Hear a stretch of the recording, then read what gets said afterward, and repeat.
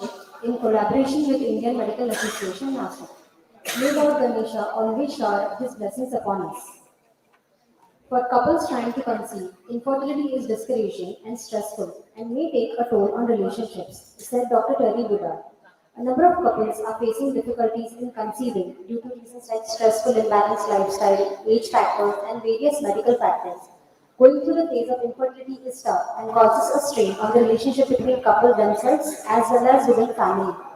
Infertility hurts, but it doesn't stop us from trying. As long as there is a teeny tiny hope, we can't give up. Oasis, a spot of refreshing water in dry, barren desert. It quenches our thirst and gives us the strength and hope for further journey. True to the name, we at Oasis Fertility aspire and strive hard towards giving the joy of parenthood to all the couples facing infertility, helping them medically, emotionally, and with compassion to fulfill their dream. Oasis Fertility, a unit of Sadhguru Healthcare, was founded in November 2009 by Dr. Durga Rao and Mr. Kiran Gadela. Integrity, insight, and inclusiveness are the three essential qualities of leadership. Our Chief Operating Officer, Mr. Sudhakar Zadav, is with Oasis Fertility since 5 years now. The time he joined Oasis Fertility was on the path of growth. Under his leadership and vision, Oasis operations has grown substantially over the years, taking it from 8 branches to reach the pinnacle of 33 branches nationwide, with many more to come. I request Mr. Sudhakar to give us an insight on the successful journey of Oasis Fertility.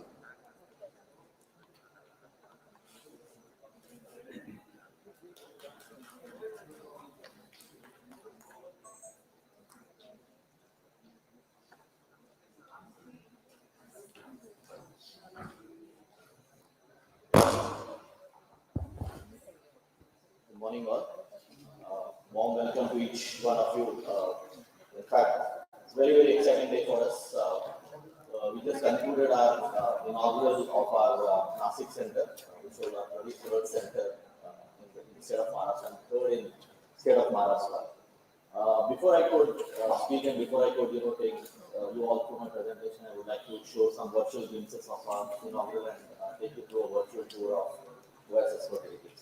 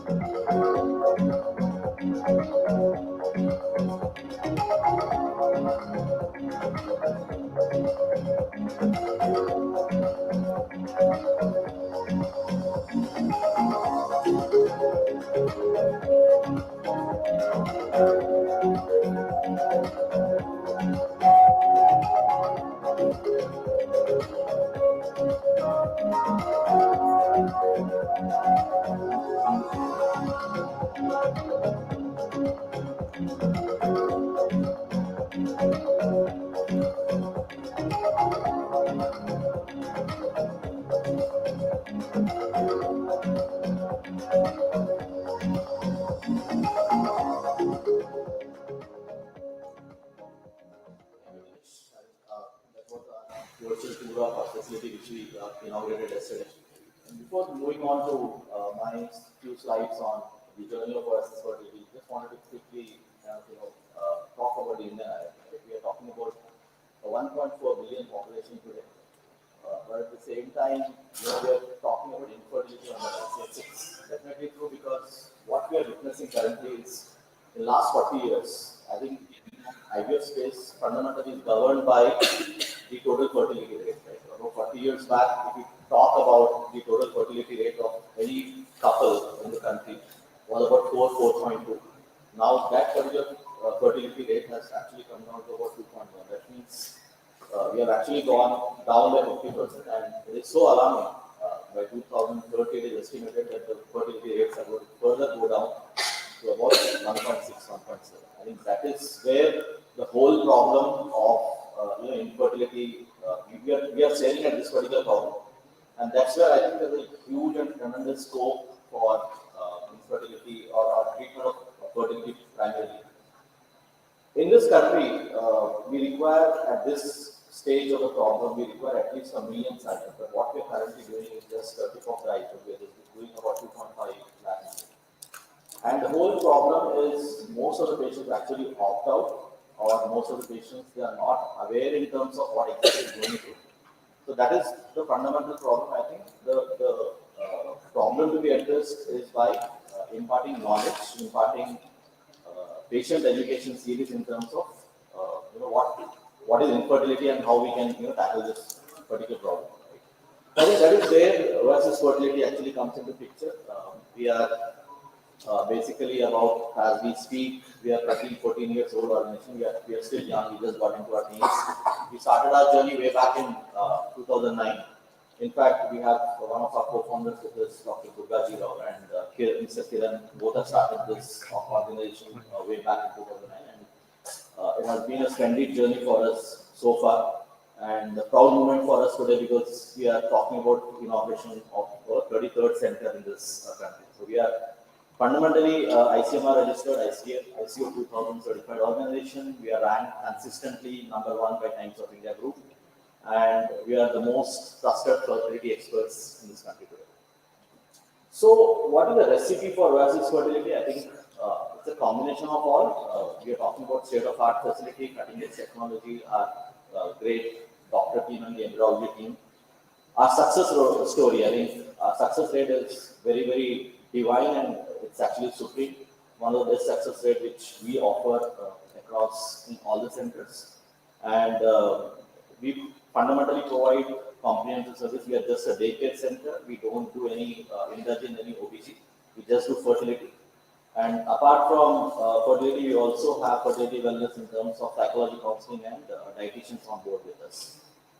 So these are glimpses of our co-founders, both Dr. Durga Ji Rao and Kiran, and in fact we have Dr. Krishna Chaitanya also with us, who is our scientific head, who is going to speak today.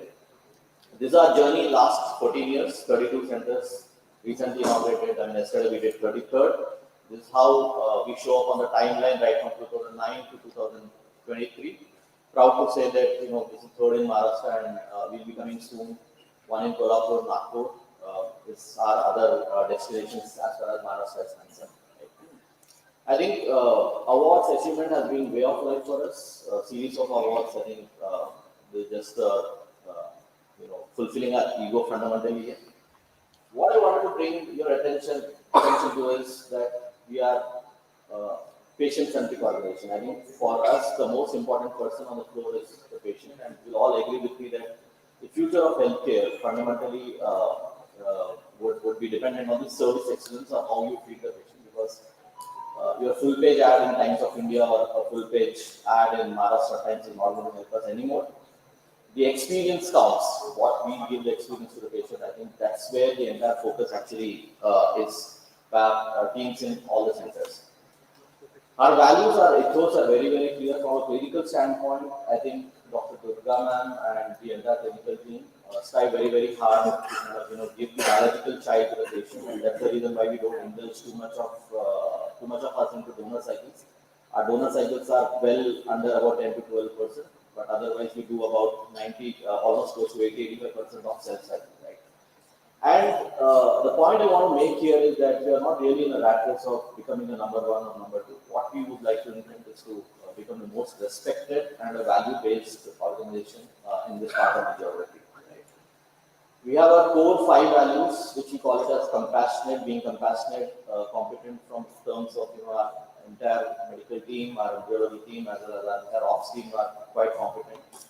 Every treatment of ours is totally customized. We maintain confidentiality as far as patients' records are concerned, and while managing the IVF lab, we are extremely careful so that the gametes doesn't mix at all. So these are all our core 5 values. We have been leading the space in IVF. We currently do close to about 30,000 cycles annually, 4,000 cycles, IVF cycles, 40,000 IVF cycles, sorry. And so far we have treated 85,000 families, and we have a great collective experience of more than about 400 years experience as far as our clinicians are concerned. And mind you, we don't do batching. Every center of ours has a dedicated clinician and a dedicated embryologist.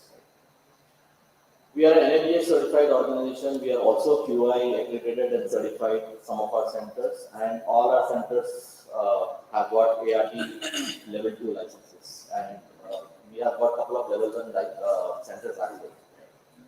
Talking about state of art IVF labs, I think all our labs have dedicated AHUs. We maintain class 10,000 environment. We have witnessing system in each one of our labs, and all our consumables are NEA tested for toxicity. So I think this ensures total quality in our lab. We give wide array of services, but I would like to focus on a few of the particular services which we offer, particularly in microfluidics, micro-TCs, embryo glue, and PGT, which I'm sure during the day all our clinicians, Dr. Nilesh, Dr. Pallavi, are going to speak about it. As I told you in the beginning that we are governed by success rate, I think our success rate today are well above the global standards. We actually match the global standards, and we are hovering around 68 to 69% as far as success rate is concerned. This particular slide specifically speak about Nashik. Nashik, we have recently started. We have done close to about 50 cycles, and this is where we are having our success rate. And I think glad to inform you that we have started doing PGTs in Nashik. I would request any deserving patient who needs PGT. I think across the country we have been doing number of PGT cases in maximum numbers. We are one of the enterprise where we have been doing maximum microfluidics and PGTs. That's fundamentally which enhances the success rate of the patient. I mean, this is the slide which talks about it. Well, one quick thing which I would like to tell all the gynecologists sitting here that, as I mentioned, that we don't do OBG at all. We just do fertility. So rest assured that if the patient is coming from your side, we ensure that the patient goes back to you, and as we don't do OBG at all. Right? So this is a collaborative effort which we do with all our gynecologists when we work in different geographies. This particular slides talk about our information systems. We have a smart suite called Artist. Now, the great feature of Artist is right from the first phone call till the patient conceives, till the baby is delivered. The entire medical journey of this particular patient is actually tracked in Artist, and you can track the journey of this patient right from the first phone call to the conception of the baby. Right? And we today, looking back, we have data of almost close to about 1 lakh patients, which is actually giving us ability to kind of embark on an AI journey in future. Well, you all agree with me that today infertility is just not a female issue. 50% of it is contributed by male athletes. And that's where we focus on AndroLife. AndroLife is a dedicated male fertility clinic where each one of our fertility centers across every city, wherever we are present, we run our AndroLife clinic where we focus on male treatment. And that is where we, as I told you, I think we have been doing maximum number of micro TCs and TCAs. Well, FertiCheck is one more offering which is not currently available in Nashik, but cities like Hyderabad, Pune, and Bangalore, we are offering this. So this FertiCheck is fundamentally a check, FertiCheck which is done at home. So we have all mobile equipment where the sperm analysis is done at home, and also the AMH is, the blood is collected at home, and then we give a quick report to the patient at the convenience of the patient at their doorstep. So this is something which is very, very new, which we have launched. Ask Oasis is one more new initiative which we have recently launched. This is fundamentally Google of infertility. So somebody can go on askoasis.com, and it's an AI-based platform where anybody, fundamentally from patient perspective, they can ask questions and Ask Oasis would answer all their queries. So this is one of our initiatives. IVF at home is something which, again, one more new initiative where while we understand that IVF cannot be done at home, but at least majority of the part in terms of giving injections and the blood diagnostics, etc., can be done at home. So partly we do this at home. Well, we also believe in giving back to society. That's where we run our CSR activity called Amulya. This is where we actually do a free of cost IVF to poor patients. I would request any one of you who have a deserving patient, it could be a maid servant, it could be a rickshaw puller, it could be auto fellow, who deserve to have a baby. You can kindly send it to Dr. Pallavi. We will be happy to honor that request of doing a totally free IVF cycle. So this is our commitment for the society as far as our Amulya is concerned. Last but not the least, I think our heart and soul for both Dr. Durga ma'am and Dr. Krishna sir is our Academics and Training Institute. Glad to share that we offer FRM for all the gynecologists. If anybody is interested, kindly you can get back to us. Currently, we have got about 18 FRM students. We also run embryology courses, and we run also 2 DNB seats every year, which is recognized by the national board. Right? With this, I thank you all for your patient listening, and I would request you to continue. Thank you so much.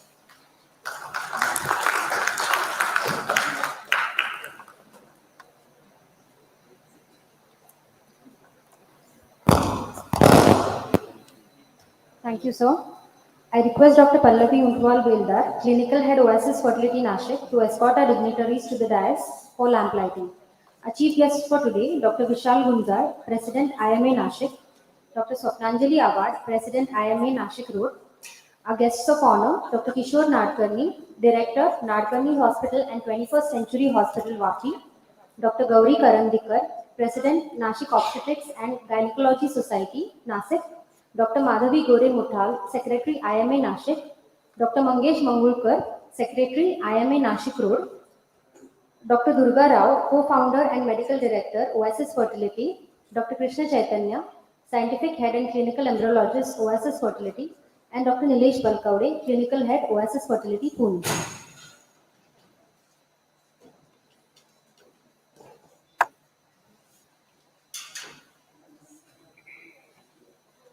May I request the dignitaries to proceed for lamp lighting?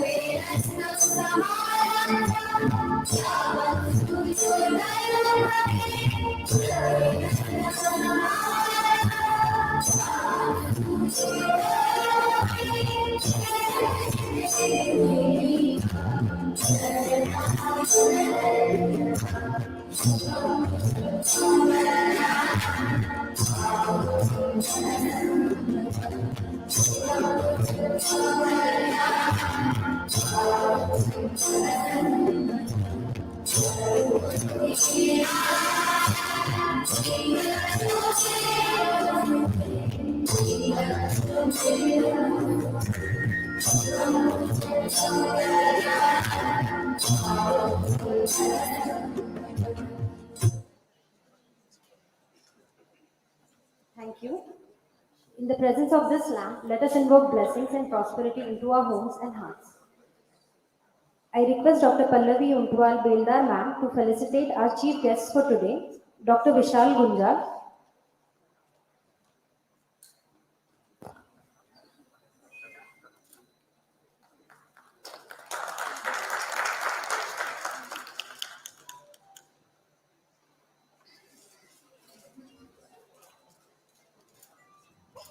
Dr. Swapnanjali Avar,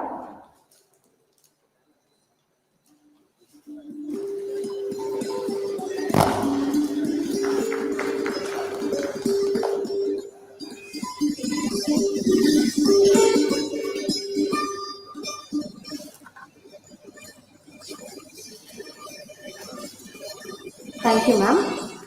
I request Dr. Nilesh Balkavde sir to felicitate our guests of honor, Dr. Kishore Nadkarni sir,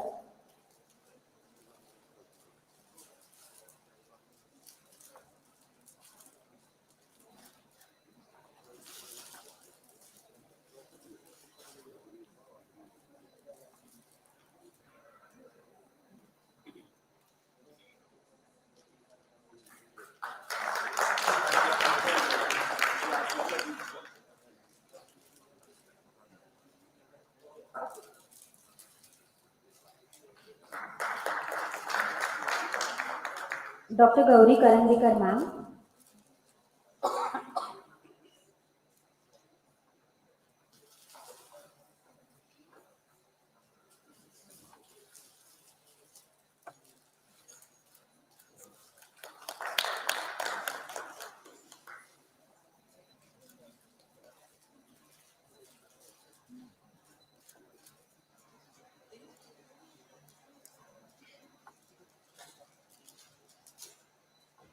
thank you sir.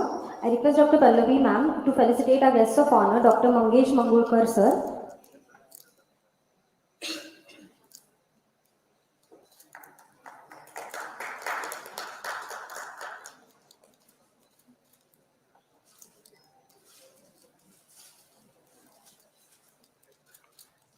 Dr. Durga Rao ma'am,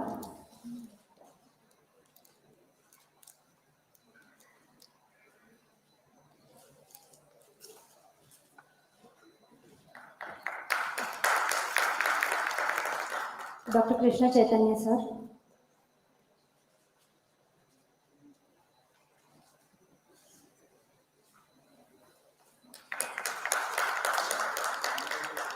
and Dr. Nilesh Valkavde, sir.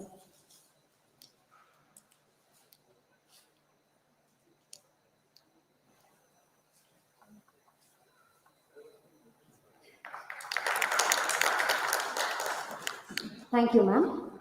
Leadership is the capacity to translate vision into reality. One such leader, Dr. Pallavi Untwal Beldar, clinical head and fertility specialist at Oasis Fertility Nashik, offers a rich experience of more than 5 years in the fields of infertility and endoscopy. Completing her MBBS from Mumbai, she did her MS from Dr. VM Medical College, Solapur, her DNB from the National Board of Education, New Delhi, and has completed a certificate course for basic ultrasound from Chikitsa Diagnostic, Mumbai. I request Dr. Pallavi Untwal Beldar to speak a few words about today's conference. Thank you, Apurva. A very warm welcome to all delegates and very good afternoon to all. I welcome all dignitaries on the dais, Dr. Vishal Gunjar sir, Dr. Award ma'am, Dr. Kishore Nadkarni sir, who is an eminent personality in the field of male infertility and who came all the way from Vapi to grace this occasion. Dr. Gauri Karamikar ma'am, who is always there to guide me, Dr. Manglurkar sir, and Dr. Durga Raman, our clinical director of Oasis and my mentor. Dr. Krishna Chaitanya sir, he's our scientific head and he looks after all the standards of our embryology team. Dr. Nilesh Valkavde sir, he is clinical head Oasis Pune, who is my mentor as well as a dear friend who is always there for me, and I keep on troubling him a lot, but he's still helping me a lot always. Thank you all for blessing the occasion. There are no shortcuts to the success. It's the result of the constant hard work, learning from your past experiences, and your perseverance. Oasis Fertility Nashik started its journey few months back, and within few months we are able to achieve very good success rate, which is at par and beyond the international standards. Obviously, with the help of a clinical judgment and advanced technology, which has been already elaborated by Sudhakar sir, we are able to give very good success rate. I feel patient-centric approach and empathy towards the patient is very important while treating the patient of infertility. Ethical practice and transparency is what keeps us going in the long run and keeps you lambi race ka ghoda. And that's what we practice in Oasis Fertility. Academics and sharing knowledge is one of the USP of Oasis Fertility, and that's what brings us to the idea of this conclave with the theme of Art of ART. As ART is not only the science, but it is also art. I congratulate and thank all the delegates over here for showing such a generous and overwhelming response for today's workshops. We will be also conducting scientific sessions in the afternoon. Thank you all for being here. I also congratulate my team from Oasis, from Hyderabad, Pune, and Nashik for conducting this conclave such a wonderfully and gracefully. I also thank Dr. Durga Rao and Dr. Krishna sir and Sudhakar sir for coming all the way from Hyderabad for supporting us and boosting my confidence. And last but not the least, my mentors. Thank you all. At the end of the conclave, we'll be sending you with the souvenir, which will be helping you to get the pearl of wisdom from this conclave, and which will be giving you algorithm of the infertility workup. Thank you.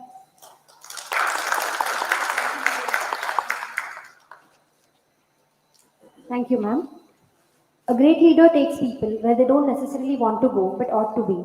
One such leader, Dr. Nilesh Valkavde, clinical head and fertility specialist, Oasis Fertility Pune, offers a decade-long distinctive experience in the fields of infertility, reproductive medicine, and gynec endoscopy in the city of Pune. He brings his professional expertise in various aspects of reproductive medicine to the Oasis family, which includes optimizing success in IUI-ICSI cases, managing recurrent IVF failures and pregnancy loss cases, managing fibroids and endometriosis endoscopically, along with high risk management in obstetrics. I request Dr. Nilesh Balkavde sir to share a few words with us.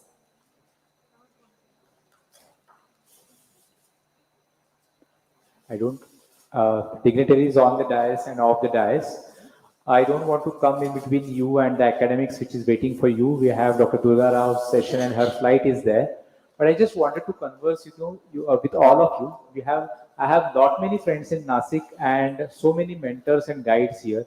So I couldn't help myself then telling them what's the ethos of Oasis. Oasis, a Maharashtra journey started in 2020 with Pune center at Wakad, and then we had eventually the second center at Kharadi, and we have received a tremendous response in Pune, and Oasis itself has established its footsteps in Maharashtra, and we are coming up to Nashik. So what basically Oasis is, uh, excellent academics, a good transparency, and ethical and empathetic approach towards patients. That's what Oasis is for you, friends. I have not many seniors here. I couldn't fail to mention Dr. Durga Rao, under whose guidance all this journey has started here in Maharashtra. My mentor and guide and my teacher, Dr. Kishore Narkani, I'm happy to hear for having him here in Nashik for the inauguration of Nashik Center. Thank you so much, sir. Purnima Narkani, madam, and Kishore Narkani, we all know they are the pioneers in IVF in India, and everybody is blessed to have you, sir, and would be happy to hear from you the male infertility part. I could see Gauri Karandikar, madam, she is being a senior mentor and guide me at various organizational levels as well, and happy to have her here as well. And I have Chandrakant Sankalesha, sir, who is being like a friend to me. I just came to know his son is of my age, but he just looks like me. So happy to have you here, sir. Jogesh Bachchav, sir, Supriya, madam, Vandana Sangle, many friends in the audience, keep blessing us. We are happy to have you here. Keep the trust. We had the same trust in Pune, and we could have and perform in Pune as well. With your help and your support, we are sure that we'll be able to give the same confidence to you here in Nashik. We are committed to excellence. We are committed to service, and we are committed to transparency. We have an excellent success rate of around 75 to 76% at Pune Center, and we are vouching here to give that same here in Nashik. But with the same thing, I would like to here commit you to that transparency and is very important regarding communication to you, regarding to your patient, communication regarding the success rate, finances, which comes at the first go when we start IVF cycle, and maybe as Sudhakar said, sending back the patient to you immediately and communicating to you once the patient has conceived, because we do only fertility, may it be ovulation induction, IUI, IVF, or any advanced fertility options. So welcome to Oasis. Thank you for giving me this opportunity. Thank you so much.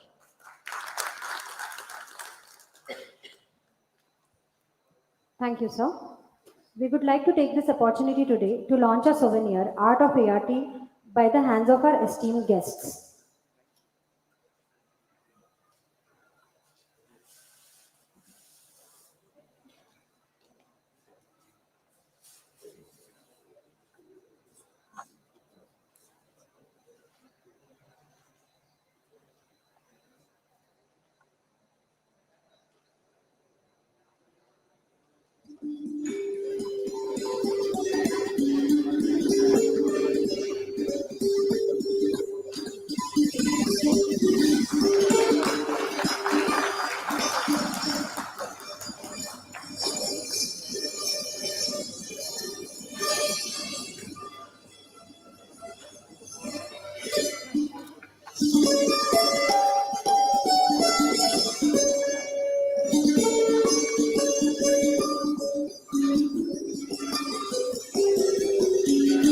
Thank you. A doctor's devotion and care brings healing, comfort, and hope. Our chief guest, Dr. Vishal Gunjar, President IMA Nashik, is an interventional spine and pain specialist. He is the founder director of Nashik Pain Care Center and is practicing in Nashik since 10 years. Completing his MBBS from Mumbai, he has done his MD from Meerut. He is a master in his field of spine and neuropathic pain with many intervention techniques like nerve root blocks, radio frequency procedures, ozone therapy, laser therapy, stem cell therapy, and much more. He has conducted more than 30 cadaveric workshops and has been invited as faculty speaker to more than 70 national and state conferences.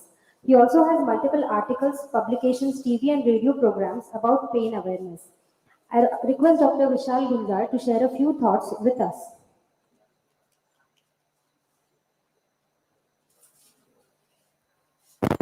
Hello friends. Hello friends.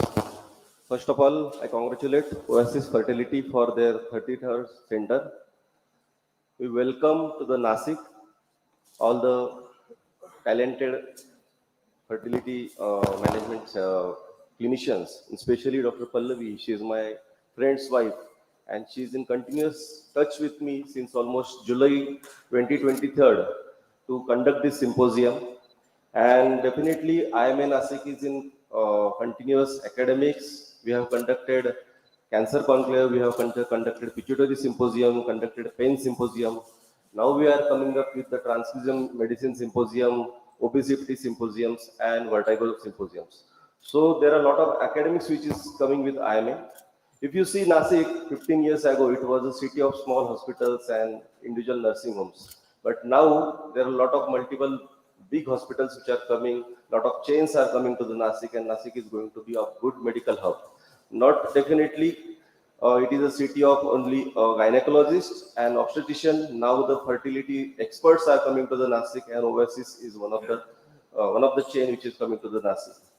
Gynecologists and obstetricians have come long way from maternity mortality rate, decreasing the mortality rate, to fertility management. So we best wishes to the Oasis team and best wishes to all delegates and all faculties. Thank you very much.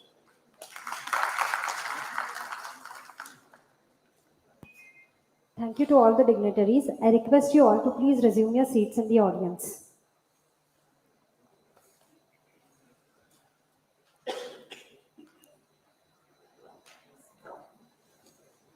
Now we will begin.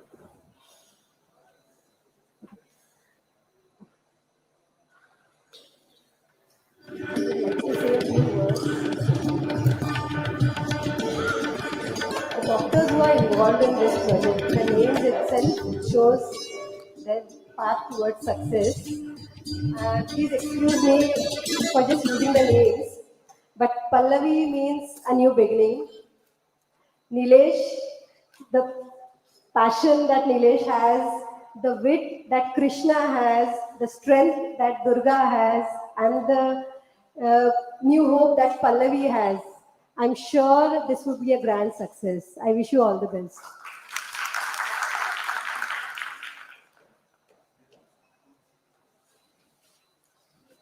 Thank you, ma'am. Now we will begin with our second sequence, the scientific sessions. Our first speaker for today is Dr. Durga Rao, Medical Director, Oasis Fertility. She will be speaking on unexplained fertility. I invite our chairpersons of this session to please come on the dais, Dr. Chandrakant Sanklecha, Dr. Gauri Karandikar, and Dr. Anjali Kulkarni.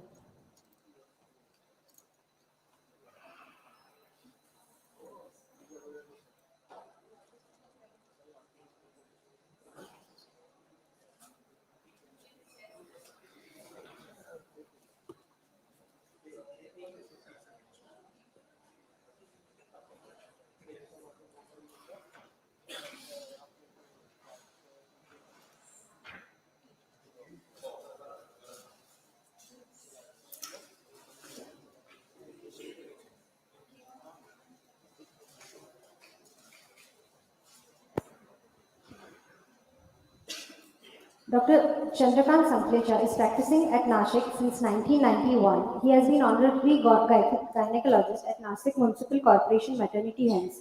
He has previously been president of IMA Nashik and also NOGS Nashik. He has been organizing secretary for West Zone UA Foxy. His special interest is in high-risk pregnancy. Dr. Gauri Karandikar is currently operating as President Nashik Obstetrics and Gynecology Society. She also is a director at Karandikar Hospital. She is also a committee member of various organizations like PCOS Society of India, Society of Adolescent Health and Medicine, International Association of Adolescent Health, Proxy, etc. She has number of publications in national and international journals and is a regular writer for social and print media on women health issues.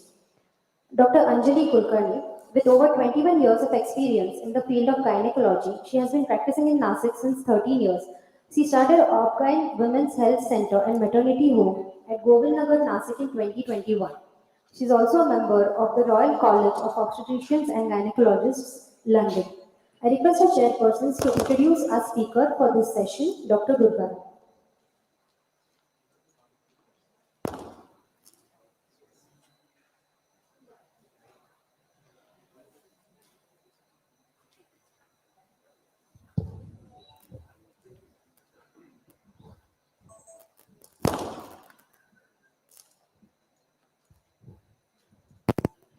A very good morning to all of you, and congratulations to the Oasis Fertility Center and the entire team for this new beginning in Nashik. Welcome to Nashik, a growing and a vibrant city, soon going to be a metro. So I think you've made your right choice by coming to Nashik. Congratulations to the whole team, and it's my proud pleasure to invite Dr. Durga Rao. I think she's the brain behind this Oasis Fertility Center to come and talk to us about unexplained infertility. I think as fertility specialists, all questions begin when they are unexplained, and I think it's the role of the fertility specialist to make it get explained, I guess. So I will not go into your biodata, ma'am, because it is quite long, and it's really I think this introduction as the director of Oasis means a lot. So that is yours. Thank you so much. But like I said, I think Oasis, the most important thing about the journey that we have had and the kind of journey that we have had is entirely, like I was telling one of my colleagues today, is that it's because of the team that we have and the passion that the team has. And you know, when somebody was talking about Dr. Nilesh, I think you absolutely put it right. And that is the ethos and that is the emotion that all our doctors have. So I think the reason why Oasis is where it is today is only purely because of the talent that it has, the team that it has, the passion, the commitment, and the attention to detail, which I think is the most important thing when we're talking about fertility here. And the reason why I just chose to speak about unexplained is because, you know, everybody knows if you give them an AMH report and they have a low reserve, or you give them a semen analysis report and they have low counts, we know there's a problem there, and therefore we go ahead in terms of tackling that. But the most difficult thing happens is when you have a couple sitting in front of you and, you know, all the reports, we tell them that everything is fine, everything is normal. And they still have the same question in their minds is, if everything is normal, if you are telling me that all my reports are normal, then where is the problem? So there comes this concept of unexplained infertility. But here, what we have to understand is, unexplained doesn't mean that there is no problem. It is just that we as specialists have not been able to identify the problem for you. Now, when we are talking about unexplained, what do we mean by that? It means that this couple, in terms of their investigations and their management, we have found out that their fallopian tubes are patent.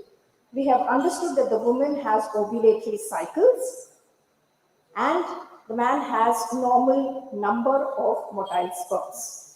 It's only when these three parameters are fulfilled we say that it's unexplained. Now, the ISMART, in terms of their technology, their nomenclature, how did they define unexplained infertility is a couple which has normal ovarian function, normal fallopian tubes, normal uterus, cervix, and pelvis, with adequate coital frequency.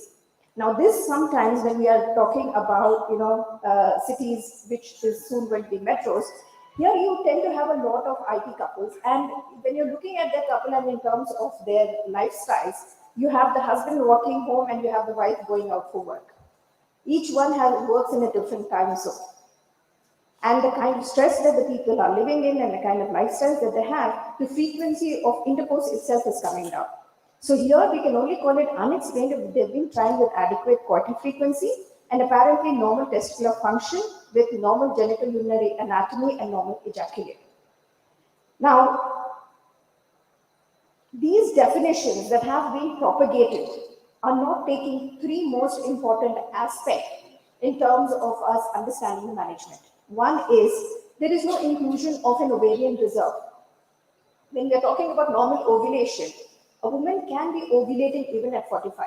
But does that mean that it's unexplained? Obviously not, because here we are looking at somebody with a lower reserve. We're also not accounting for age here. Just because she has a normal ovulation, that doesn't mean that age does not have an impact on it. We also do not take into account, when we're talking about unexplained infertility, about the duration that the couple have been trying for. And these three parameters have a great impact in terms of their chances of conception. And this is what our management is based on. Now, when we are really looking at ovarian reserve, why do we keep talking about it? Is because as a woman gets older, as you can see, the reserve keeps coming down. And there's a decrease of 5 to 6% every year as a woman ages. Now, when we are really looking at age and we have to explain this to our couples, then we have to tell them that if you are young, if you're less than 35 and you have been trying consistently for 2 years, you have a chance of conceiving by yourself without any medical help at least 72% of the times. But if you cross 35, that 72% comes down to 45%. And in fact, there's a further decline of 30% in women who have been trying for more than 5 years. So it's not just about age, it's also the duration of infertility that has to be taken into account when we're talking about their chances. Now, here again, when we are talking about the diagnosis of unexplained, nowhere are we looking at laparoscopy. So in the absence of any kind of tubal or other pelvic pathology on your initial investigations, like a transvaginal ultrasound, or for a tubal patency, if you do not find anything abnormal in any of these investigations, there is no requirement to go for a laparoscopy. So laparoscopy is not warranted in the diagnosis or the workup of an infertile couple, nor is it used to diagnose unexplained infertility. So when we're talking about management, now that we have understood what encompasses under the concept of unexplained, what is the management that we are looking at? If we are saying that all your investigations are normal, one aspect is you leave them alone, expectant management. The second aspect is you give them medication and you ask them to try naturally. Or you go for just an IUI with their natural ovulation. Or you look at ovulation stimulation with IUI or IVF. Now these are the different parameters that can be considered. But which of these is what we have to advise? When we are looking at oral medication and timed intercourse, most evidence says that is as good as expected management, which means that rather than increasing their chances or rather making them spend money, give them medications, asking them to come for scans and medicalizing everything, you're not actually increasing their chances rather than leaving them alone and trying naturally. When we are talking about expectant management, or rather when we are even initiating the process of the management for an unexplained infertile couple, we have to also give them the advice that is necessary in terms of their lifestyle. When it comes to the man, prolonged sitting, sleeping postures, the undergarments that are worn, the usage of hot temperatures in saunas or hot tubs, extended periods of driving, occupational exposure to high environmental temperatures. All of these things are something that we do have to advise the couple on. It's not just about giving them prescriptions, asking them to come for scans and doing IUI. I think lifestyle management is very, very important. And when you really look at all the factors that can affect it, look at obesity. It actually increases your time to conception by twice. If you're underweight also, it in fact increases it 4 times. If you smoke, your chances are increased of infertility by 60%. Alcohol, again, decreases your conception by 60%. Illicit drugs, toxins, solvents, the kind of environment that you are at, the kind of exposure, the occupational exposure that you have, all of these have an impact on your fertility. And these have to be addressed before we start giving them any kind of management. Now, lifestyle modification for us is the first step, and this has to be addressed. And even when we are talking about a loss of even 5 to 10% of your body weight, that in fact improves your chances of conception. Now, when we were talking about the different management, we said expectant management, we're going to give them lifestyle modification and all the advice that is required. But then even if that has been addressed, what is the second step that we have to look at? We have to look at ovarian stimulation. Now, there is a difference between ovarian stimulation and ovulation induction. What we mean by ovarian stimulation is we are increasing the number of oocytes that are ovulated. Because remember that she has got ovulatory cycles, which means that she's producing an egg each month anyway. So when we are going for stimulation, what we want to do is enhance that by increasing the number of oocytes that she's ovulating, so that we can correct the subtle ovulatory dysfunction, and we can also improve implantation through the hormonal effects that stimulation will have on the endometrium. If you're looking at unstimulated IUI, that means that you don't give them medications, you use the ovulation in which she's producing one egg and you're doing IUI. Here again, the data is very clear that you're not increasing their chances to expectant management. So just doing an IUI on a natural cycle is not going to increase her chances of pregnancy. So therefore, if we are doing any treatment for an unexplained couple, it should be intrauterine insemination with ovarian stimulation. Now, ovarian stimulation with IUI, therefore, is better than just giving them medications or just doing IUI without giving them medication. When you're giving them Clomid and you're doing IUI, that has 3 times the success rate of an expectant management. Whether you're giving Clomid or letrozole and you're doing it with IUI, there is no difference in terms of success rates. But when you're adding gonadotropins to your management, you're definitely improving their chances more than just oral medications. So from a natural cycle to a gonadotropin cycle, you're actually improving their chances by 5-fold. Again, remember that in an unexplained couple, she is ovulating and she's producing 1 egg each month. So if you want to increase their chances, you should be aiming for more than 1 follicle. And as you can see, as the number goes up, your chances of success also goes up. But remember, going beyond 3 follicles is also not recommended because of the complications that come in terms of multiple pregnancy as well as OHSS. So what is the advantage of giving them the ovarian stimulation with medicines or gonadotropins and doing IUI? It's highly efficacious. Your ovulation rate is better, and your conception rate per ovulatory cycles is at least 3 times of a natural cycle. But the limitations of utilizing all of these things are obviously multiple pregnancies, ovarian hyperstimulation, and when you're giving them medications or gonadotropins, they require monitoring in specialist centers, and obviously gonadotropins come with their own expense. Now, as we have spoken about ovulation, let's look about the tubal function. One thing, in the past, when we used to do HSD, we used to use oil contrast media. Now, everywhere, it is only water contrast media. But what we have seen is that when you're using oil contrast media, your chances of conception is much better than in water-based contrast. So if there is a possibility, and we can, influence our radiographers who are actually doing the HSG and asking them to use an oil contrast media whenever they're doing HSG, it might help us in terms of our implantation. The other perennial question that we as specialists have is, when should we do IUI? Do we do it exactly at 36 hours, or do we document ovulation and then do IUI? And there's been a lot of data on this, but what they have said is that it doesn't matter whether you're doing it at 24 hours or you're doing it at 40 hours, the chances of conception still remain the same. And that is something that can probably help you in terms of organizing your work. The next question is, how many IUIs should we do? And this very clearly depicts that once you go up to 3 cycles, you have an exponential increase in terms of your success rate. But once you cross 4 cycles, you tend to hit a plateau. Therefore, limiting your IUIs to between 3 to 4 will probably give you the best chances of success of this treatment.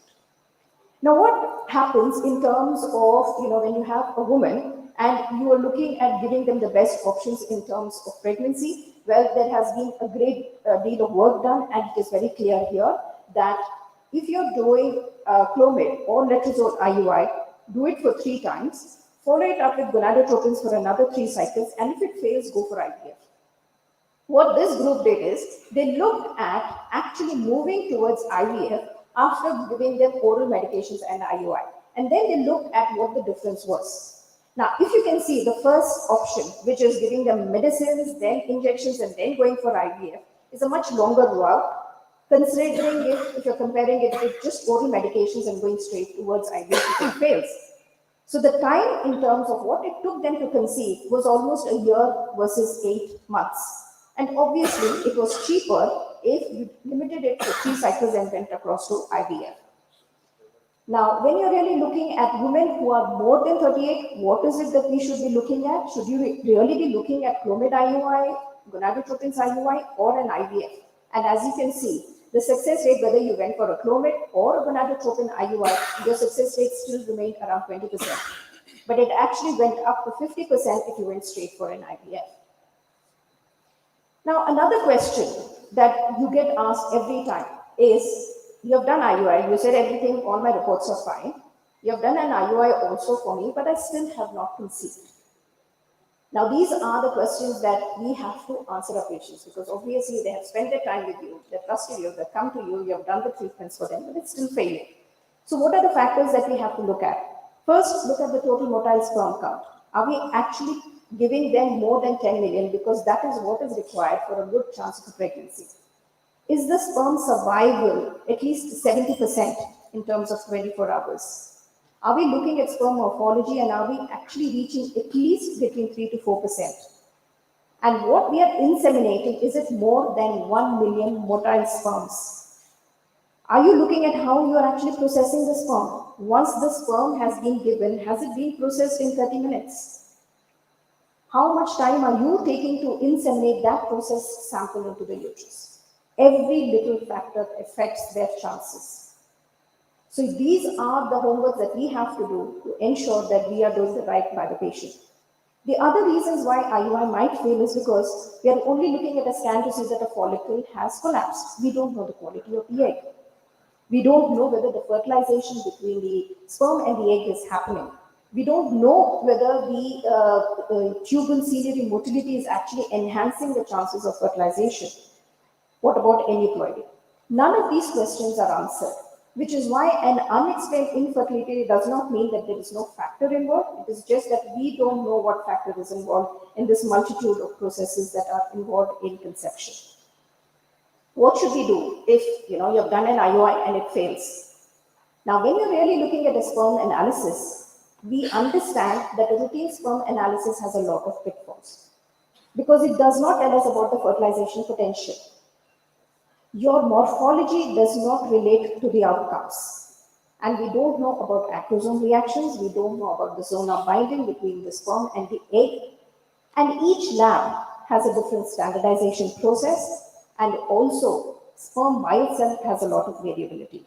And none of these are actually answered by a routine semen analysis. So what is it that we have to look at? We have to look at sperm survival. We have to understand what is the chances of this sperm actually transporting in the female genital tract. Can we do any targeted therapy to reverse any of the sperm issues? Can we predict, and can we enhance the fertilization and the pregnancy rates? Now, when we are really looking at unexplained, in people who have had a laparoscopy after failure of IUI, some aspect of this unexplained actually becomes explained. Why? Because you tend to see at least 40 to 50% of these unexplained infertility people actually having endometriosis. You might find up to 15 to 30% of these people actually having adhesions. There could also be some tubal factors in approximately 12 to 15%. So when you're doing a laparoscopy, though initially we said that this is not required for your diagnosis of unexplained, but when you are doing the management in terms of ovarian stimulation and IUI, and they do not conceive, a laparoscopy will be able to detect some explanation in terms of their infertility at least 40 to 50% of the time. So what is the place of laparoscopy in failed IUI? In unexplained? Well, it's both diagnostic and therapeutic. You can actually simultaneously evaluate the endometrial cavity also. And if you see minimal to mild endometriosis and you're able to treat it at the same time, you're actually giving them a higher pregnancy rate. So there was a prospective study to evaluate the role of laparohysteroscopy in unexplained infertility.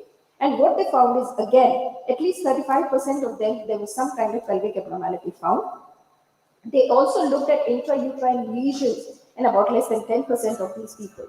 And the most commonest pathology found was endometriosis and adhesions. So now you have done IUI, you have done laparoscopy, you followed them up with further cycles of IUI. Then what do? You do IVF. Now, why isn't IVF, when we are talking about India, the first option for unexplained? It's invasive. More important than that, which actually causes a lot of dropouts and a lot of women delaying the process of IVF, is the expense. But the most important benefit of IVF is the shorter time it takes to pregnancy. Should you do IVF or should you do ICSI? Well, it could be either of them. Both of them will give you the same success rates. But the only thing is, sometimes in less than 5 to 7% of your couples, you might have fertilization with even IVF. That is where ICSI comes into the picture. What should you do before you go for IVF? Like I said, IVF is so expensive that when you are doing an IVF, the first cycle itself, in all intents and purposes, for us, should be the last cycle for her. We cannot use IVF as, again, another diagnostic procedure. IVF should be the final step, and the one cycle should be the final go in terms of getting her the best success rate. So when you are going for IVF, there are certain prerequisites that you should fulfill before you take your patient through. One is, have a proper assessment of a uterine cavity, reassessment of a hormonal balance, accurate evaluation of her ovarian reserve so that you can plan the best protocol and the best gonadotropin dosage to get the maximum of oocytes. Do a sperm function test to see what kind of sperm selection methods would help you in terms of improving her chances. Pre-treat them with antioxidants, if required, inositols and vitamin D. So here, what are the goals that we have? We have to improve oocyte. We have to improve the sperms. And we have to anticipate any kind of failed fertilization so that, again, you don't have to repeat an IVF. Why is IVF diagnostic and therapeutic?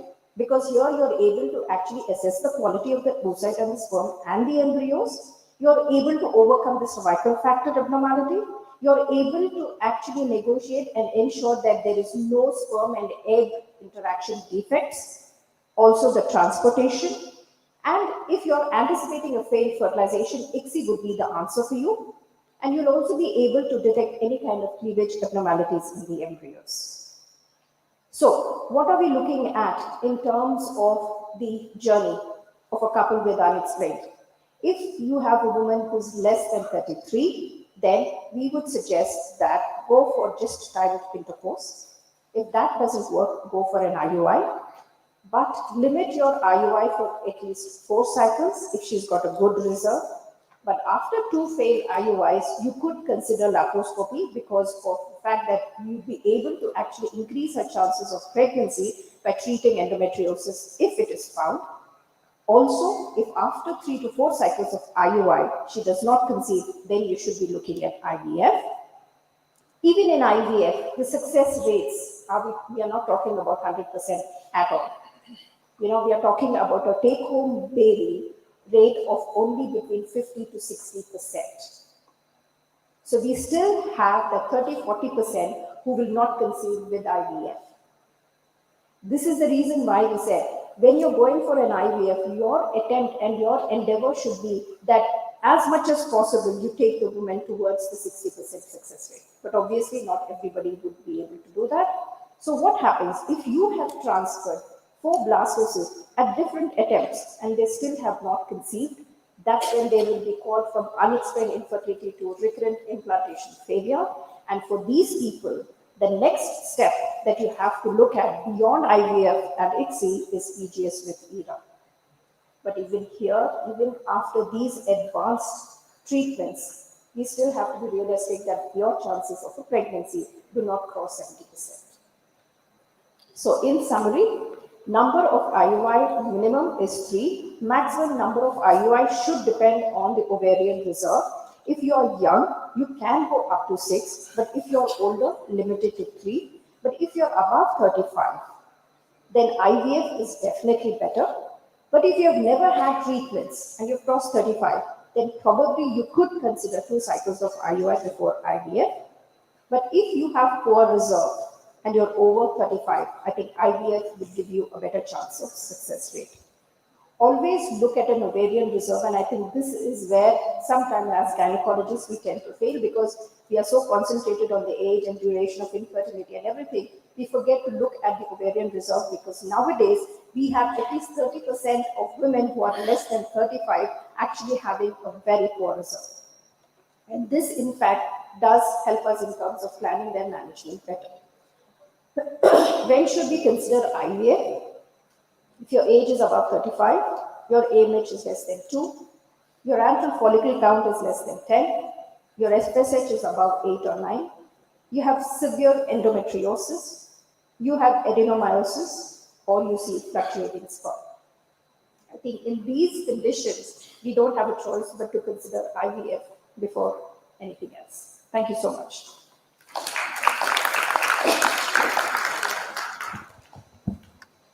Thank you, Dr. Rao, for such a lucid, simple, and explaining the basics in very easy way.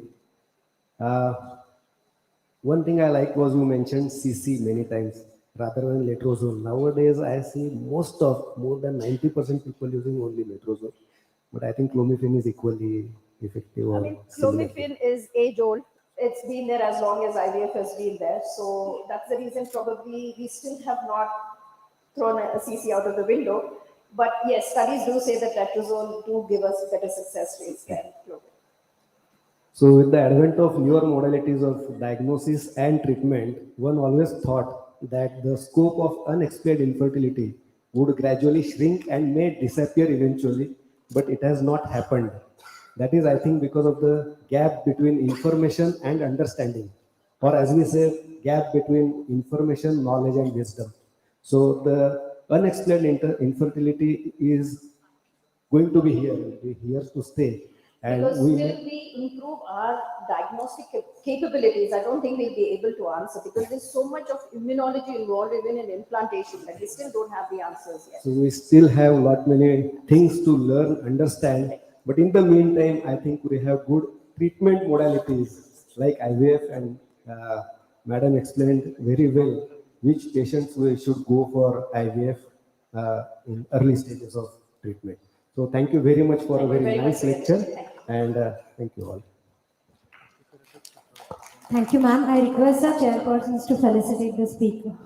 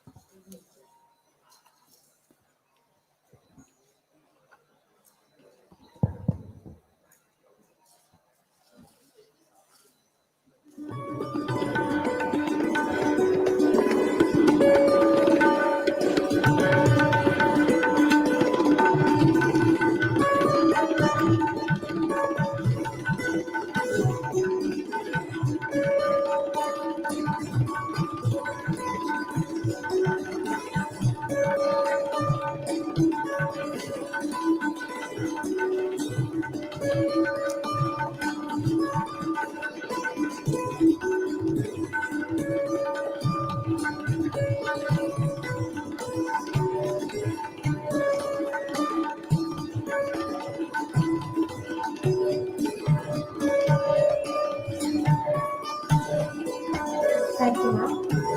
It's time for a break. Lunch is served in the dining area outside the hall. I welcome you all to have a wonderful meal. We will resume our sessions in an hour. Enjoy.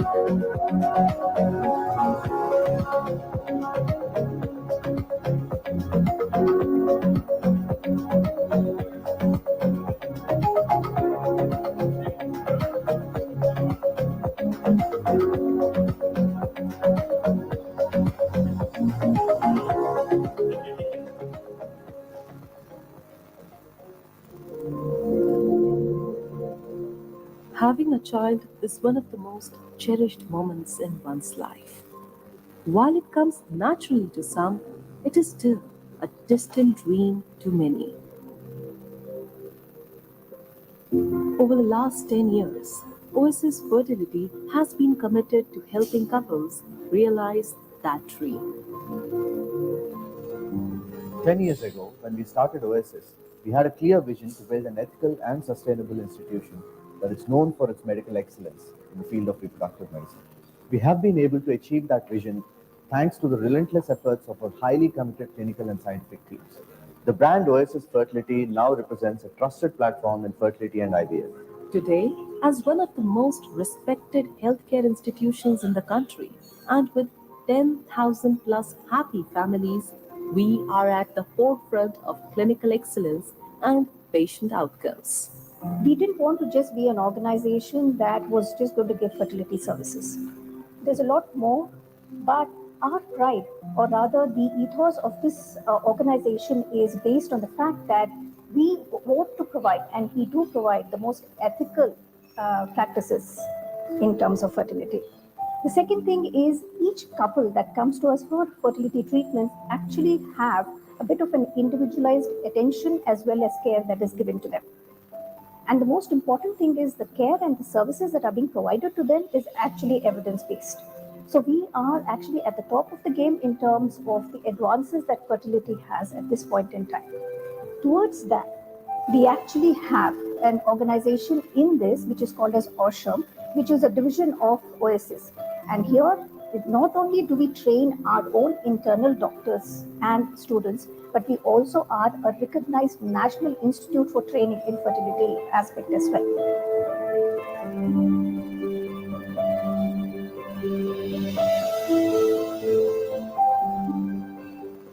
Oasis Fertility's contribution to reproductive medicine has been well documented and rewarded, not just in India, but across the world. But it is the joy we see in our patients' eyes that make our journey more worthwhile. All our clinicians are invited by leading institutions across the world to participate in key innovations and decisions. In the last decade, we have now become the leading voice in offering advanced fertility treatments like pre-implantation genetic screening, pre-implantation genetic diagnosis, in vitro maturation, IVM, and we also have a very well equipped and well running cryobiology unit which offers freezing of oocytes, sperms, and embryos. This cryolab has led to a very unique initiative, fertility preservation in the country. Through fertility preservation, we've helped a lot of cancer survivors to complete their dream of parenthood. Today, after 10 years of excellence, Oasis Fertility is the benchmark in fertility treatment in India. Ultimately, our goal is very simple: to deliver the best possible outcomes for couples looking to experience a wonderful bond family. With the new Oasis platform, we are all set to forge new partnerships, share our excellence to take the industry forward into a future driven by hope and happiness. In the process, helping couples achieve a wonderful bond called family. For us, the journey has just begun.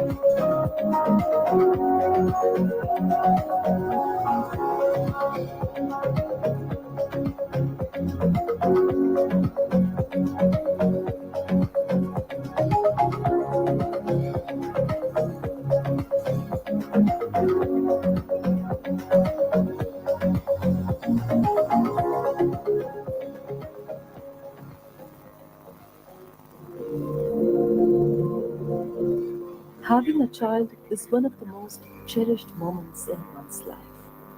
While it comes naturally to some, it is still a distant dream to many. Over the last 10 years, Oasis Fertility has been committed to helping couples realize that dream.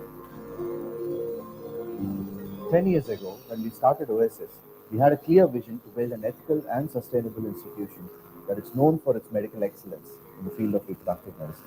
We have been able to achieve that vision thanks to the relentless efforts of our highly committed clinical and scientific teams.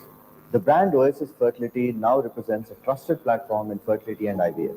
Today, as one of the most respected healthcare institutions in the country, and with 10,000 plus happy families, we are at the forefront of clinical excellence and patient outcomes.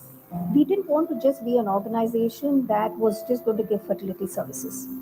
There's a lot more, but our pride, or rather the ethos of this organization, is based on the fact that we want to provide, and we do provide, the most ethical practices in terms of fertility. The second thing is each couple that comes to us for fertility treatments actually have a bit of an individualized attention as well as care that is given to them. And the most important thing is the care and the services that are being provided to them is actually evidence-based. So we are actually at the top of the game in terms of the advances that fertility has at this point in time. Towards that, we actually have an organization in this which is called as OSHAM, which is a division of Oasis. And here, not only do we train our own internal doctors and students, but we also are a recognized National Institute for Training in Fertility aspect as well.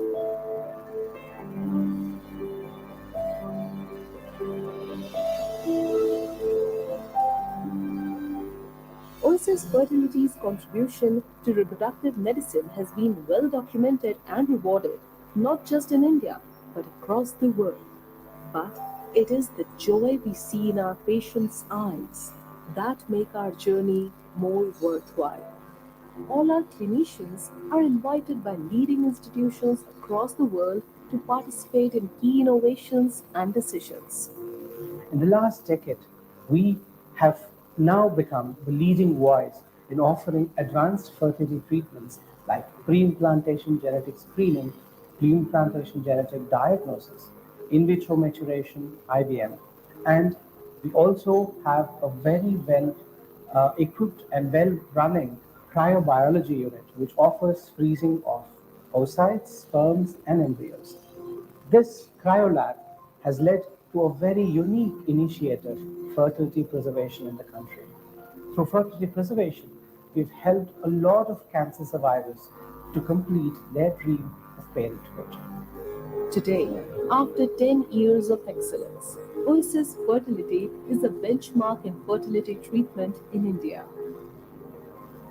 Ultimately, our goal is very simple: to deliver the best possible outcomes to couples looking to experience a wonderful bond of life. With the new Oasis platform, we are all set to forge new partnerships, share our excellence to take the industry forward into a future driven by hope and happiness. In the process, helping couples achieve a wonderful bond called family. For us, the journey has just begun.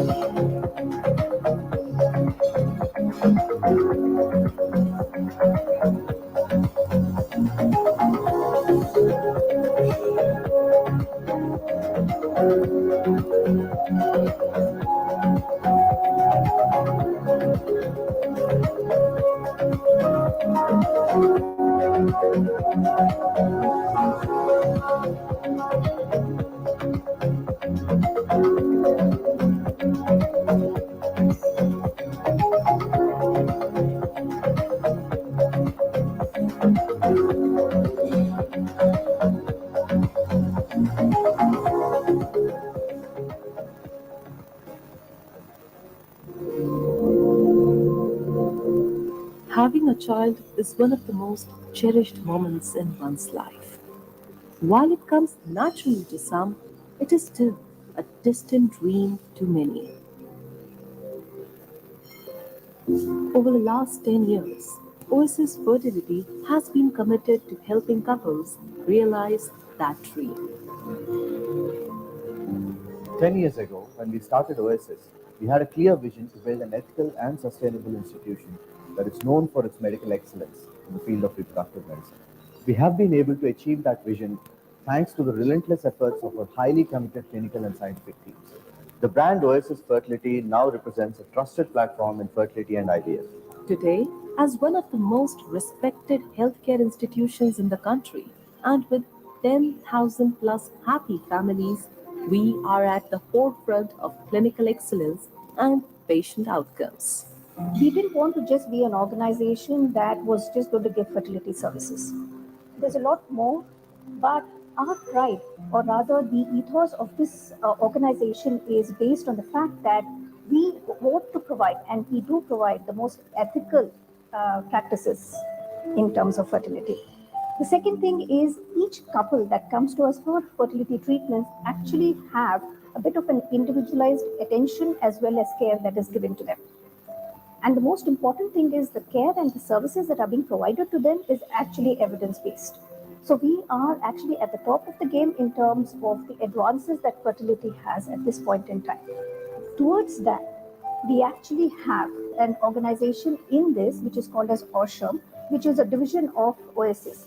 And here, not only do we train our own internal doctors and students, but we also are a recognized National Institute for Training in Fertility aspect as well.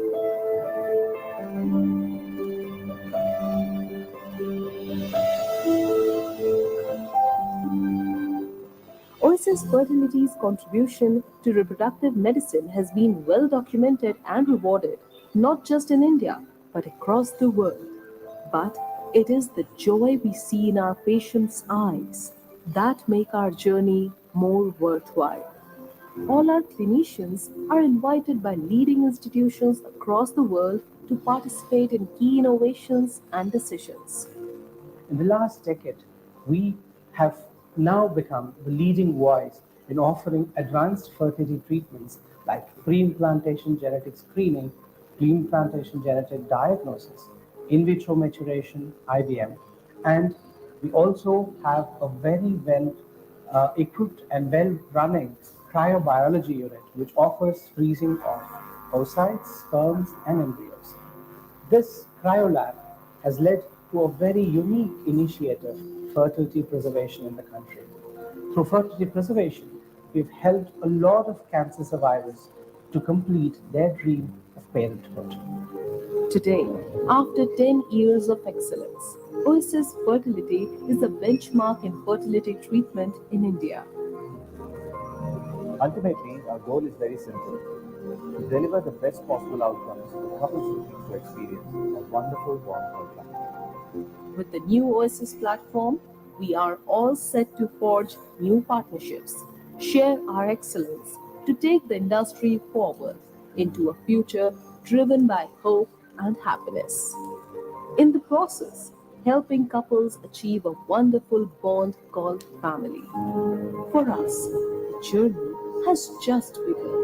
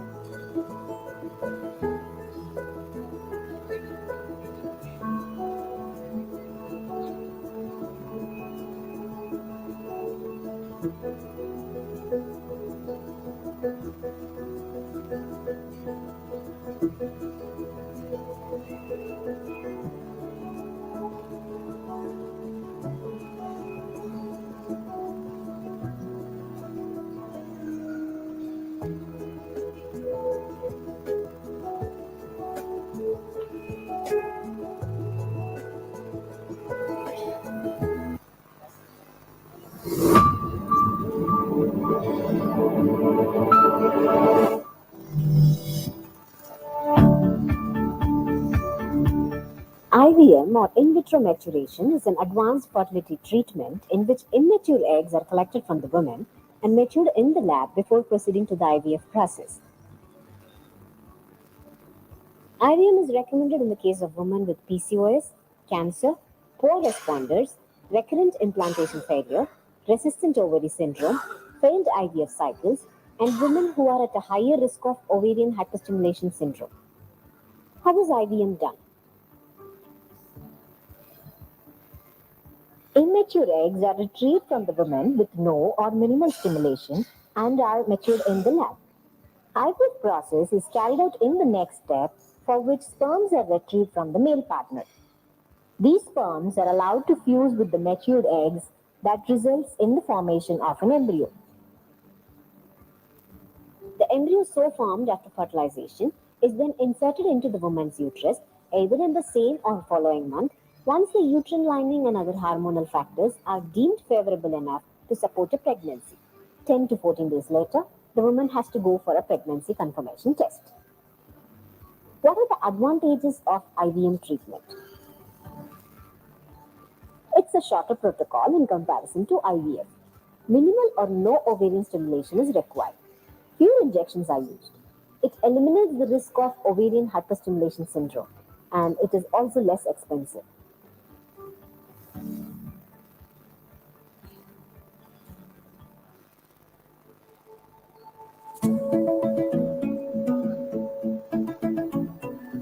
MAX, magnetic activated cell sorting technique, helps in the selection of the best quality sperms for assisted reproduction treatment. Biodegradable magnetic particles are used to identify low quality sperms. Apoptotic or damaged sperms, which may die without fertilizing the egg, can be removed and only the best quality sperms can be selected through MAX. Magnetic particles bind to a particular marker that is present on the damaged sperms. The sperms are then passed into the magnetic field column, where the low quality sperms get retained on the column walls while the healthy ones pass through the column, which can be later used for fertilization.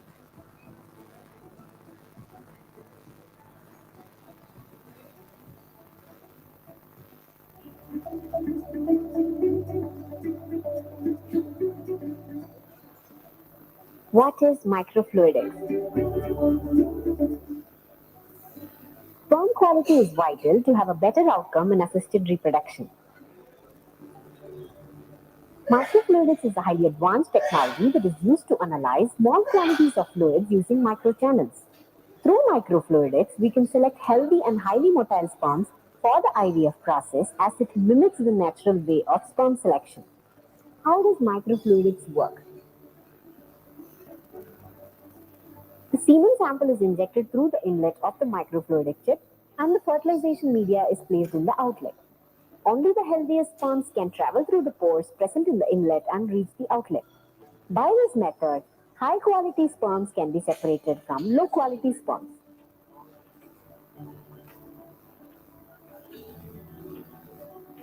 The healthy sperms collected through this process can be used in case of any assisted reproduction technique.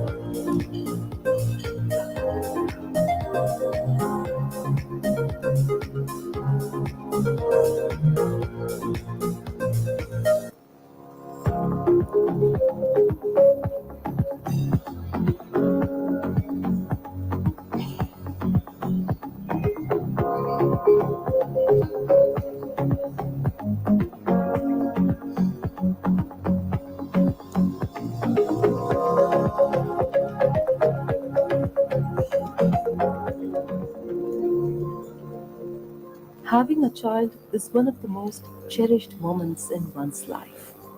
While it comes naturally to some, it is still a distant dream to many. Over the last 10 years, Oasis Fertility has been committed to helping couples realize that dream. 10 years ago, when we started Oasis, we had a clear vision to build an ethical and sustainable institution that is known for its medical excellence in the field of reproductive medicine. We have been able to achieve that vision thanks to the relentless efforts of our highly committed clinical and scientific teams. The brand Oasis Fertility now represents a trusted platform in fertility and IVF. Today, as one of the most respected healthcare institutions in the country, and with 10,000 plus happy families, we are at the forefront of clinical excellence and patient outcomes. We didn't want to just be an organization that was just going to give fertility services. There's a lot more, but our pride, or rather the ethos of this organization, is based on the fact that we want to provide, and we do provide, the most ethical practices in terms of fertility.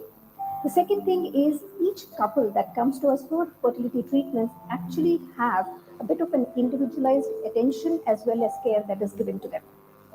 And the most important thing is the care and the services that are being provided to them is actually evidence-based. So we are actually at the top of the game in terms of the advances that fertility has at this point in time. Towards that, we actually have an organization in this which is called as OSHAM, which is a division of Oasis. And here, not only do we train our own internal doctors and students, but we also are a recognized National Institute for Training in Fertility aspect as well.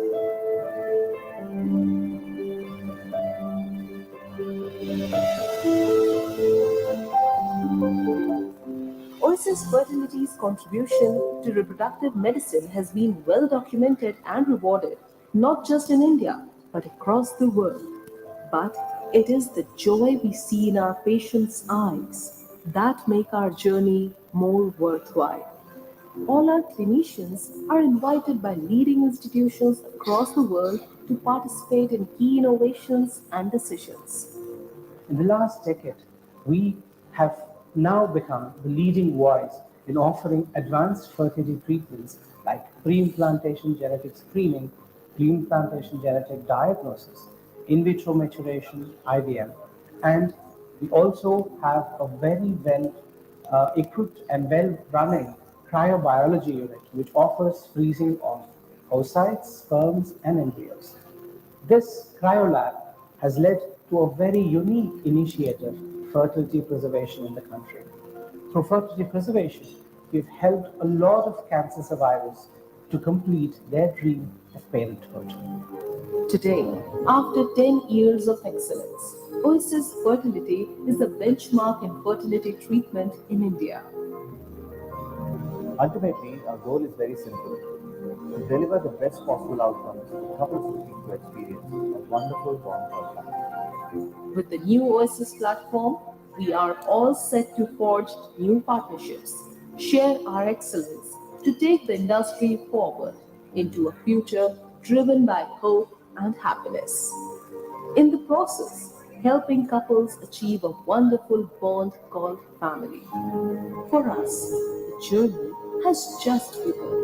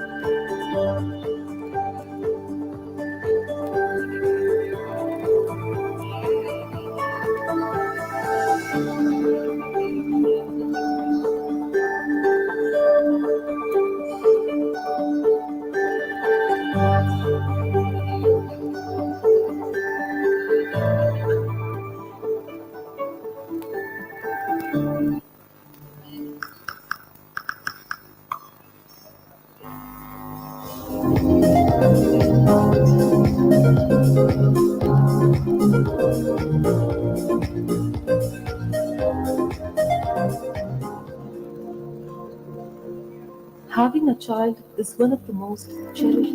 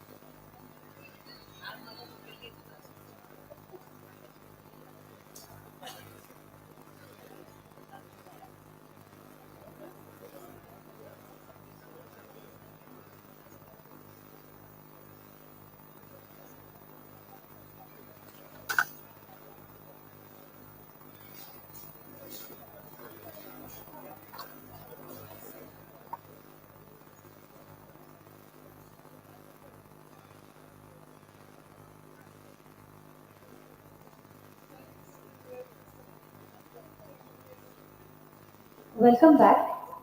Our next speaker for today is Dr. Kishore Nadkarni, Director, Nadkarni's Hospital and 21st Century Hospital. He will be speaking on topic of evaluation of infertile men. I invite our chairperson for this session to please come on the dais, Dr. Mayuri Kelkar. She is currently the secretary of Nashik Obstetrics and Gynecological Society. She is also consultant at Narayan Hospital, Nashik. She has been a member of Indian Medical Association, Nashik and NOGS previously. Her special interests include high-risk obstetric management, infertility management, recurrent pregnancy loss, non-decent vaginal hysterectomy, to name a few. I request her to please introduce our speaker for this session.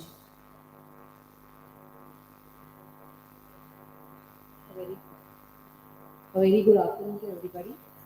We have an esteemed speaker. He's the medical director, Dr. Kishore Nadkarni.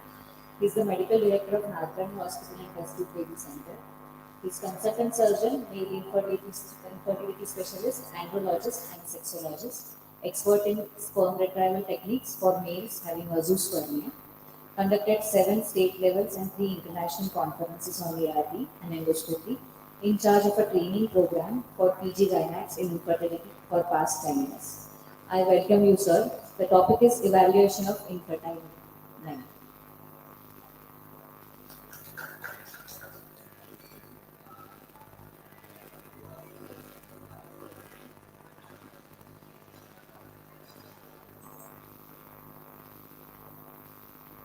Good afternoon.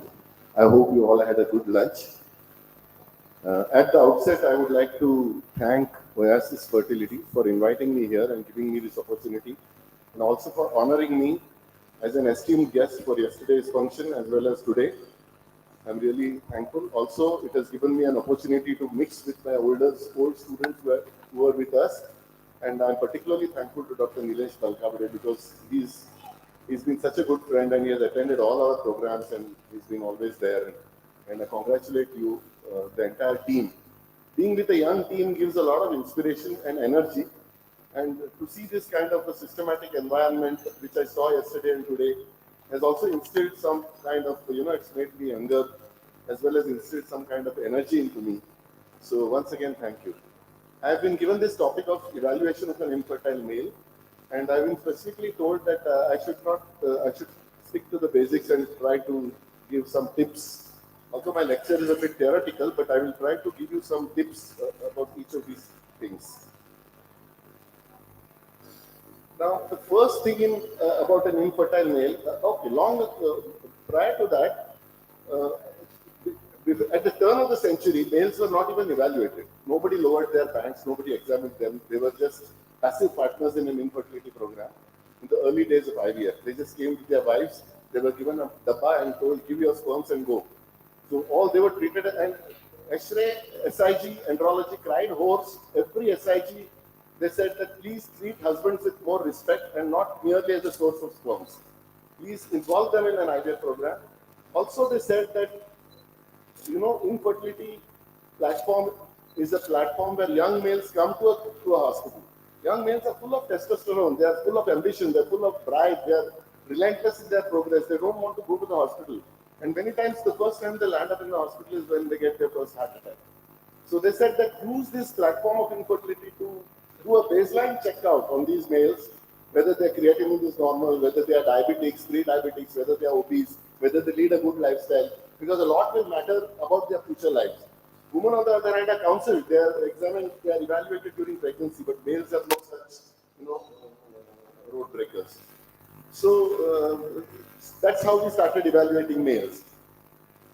And the semen examination is the first most important investigation that they come with and they should come with. And when we examine a semen, I'm not going to go into the theory, but a semen examination has a very good sensitivity, and it's almost 89.5% sensitivity. And although it tells us that the patient has a good chance of conceiving, it is not 100% because even patients with very low counts can still conceive. Like even if patient has one sperm, he can potentially still conceive.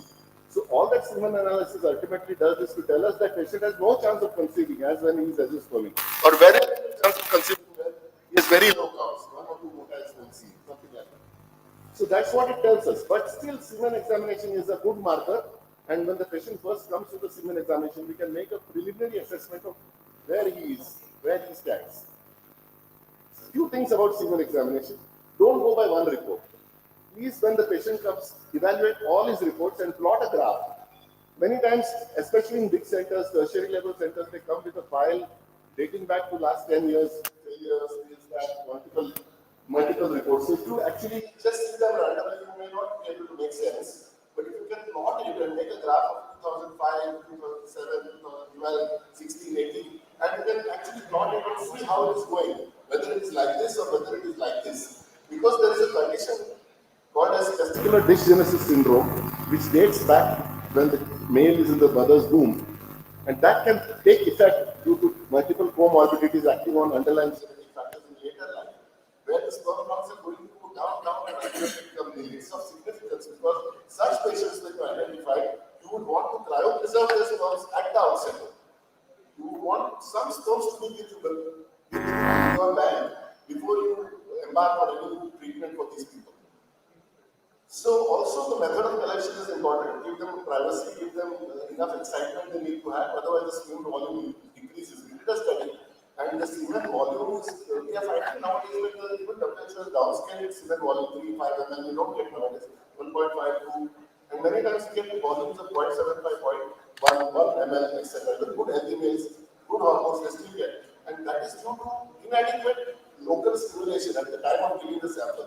So the patient has to be absolutely excited, he has to be at the peak performance level even when he masturbates and gives the sample. So that is why then you will get a more quantity because the accessory glands secretion that contributes largely to the volume and accessory glands are directly under the control of higher testosterone which reaches its peak at the time of excitement or ejaculation. So good container, good volume and multiple samples have to be done. There is something called extended samples.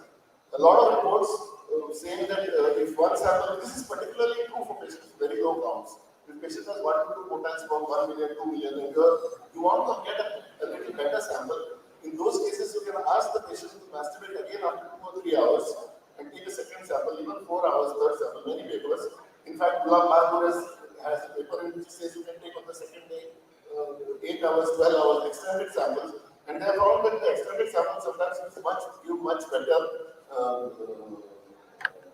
sperm reports, including motility morphology, because of less exposure to reactive oxygen species in the storage system of the sperms. So these are the different things about the semen samples. Apart from that, there are investigations which I'll talk more about, but serum FSH, serum testosterone, and DNA fragmentation tests are the 3 other tests which we do in routine practice. Not always, I'll tell you the indications, but these are the tests which also give us information about how we should go about it.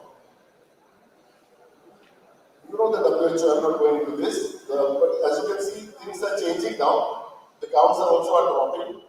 And this is the WHO 2020, 1.4 ml, it has become from 1.5, 16 count, total number of sperms 39, total motility 42%, progressive motility 30, 5th percentile values WHO 2020. And of course, you will classify them as mild, moderate, severe, oligospermia, but I do believe, and after seeing clinical practice and number of samples and patients over the last 25 to 40, 30 years, I believe that except for certain, azoospermia is one different category. Azoospermia, cryptospermia, and severely low counts, 1 motile sperm, 2 motile, take them into a different category. All other patients with low counts usually come under the heading of OAPS. One or more parameters, all the 3 parameters are affected in some way or the other. So I would classify them as mild, moderate, and severe oligosteroid, and you can make a diagnosis there. As you rightly said, total motile sperm count is also very important because the number of sperm counts in the sample which are actually motile are significant to create a natural pregnancy and pregnancy with IUIs. So this is important. There may be a huge count, but the motile sperms will be very low. Also, there are 2 other tests which we used to do in our initial practice. One was called as a sperm migration test and sperm survival test. Dr. Durga mentioned these 2 tests. These are very simple clinical tests. Sperm migration test is the ability of the sperms to swim up to the surface. That indicates their velocity, it indicates the total motile sperm present. How is it done? Just centrifugal sample, remove the supernatant debris, And the pellet you put media and put it in the incubator at 37 degrees and see at the end of 1 hour how many sperms migrate to the surface. It's a miniature cinema kind of, and it will tell you that how many of these sperms migrate up. When fancy tests were not available, this was what we relied on in the 90s and 2000s. Sperm survival test is the same test where you remove the supernatant fluid, put a media again, centrifuge again, and then keep it for in the incubator, for normal 37-degree incubator, for 24, 48, and 72 hours. And the number of sperms surviving at the end of those will give the ability of the sperms to survive in vitro. So in vivo, you can extrapolate that. So sperms are expected to survive in the female reproductive tract from 96 hours to 120 hours. But different factors, morphology, motility, curvilinear velocity, straight line velocity, all improve the sperm function, and therefore they do not survive. That's why survival test also has got some significance. I told you about oligoasthenoteratozoospermia. An important thing to remember is there are two important reversible causes of OATS which we rule out first primarily. One is leukocytospermia, that is presence of first cells in the semen, and that by the latest definition is 0.1. That means one neutrophil granulocyte in 100 squares of the macular chamber is enough to kill. Cleveland et al., Sandro Esteem, Ashok Agarwal, all so many papers that such is the power of the neutrophil granulocyte or leukocyte to generate reactive oxygen species. So if there is leukocytospermia, you have to treat it primarily before giving so many other things, and it needs a proper eradication. That will be for another day, but that is one thing. And second is is a little bit of a problem because which is a good varicocele? Is the radiology report correct? How do you clinically grade varicoceles? This is a surgical thing, and it's not that every gynec will be able to do this. At the most, you'll be able to lower their pants and elicit a reflux. But varicoceles need to be evaluated by a competent authority, preferably an andrologist attached to an IVF center, not only a urologist, because urologists are least interested in varicoceles.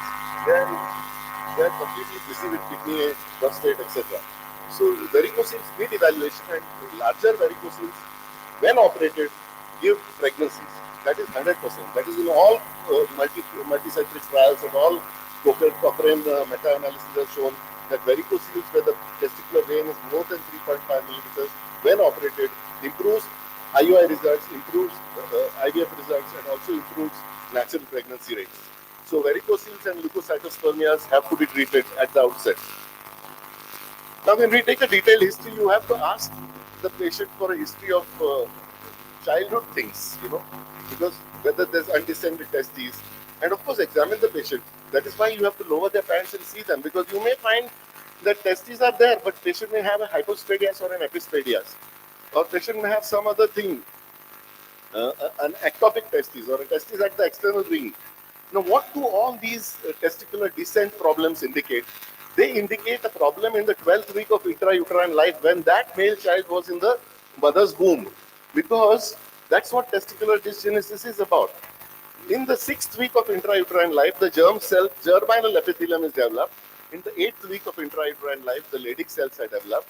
And these Leydig cells, upon stimulation by the maternal HCG, give testosterone. An 8-week-old child has more testosterone than a 1-year-old baby. That testosterone gets converted to dehydrotestosterone by an enzyme called as 5-alpha reductase. And this is, then there's another enzyme called as AMH. So in the 12th week of intrauterine life, AMH and THT are responsible for two things. One is the disappearance of the Mullerian elements, and two is the descent of the testes from their position at the level of L1, L2, into the scrotum. So if something has gone wrong there, it will give you a clue when you see that this is happening, that something has gone wrong, there was a problem, and that this patient would probably need more aggressive treatment or decisions to be taken, that I would not keep on giving antioxidants, glomulin, something. Just that you need to be aggressive about this guy because he's got a problem intrauterine. So you have to think of that. So that is another reason. So childhood operations, undescended testes, people have operated. In the earlier days, we general surgeons used to operate. It's very tough. You can't pull down the testes. You can compromise the blood supply of the testes. So actually, an undescended testes at the age of 1 year or 2 years should be operated by pediatric surgeons. very carefully with the microscope maybe sometimes, or with very precision pediatric surgical instrument, so as not to damage the testes while doing. So these kind of histories are also relevant. History of trauma, of course, and heat exposure, as she already mentioned, sauna, tight underwears, working in hot climates, all those things are extremely important. And any other operations done on the testes are also important. Orchitis. Now, I told you about transient low counts. You will get patients many times who come to you with a report of 1 million sperms. And when you tell him, आपका sperm counts 1 million है, क्या sir 3 महीने पहले क्या था 45 million था, आज कैसे 1? आपका रिपोर्ट कुछ लैब में कुछ गड़बड़ होगी. So it can happen. This kind of acute drop in sperm counts can occur with many things, and one of the things is these unknown viral infections. Now it's the season of dengue. Now we have got so much dengue, we have got 10 admissions at any given moment in our hospital with dengue. Orchitis or painful testes, but they do affect spermatogenesis transiently. They do affect counts, they do affect motility, they do affect morphology. So sometimes the counts drop, and when you do it a week later or a month later, the counts bounce back again. So don't don't climb the tree immediately. Just take some time, take a deep breath, do a couple of more counts. They have done it outside, they have done it in your lab. Go do outside, do one more time, so that they feel comfortable that you are not trying to solicit them into some treatment, that you are doing a very unbiased analysis of the sperm count. So multiple sperm counts is important. Don't go by one report. Sexual history is important. Problems of intercourse you have to ask. Consummation of marriage you have to ask. Erection, orgasm, ejaculation, these are very relevant. Frequency of intercourse you have to ask. People have no idea. I'm not going to go into details, but people have no idea. There are people who masturbate 10 times a day or have intercourse 10 times a day also. We have a lot of UP people in our belt, and they have no idea. They think it's normal. They watch these videos and God knows what they do. But all these things, a proper assessment of the history will give us doubt, will give us an information onto their sexual habits and their effects on a sperm count. Now, as Dr. Durga mentioned, that if the patient has, except of course, immotile cilia syndrome, specific motility problems, or specific morphology problems like globosospermia or azoospermias, leave that aside. But all other categories of OATS, where you are going to give natural pregnancy, IUI, and then IVF in that order, what you call unexplained, all these things, basically, what you have in hand is very little. What you can offer to them is very little. The normal things what you people do is to give antioxidants and then give chloroquine citrate. I want to tell you a word of caution later on about chloroquine citrate. But what you need to focus on is to give a very detailed analysis of his lifestyle. BMI is so important. We have now, in Surat especially, we have almost every OPD, 2 or 3 people, 130, 135, 140 kgs weight. 5% reduction of body weight is the first target in 3 months. A 5% reduction of body weight results in 10% increase in the sperm counts. She also mentioned in her slide that low weight BMI less than 19, we don't get BMI less than 19 so easily, unpathological, I mean normal physiological. We don't get, but that is also equally bad. So body weight is important, and general diabetes mellitus, how they sleep, metabolic syndromes, all cancers, all heart disease, all other chronic ailments, all chronic inflammatory diseases, all autoimmune diseases, all thyroid problems have their root in inflammation. And that inflammation has its roots in metabolic syndromes. And so cholesterol, diabetes, and correction of metabolic syndromes is so very important. And remember, that guy who's come to you is at the peak of his energy. He's like a he-man, he's like, I'm all right. What's wrong with me? I go to the gym, I work out, I do so much, I run marathons. It's okay, but let us evaluate you completely. Let us find out your diet, your nutrition. Are you overdoing some kind of, intermittent fasting or some vegan diet or some strange keto diets? And now these diet fads have become so common that people in young age misuse these things and do it to the extreme. They're all fads because nobody does it forever. They do it for a period of time and then they get back to normal. But can these things, there's no studies, but can these things actually affect, and they do affect, I believe. So taking care of stress, controlling diabetes, having a good and proper nutrition, and controlling habits and vices. Now in Gujarat particularly, we have an extreme high incidence of tobacco and even this hookah, hydrocarbons through hookah, and even vape. Now you get marijuana is quite common, especially among the affluent class. We have people coming to Daman on weekends, and each one of them, I tell you, in these hotels is having this marijuana. So it is legalized, I believe, but for medical purposes, but it's available and people are using. So all these recreational drugs, and whether they're sleeping properly, and also ambition, no, people are getting now, the new generations are realizing this. We never realized this. Work like donkeys, 16, 18 hours a day. The new generations are realizing that. And Oasis is a classic example, 9 to 5. After that, good. Enjoy life. That's a good attitude. I feel I learned something because we toil till 12 o'clock midnight. Maybe that has taken toll also somewhere in our own houses. And my children also follow the same thing. So we have to regulate our life, give enough time to recreation, give enough time for traveling, for enjoying the other things in life. So lifestyle modification forms the basis of OATS, and that should be the first advice, and that you will be able to give, provided you take a detailed history of the lifestyle factors. The causes I won't go into, but of course, if it's obstructive reproductive tract obstruction, it is going to be azoospermia. If it is immunological causes, you don't do immunol or MAR test, although the WHO does recommend, but we don't do MAR test and immunobeat test for every patient. The classic indication for doing immunological test is agglutination. And in the new WHO 2020 manual, they have differentiated agglutination from aggregation. Agglutination is coming together of motile spermatozoa, either head to head, tail to tail, or playing kugdi, or forming circles or something. So when there is agglutination, you can do an immunobeat test, and then you can treat them with mild doses of steroids. But apart from that, and sexual, I've already said, but apart from that, it is lifestyles, because there is, in 50% of the cases, no demonstrable cause. So all these things, microwave radiation, use of cell phones, use of indiscriminate use of drugs and antibiotics, anything that heats the scrotum, infections and STDs, and a few things, too much consumption of estrogens, particularly in males, tofu, soybean oils, this has been found to affect semen parameters.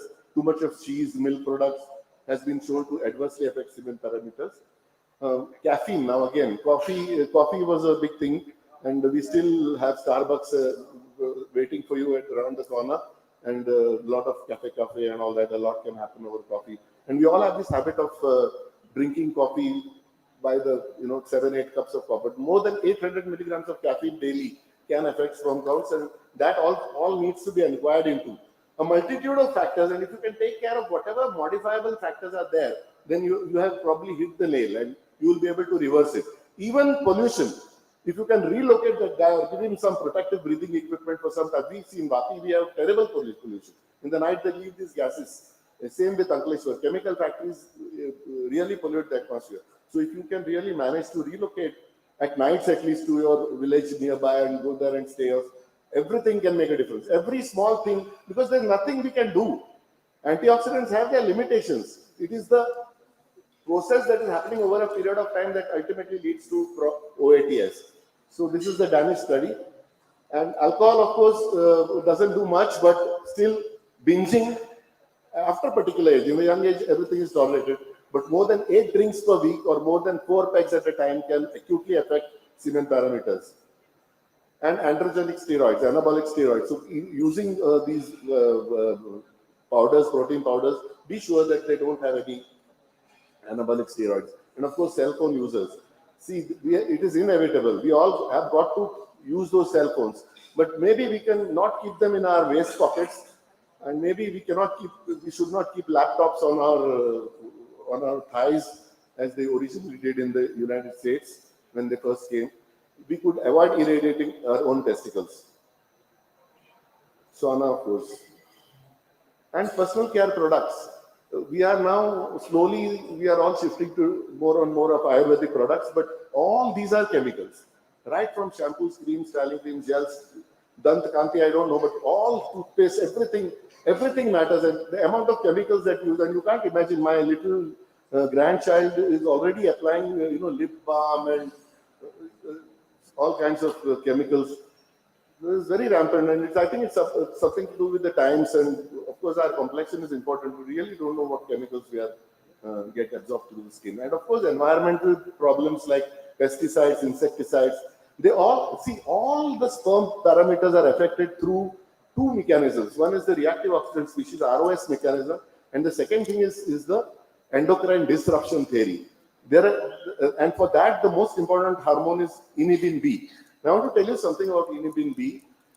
Inhibin B to male infertility is what AMH was to ovulation 20 years ago. We never did. We relied on FSH, anti-follicular count, etc., etc.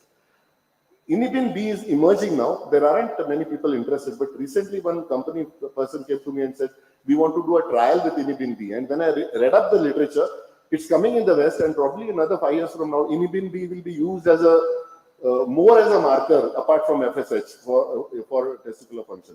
Normal levels of inhibin B should be around 200 to 220. It is opposite of FSH. In case of testicular failure, FSH is high, but inhibin B will be low. It's just the opposite, inverse relationship with sperm counts. So lowest inhibin B acceptable is 80, and normally about 200 to 220, but should be around in the region of around 400. So that is inhibin B for you, and we really don't have proper labs and standardization as yet, but it will happen. And that is the next thing on the horizon to look out in the diagnostics, inhibin B. Now we come to examination of the male. You must examine the testicular volume. It is very important. The testicular volume, according to the international standards, is 2 into 3 into 4, that is 24 cc's. By Indian standards, 15 to 18 cc's is okay.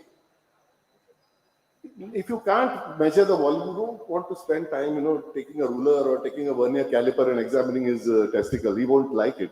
But one simple test is to have a small plastic foot ruler in your pocket, and if the vertical axis of the testes is 4 centimeters and more, then it is a normal testis. Probably it's means it's a good volume, a reasonably good volume. Anything like less than that would be a low volume testes, and then the very low volume testes less than 10 ml.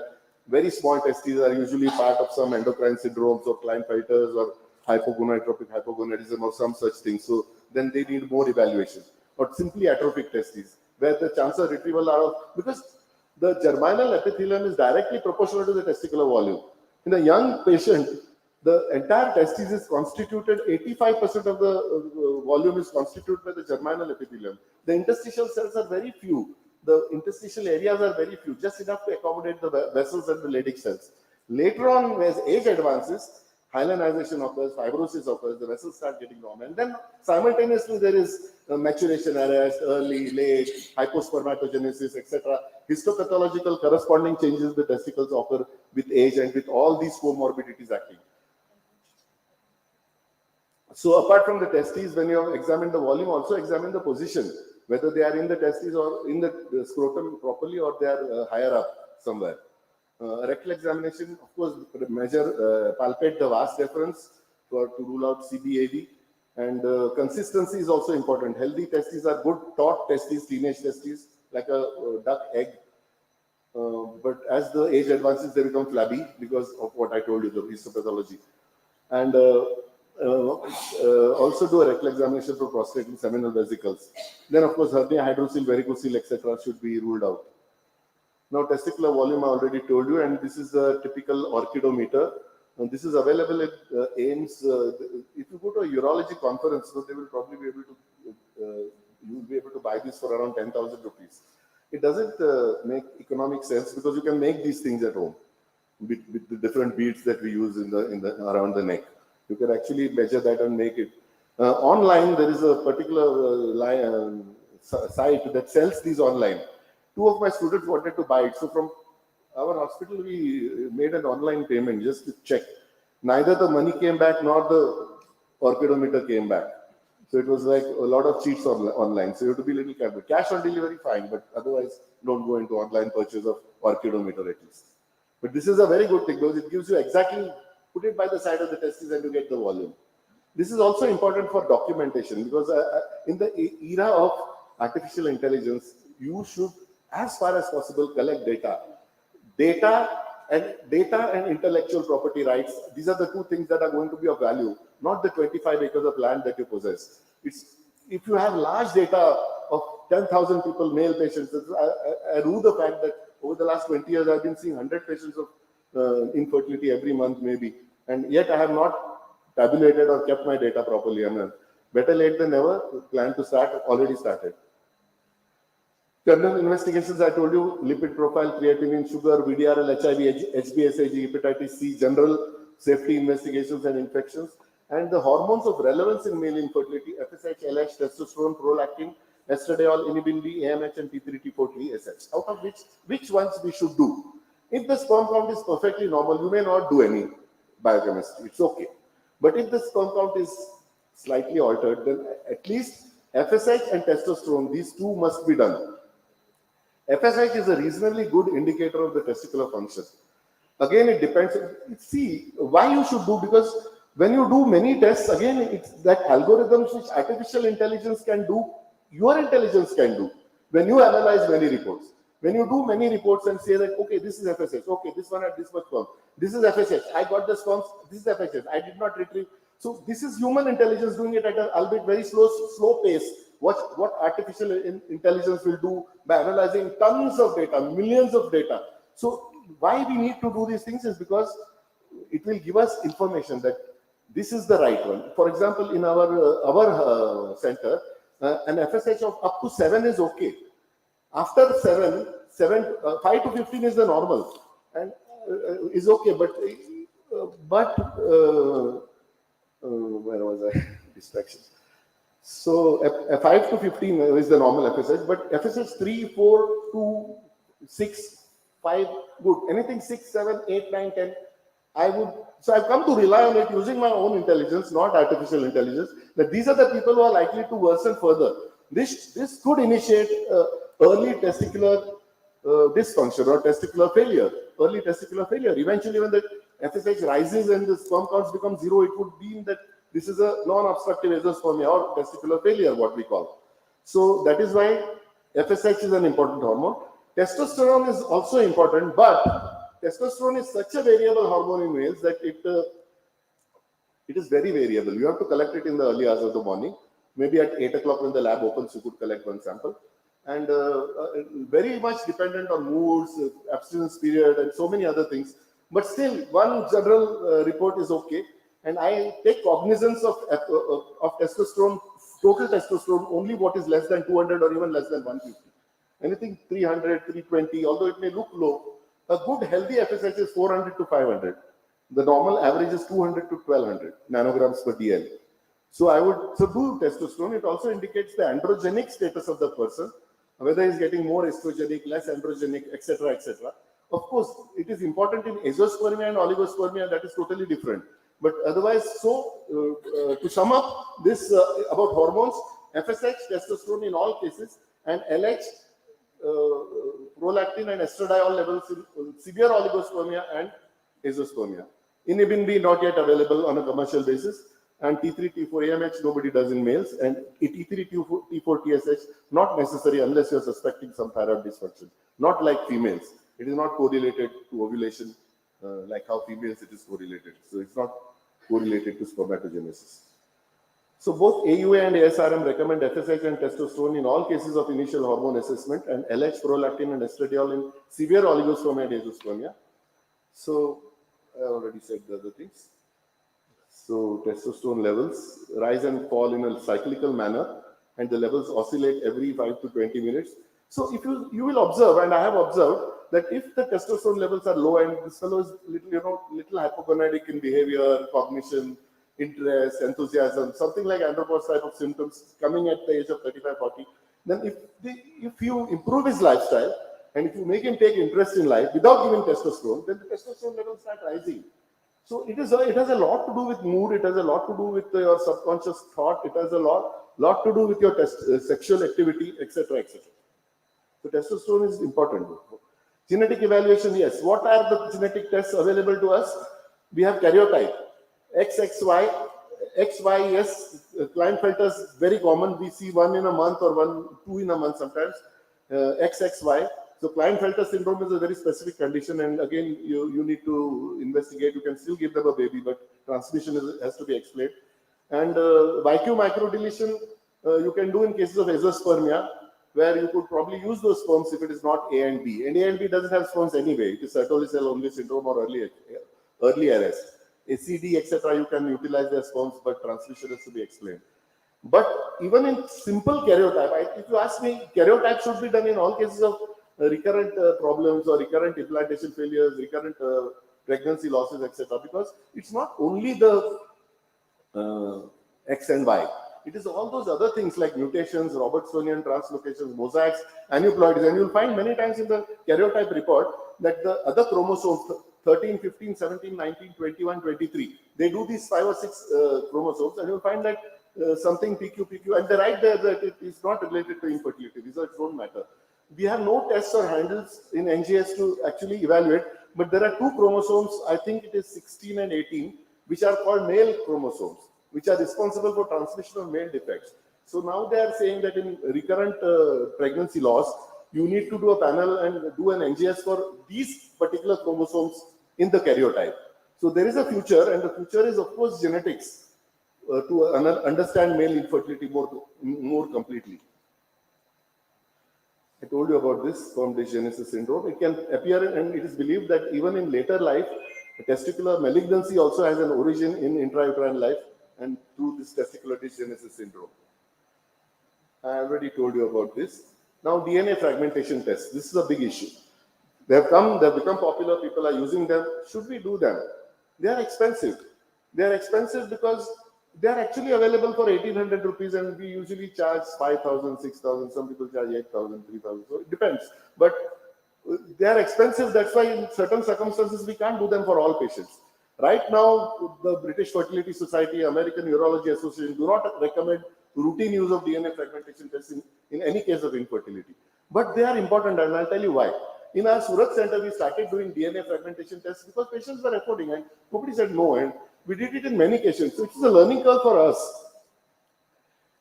First of all, standardization of the DNA fragmentation report. What is the cutoff value? What would you determine as a good test, good report?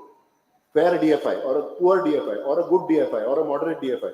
So after we did 200 tests in 200 patients, we came to know that in our circumstances, and then there's always a clinical correlation. Because in your mind, you know that this patient did this patient got this. May not be direct. It may sound to be a waste of money, but it is not, because it is a test. It's a potential test for the future. And if we contribute to these tests by virtue of experience, and if we further, put our results on paper and collect the data, we would be contributing to this algorithm-based medicine in future. So DNA fragmentation tests, many are, the commonest one that we use is SCD, sperm chromatin dispersion test, or the halo test. And that can be done in our own labs. They fix it to the plate by alcohol, agar slide, and stain it with a methoxylin dye.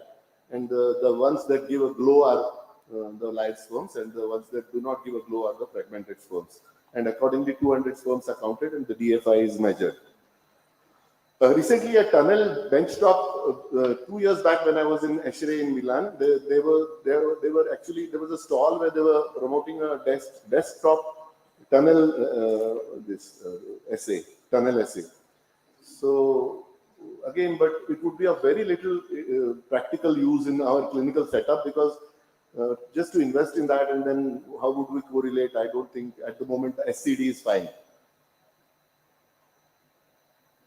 So this is the sperm chromatin dispersion test, and it does have limitations. And now, what are the indications? The indications first is, would you operate a varicose?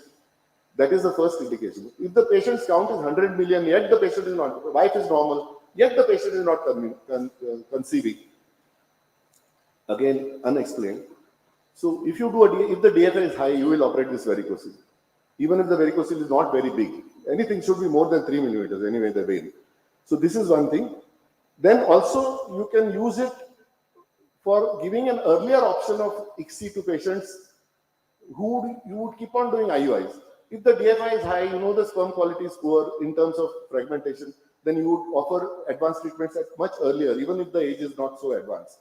So that is the third thing. And third is, I told you, when you start giving lifestyle problems, lifestyle modification to people in the same person, you can repeat a DNA fragmentation test and actually use it as a prognostic indicator to see improvement and to strengthen lifestyle factors and to also evaluate the response to antioxidants. So final word on SDF testing is that there is insufficient evidence at the moment to recommend routine use of these tests. But I would still recommend that if you are having a good practice and you are seeing a lot of male infertility, to please start doing DNA fragmentations. You will get your own body of experience, which will contribute to your own experience. So that is about the investigations in male infertility. And I am very happy that Oasis is doing microfluidics, because that's a totally different thing now, that when you have to select sperm selection, when you want to do in case of very low sperms. Now we come to the other part, that is the very low counts, cryptospermia, when 1 or 2 motile sperms are found.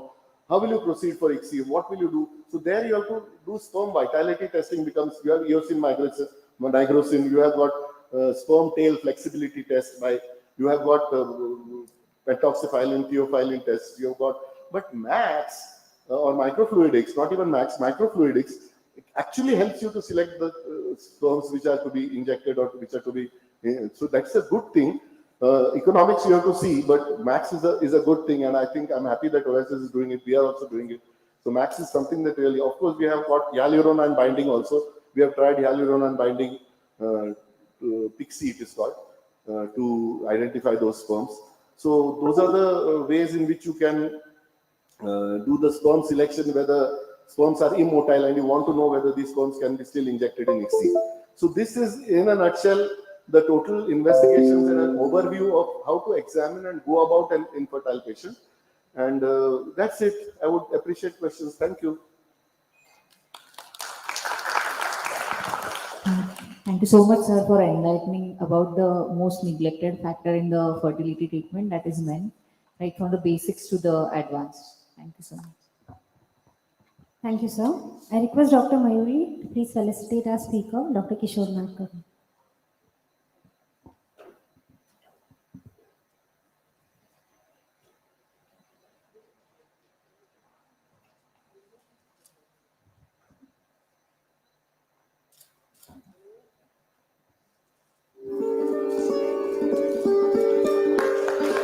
I request Dr. Krishna Chaitanya, sir, to felicitate our chairperson, Dr. Mayuri.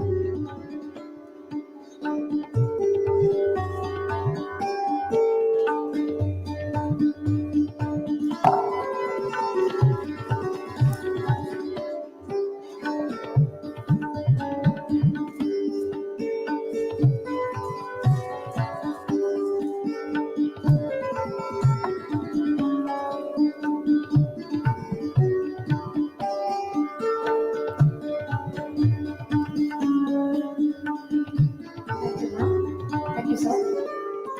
Our next speaker for today is Dr. Krishna Chaitanya, Scientific Head and Clinical Embryologist, Oasis Fertility. He will be speaking on newer technologies and IVF. I request the chairpersons of this session to please come on the dais, Dr. Premraj Khairnar and Dr. Sumit Kumar Mehta Patil. Dr. Premraj Khairnar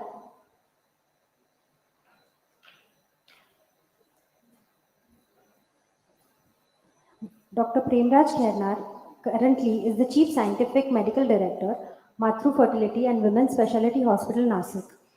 He has performed more than 12,000 surgeries in the field of obstetrics and gynecology with expertise in non-distant vaginal hysterectomy surgeries with performance of more than 1100 NDVH, including difficult and high-risk cases. Our next chairperson, Dr. Sumit Kumar Mehta, she has more than 16 years of experience and she specializes in the fields of gynecology, laparoscopy, and she's an infertility specialist. She has done her fellowship in reproductive medicine infertility under Dr. K.K. Gopinath and a fellowship in laparoscopy from Paul's Hospital, Kerala under Dr. P.G. Paul. She specializes in complicated laparoscopy surgeries. She has various national and international publications. I request our chairperson to introduce our speaker for this session, Dr. Krishna.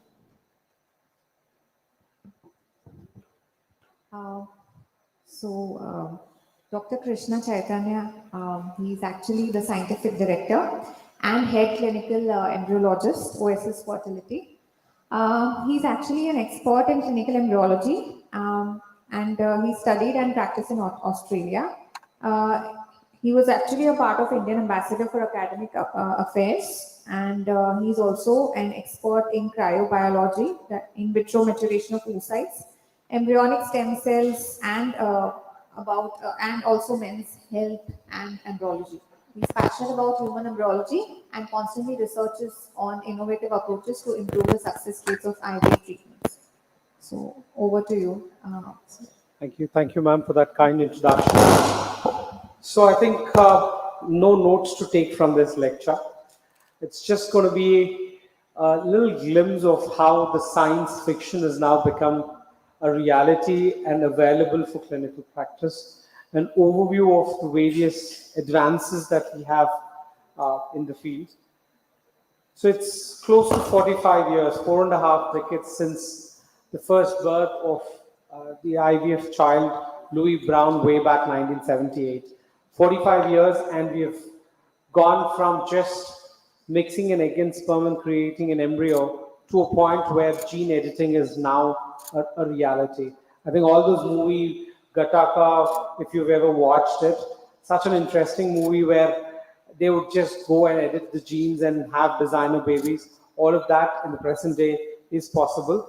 And let's see what is it that we all can clinically do at this point in time. So we're going to look at all of these in 3 categories. What's the advances with the ovary and the oocyte, with the sperm and testis, and the laboratory and the embryo, of course. So with the ovary, I think one of the recent advances in the field of fertility is oncofertility. I think it was nice that Bob Edwards way back gave us this technique of in vitro fertilization. And then there was the cryopreservation, the cryobiology, which improved. But we never imagined that it would turn out to be a blessing in disguise for a lot of women who are undergoing cancer therapies or men undergoing cancer therapies. Oncofertility is now approved clinical practice. It's not experimental anymore. And you can freeze any tissue, sperm, oocytes. Well, ovarian tissue is starting to catch up, but I think we still need a bit more of validation. Testicular tissue can be frozen. So I think freezing their fertility even before they undergo some kind of a cancer therapy or a medical intervention that's thought to be decreasing the fertility, that's where I think embryologists come into picture and they can actually freeze and preserve the fertility.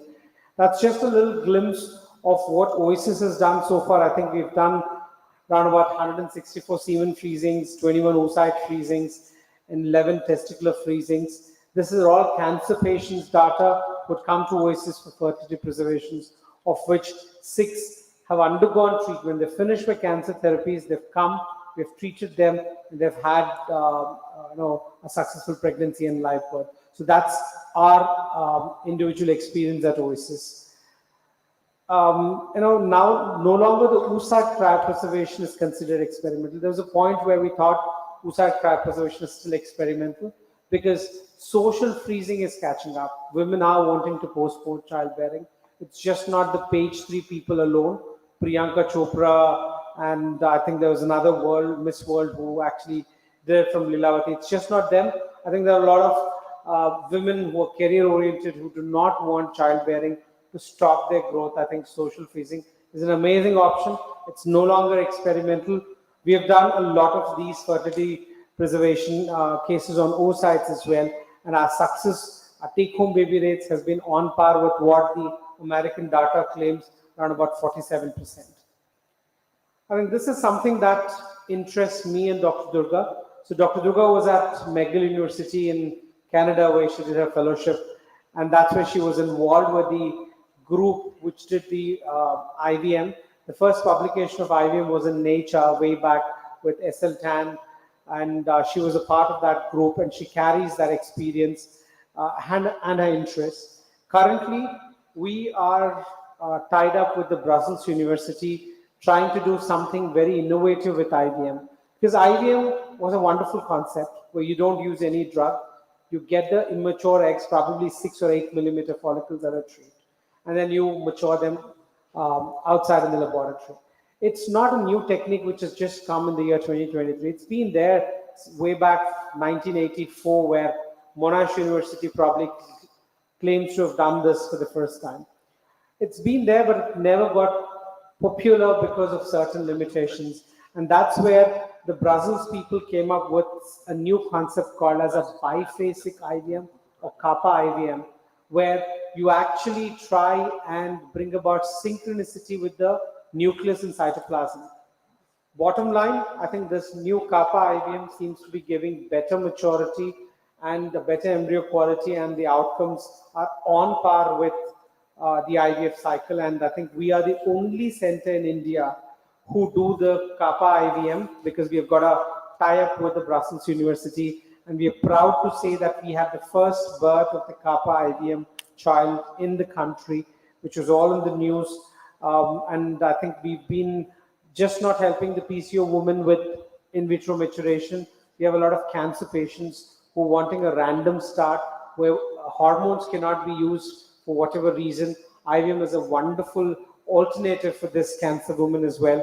And I think IVM is quite a active intervention that we usually try and offer to our patients. So any of your women who are PCO or there's a contraindication for hormonal stimulation, we do come across certain women with history of thrombosis in the past where, any gonadotropin is contraindicated. IVM is a wonderful alternative, and we have a lot of success stories at Oasis. So with ovary and oocyte, I think it was more of the oncofertility and in vitro maturation that have come up in the field. I think all of this can be done in India at Oasis in Nashik as well.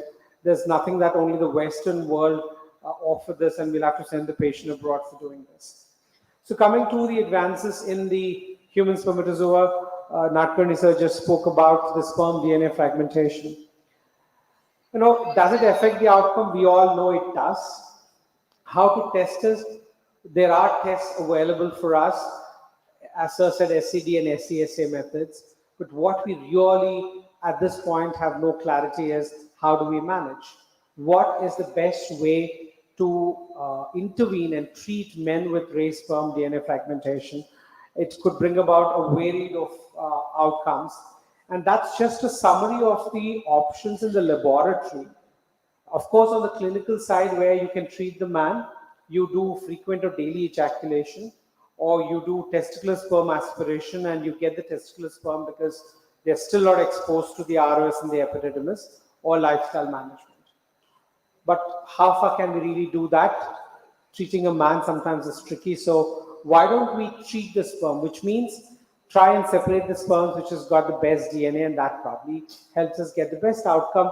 And these are the various options that scientists have worked. A simple regular method of a double density gradient method per se can to an extent eliminate the sperms with DNA fragmentation. But we've got the newer things like magnetic cell separation, PIXI, which is a physiological ICSI, IMSI, and microfluidics. I'll just show you what Oasis has done in terms of research with this advanced method, but that's all of these are possible and available in India. We can try and talk about this, but who do you offer? I think there's a bit more of clarity and consensus that's needed. Every patient undergoing IUI IVF, can we offer all these advanced sperm selection method? Probably the answer is no. All right, this is our publication of Oasis in Fertility Sterility, where we looked at 10 years data, because doing a testicular sperm aspiration for men with raised sperm DNA fragmentation has been an active intervention. And people have questioned it, because for us, age-old concept, azoospermia, do a TISA, get sperms, do ICSI. But this was a new concept proposed by Peter Schlegel in Cornell University, United States, where they said, why don't we just go and get the sperms directly from seminiferous tubules, which probably do not have fragmented DNA, and it can give us a better outcome. And we have done that in the last 10 years, and that's our data. So the red graph, if you want to look at the last thing out there, I think we 36% was the live birth where no intervention was done, whereas when we used testicular sperm in these men with raised DNA fragmentation had a live birth of 53%. We showed that it did make a difference. But the fact is it's teaser, it's surgical intervention, it's invasive, and not every patient is happy doing that. We also then wanted to look, because there's always been this myth or a fact put in all our heads that severe male factor infertility, the outcomes are not going to be great. Your implantations are less, your live births are not right, and we really don't know if the child is hale and healthy. Severe male factor is not a right thing to do. Are we with ICSI forcing something that nature didn't want? And would this lead to abnormal children? I think safety is our utmost priority. Every person's basic right to demand is to ensure that we give and take home baby has to be safe. And we did look at this at Oasis, and this also got published in the Journal of Human Reproduction last year. And we found that there was no difference in either the maternal obstetric complications or the perinatal outcome of the children, where we looked at their birth weights, congenital anomalies. And this is Indian data, the only published Indian data of testicular sperm. And it clearly says that there's no difference between ejaculated sperm and testicular sperm. It's quite safe to use testicular sperm. This is just a quick reference from the literature to say probably a guide for all of us, because I'm sure patients are coming and asking us, are you doing IVF? What is the incidence of having abnormal children? And I think the first line is something that's very important. 9% of the IVF conceived children seem to be having birth defects. Probably high. But if you really look at the natural conceptions, it's 6.6%. It's no different. 7% versus 9%. Do you still want to tell your patient that doing assisted reproduction would increase the chance and probability of having an abnormal child? In the year 2023, the answer is no. There's enough evidence to say that children born from assisted reproduction are equivalent to naturally conceived children. It's just the route and path that we have taken is a little different, but it's not alarming. Well, I'm sure there are still concerns. I'm not trying to say that ART is 100% safe. Every couple needs to seek ART. That's not what I mean to say. If there is a need to do ART, I think this data so far is quite reassuring. This is another publication, Fertility Sterility for Oasis again.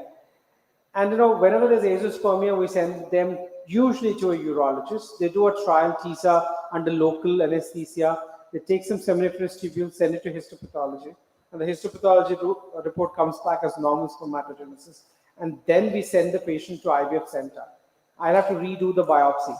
There's no way I can do any miracle in an azoospermic patient. So with cryobiology that's so improved, why don't we send them to urologists who can give the tissue to an embryologist who can freeze it? And then the patient does not have to undergo a second surgical intervention.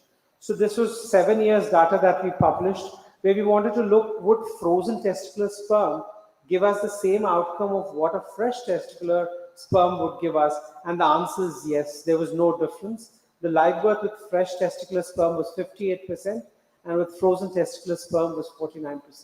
So the technology is changing, times are changing.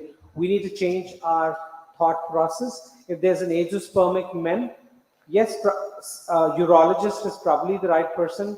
The recent ART guidelines is also allowing an MS general surgeon to do it. There's a lot of controversy saying why only an MCH urologist should be doing a biopsy.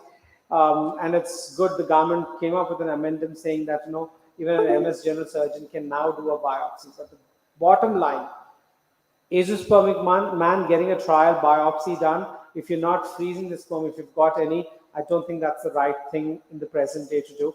And the outcomes are all same, and that's our data published in Fertility Sterility. So this is the sperm selection method. It's a little busy poster. We probably, to the best of our knowledge, the first clinic in the world to have done a randomized controlled trial on sperm selection. So what we did was we randomized all men with raised sperm DNA fragmentation to TISA, daily ejaculation. So I've taken a surgical intervention. Daily ejaculation is an economical and an easy thing to do. and then we picked Max and microfluidics, two fancy technologies that we all have been randomly using in the ART industry. So we really wanted to see what was the outcome, which one would be beneficial. We just closed the study, and surprisingly, none of the arms was inferior or superior to other. All of them were giving similar outcomes. So we concluded the study saying that first, daily ejaculation, frequent ejaculation still holds good for a man with raised DNA fragmentation. We think only technology solves our problems. We don't want to think in a normal, usual way. I still can't forget my general medicine professor who came one day and asked me to palpate the neck, and he asked me what it could be. I was thinking of Hodgkin's lymphoma. He hit me hard and said, why can't it be tuberculosis? Why can't you think simple, easy, common what's in India than jump to something that's very rare? And I think that's what we're doing right now in assisted reproduction. We're so fantasized about technology, and we just want to run and catch the new things. And after 5 years, realize that it's probably not making a difference. And that's where we did this RCT. And daily ejaculation equally holds good. Teaser is invasive, probably not my first choice of two. The best arm was microfluidics arm. Well, I would be biased to sell microfluidics to all of you here, but our experience said the best live births were with DNA fragmentation. And one of the interesting thing about this study was we also looked at how much of DNA fragmentation would come down after doing MAX or microfluidics or teaser or daily ejaculation. Microfluidics, which is a very simple chip-based technology, gave the best reduction in DNA fragmentation. The DNA fragmentation almost came down to 9% on an average, where there were men who also had 50 and 60% fragmentation. So that was accepted for oral presentation in ESHRE conference, and it's going for publication now. The manuscript is ready. So that was with the sperm. A quick thing about the embryos and the lab. I think there's so much that we do with the female partner, laparoscopy, different kinds of stimulation, lakhs of rupees gone for stimulating the women. If the lab isn't doing the right quality-based work, if your embryologist is not passionate enough to go the extra mile to give that tender, loving care to the gametes and the embryos, I don't think you can go and do miracles to the couple who's sitting out there. Lab is the most important aspect in an ART practice, and thanks to the technology, it's really helping us do wonders in the laboratory. Bob Edwards and Patrick Stapler, the first two people in London who tried, they had a small little glass which was the incubator. They didn't have quality control concepts then. But later we realized this is needed because we're creating life. If we're buying a Mercedes or even a Hyundai car, I'm sure we are so worried about its safety features. We're creating life here. Why should we be complacent? So I'm going to now take you through how the advances have happened in air quality, culture media, incubators, and the quality monitoring, of course, which are very crucial and essential. For me to say a lab is doing a good job, I just have to look at their quality program. I do go for accreditation checks and inspections. And when I look at people's quality manuals and their practice, I can tell you how good or bad the lab is. So I think picking the right embryo. Right now, why is that we cannot give 100% pregnancy and outcome to every couple who's coming? I think the science has improved well to create a blastocyst. Even in women who are giving me 1 or 2 eggs, or there are only 4 or 5 sperms, I can still manage to get a blastocyst. But putting a blastocyst is only giving me a 40-50% chance. And this is where can I pick and choose the best? And there are quite a few technologies which have come up, like time lapse and pre-implantation genetic testing, which can help us rank and order these embryos and probably gives us the best outcome. Like any other field, artificial intelligence and deep learning, machine learning is catching up in the field of ART as well. Too early to say if that is the future of ART practice, but I think there's some promising data out there, because right now you want to pick the best egg, best sperm, best embryo, and that probably we're assuming it might give us a success close to 80%. Right now, with all the advances that we've got, I think we're still at a 60-70% in terms of the success rates. But this is where the technology is improved. And I think the labs of late are quite a cutting edge technology. And I think we all can look forward to, if not everything, I'm sure it's increasing the cost to patient. I'm not denying that fact. But if you've reached a certain level of expertise, competence, and success, and you're wanting to do more, there's always a scope to get these technologies which can add on to the success. A quick overview of what are the advances with the embryos per se. I think it's all about freezing. Now there's a technique called vitrification, which promises 100% survival of your eggs and sperms and embryos. And that, I think, has changed the whole way we practice fertility. OHSs is, all our ART clinics should be OHSs free. And one of the primary reasons why we've been able to accomplish is that we can freeze everything, no fresh transfer. And that significantly brings the risk of OHSs thanks to this wonderful technology. Otherwise, we wouldn't have probably reached that point. We would still need intensivists in ART practice to take care of OHSs now and then. I think the incidence of OHSs is really negligible. In this era, we still have OHSs. I think that's sheer medical negligence. Should you put back an embryo in a blastocyst stage or a day 3 cleavage stage? This debate will never end, but the data is supportive with blastocysts. That's what we do at Oasis, and our practice says it gives us the best outcomes. Our live birth rates are close to 60%, but at the day 3 is only 30%, and it's almost doubling the rate. Should you put back 1 or 2? Beyond doubt in indicated cases. Again, there's no blanket rule. A 42-year-old lady unscreened with PGTA, if I'm putting 1 blastocyst, I don't think that's the best thing to do. But a woman who's young and who is at a higher risk of a multiple pregnancy, and you're wanting to put 2, and later the obstetrician is having a nightmare taking care of a twin gestation, not a sensible thing to do. You know, we have reached that point कि कहीं twins देखते तो लोग बोलते वो IVF है. Badnami is not the right thing. I think with the technology available, we can leave the embryos till day 5. There are methods of choosing the best embryo, and that can give you the best outcome. A elective single blastocyst transfer is possible.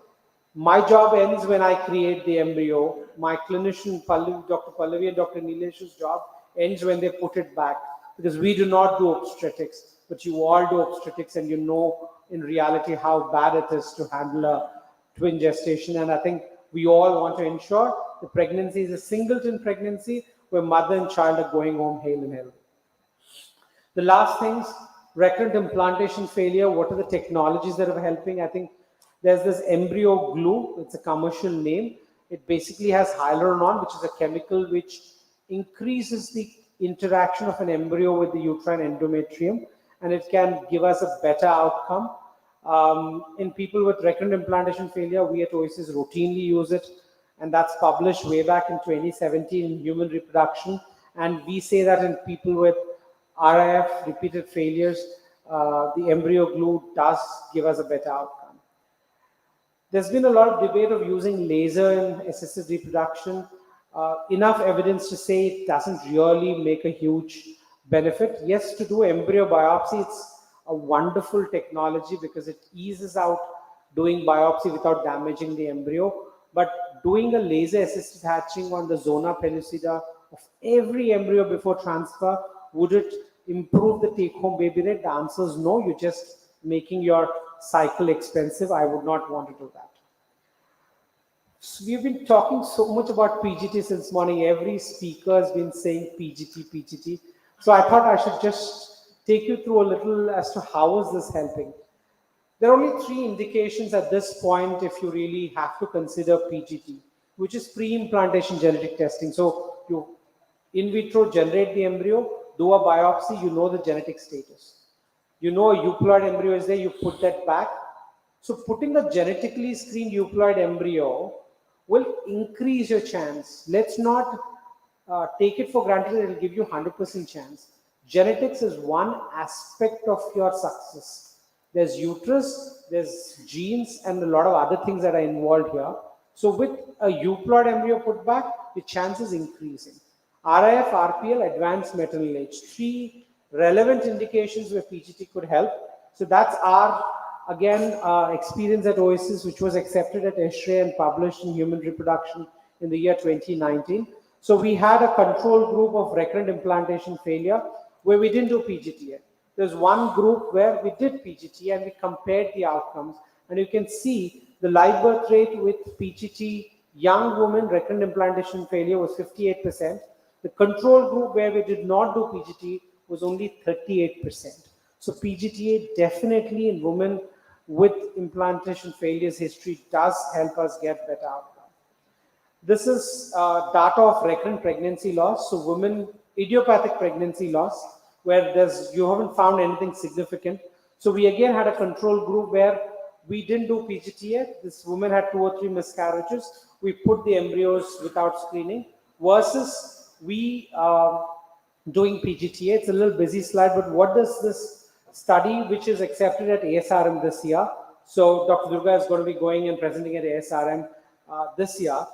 And if you really see 70% of the women who had PGTA conceived in the first cycle and delivered, the miscarriage rate was only 4%. Whereas the women who did not have PGTA, only 43% conceived the first cycle and 23% of them had miscarriage. So nowadays people want everything quicker. It's time to pregnancy and delivery. You cannot say, I understand there are critics about using PGTA for women with RPL, that it's not making a difference. Just keep letting the lady conceive naturally, and 5th or 6th pregnancy, she'll, that pregnancy she gets lucky and she's going to take home a baby. The mental trauma the woman's undergoing with every miscarriage, the social and peer pressure that's mounting on her. I think if there's a technology that can help her get away with minimal miscarriage risk and a healthy live birth, that's how I look at it. And the bottom line, PGTA does help women with RPL history. This just got accepted for publication. This is Indian data again. Women of advanced maternal age, 38 and above. Because nowadays you're going to get women of 42, 44 also coming for fertility treatments. And doing a PGT screening, because after 37 the euploidy is coming down, aneuploidy is going up. So if you have a euploid embryo for transfer, the live birth is close to 58%. If you do not do it, it's around 38%. And this got accepted. We are the first clinic from Indian context to have published this data, and we are happy. And so PGTA does help, bottom line. We are always on the edge of innovations at Oasis. So these are 2 of our brainchild. So we have an electron medical record system, which is called ARTIS. I think that's the secret of how I manage my labs. I've 33 labs. I've got 70 embryologists. I've got close to 120 clinicians. It's not a human task for me to run around everywhere and see. So this electron medical record system is cloud-based. People in the morning come, enter the data, and it gives me all the graphs. It alerts me which branch, which patient there's a problem. And I quickly in the morning, couple of hours, just pick the problem patients or cycles, and I quickly see if any intervention is needed. And at the end of the month, it gives me beautiful statistics. So I think it's absolutely at this hour of the day, it's just not working hard, it's working smart is what needed. And the technology like this has helped Oasis and my entire team streamline a lot of processes and ensure that we work as a team and we still keep up our ethos of scientific practice and ethical practice. And the last thing when we're talking about ethics is the electron witnessing system. So we came up with an indigenous thing that we designed in our own list. Every patient wants to know if I have mixed the sperm of another person. Is this embryo mine? Is this egg mine? I'm sure we don't get any fancy thing of putting somebody's sperm to somebody. But I think they're right in asking that. It is their right. It is their duty to question us, and we should not feel offended when a patient is asking, are you going to make sure that there's going to be no mix-up? We do not want Akshay Kumar's Bollywood movie Good News to come up here. It's nice to laugh those 3 hours, but not a sensible thing to put yourself in that situation where your doctor saying, you know what, I unfortunately mixed up your sample. Nobody deserves to be in that this, and that's our answer. We have our own system of electron witnessing system where we're bringing in more transparency to the patients. So that's where I'll end. I think technology is really developed in the present day. It's just not fiction anymore. We can do a lot of things. What our patients want, I think that's what we have to cater. They just don't want success, they want transparency as well. And I think there's so much of technology that can help you with this. Thank you so much. Thank you, sir. Thank you very much for a very insightful presentation. When we talk about IVF, cutting edge technologies, techniques, and add-ons, these are part and parcel of IVF. And most of these are being addressed in this lecture in a twist. So thank you very much. Thank you, sir. I request our chairpersons to kindly felicitate Dr. Krishna.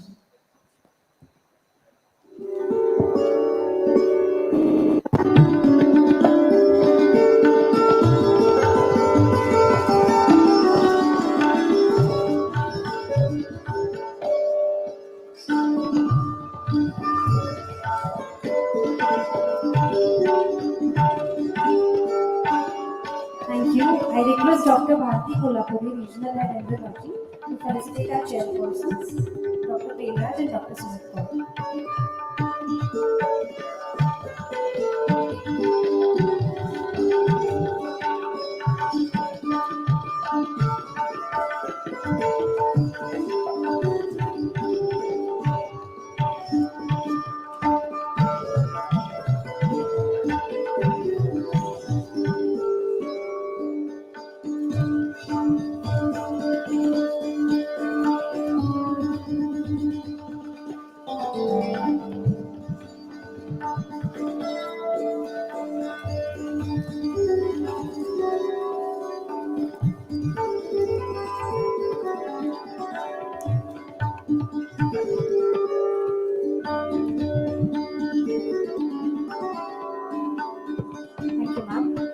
Our next speaker for today is Dr.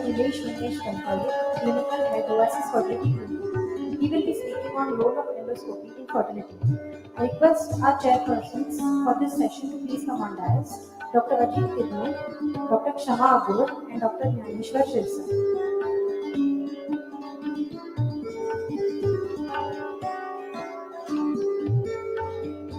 Dr. Ajit Kidne, being the director of Kidney Hospital, is very well-known gynecologist at Vidya Vikas Circle, Nashik.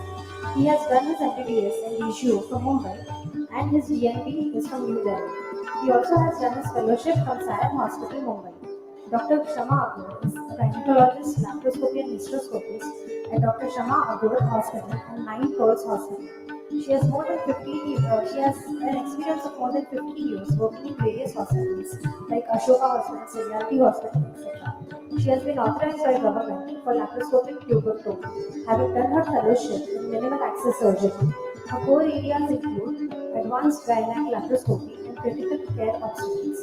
Dr. Nyanishwar Shirsa, with an experience of more than 8 years in the field of gynecology and laparoscopy, is currently practicing as gynecologist and laparoscopic surgeon in Nashik and has previously practiced at PKL Valavalkar Hospital. He has done his fellowship in gynec endoscopy from Nalini Endoscopy Center, Mumbai with Dr. Vivek Sarokhe Singh. I request our chairpersons to introduce our speaker for today, Dr. Nilesh.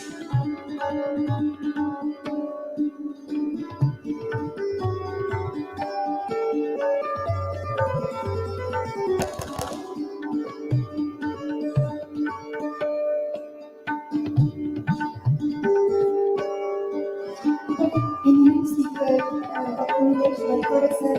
I request your introduction is very known.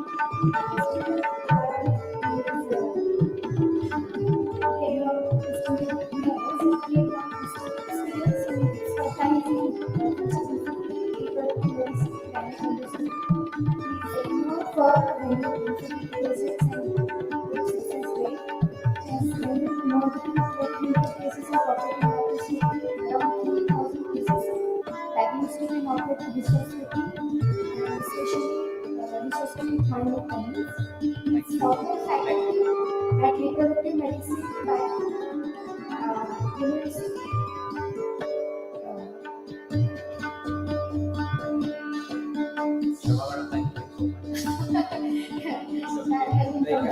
Thanks for the wonderful introduction. Thanks for all of your friends, and it's nice meeting all of you again. So many friends in the audience as well. We have I've met before, then we have my batchmate, he is there. Then so many seniors is there. Thank you, chairpersons, Hardik sir, Daneshwar sir, for coming and blessing this occasion.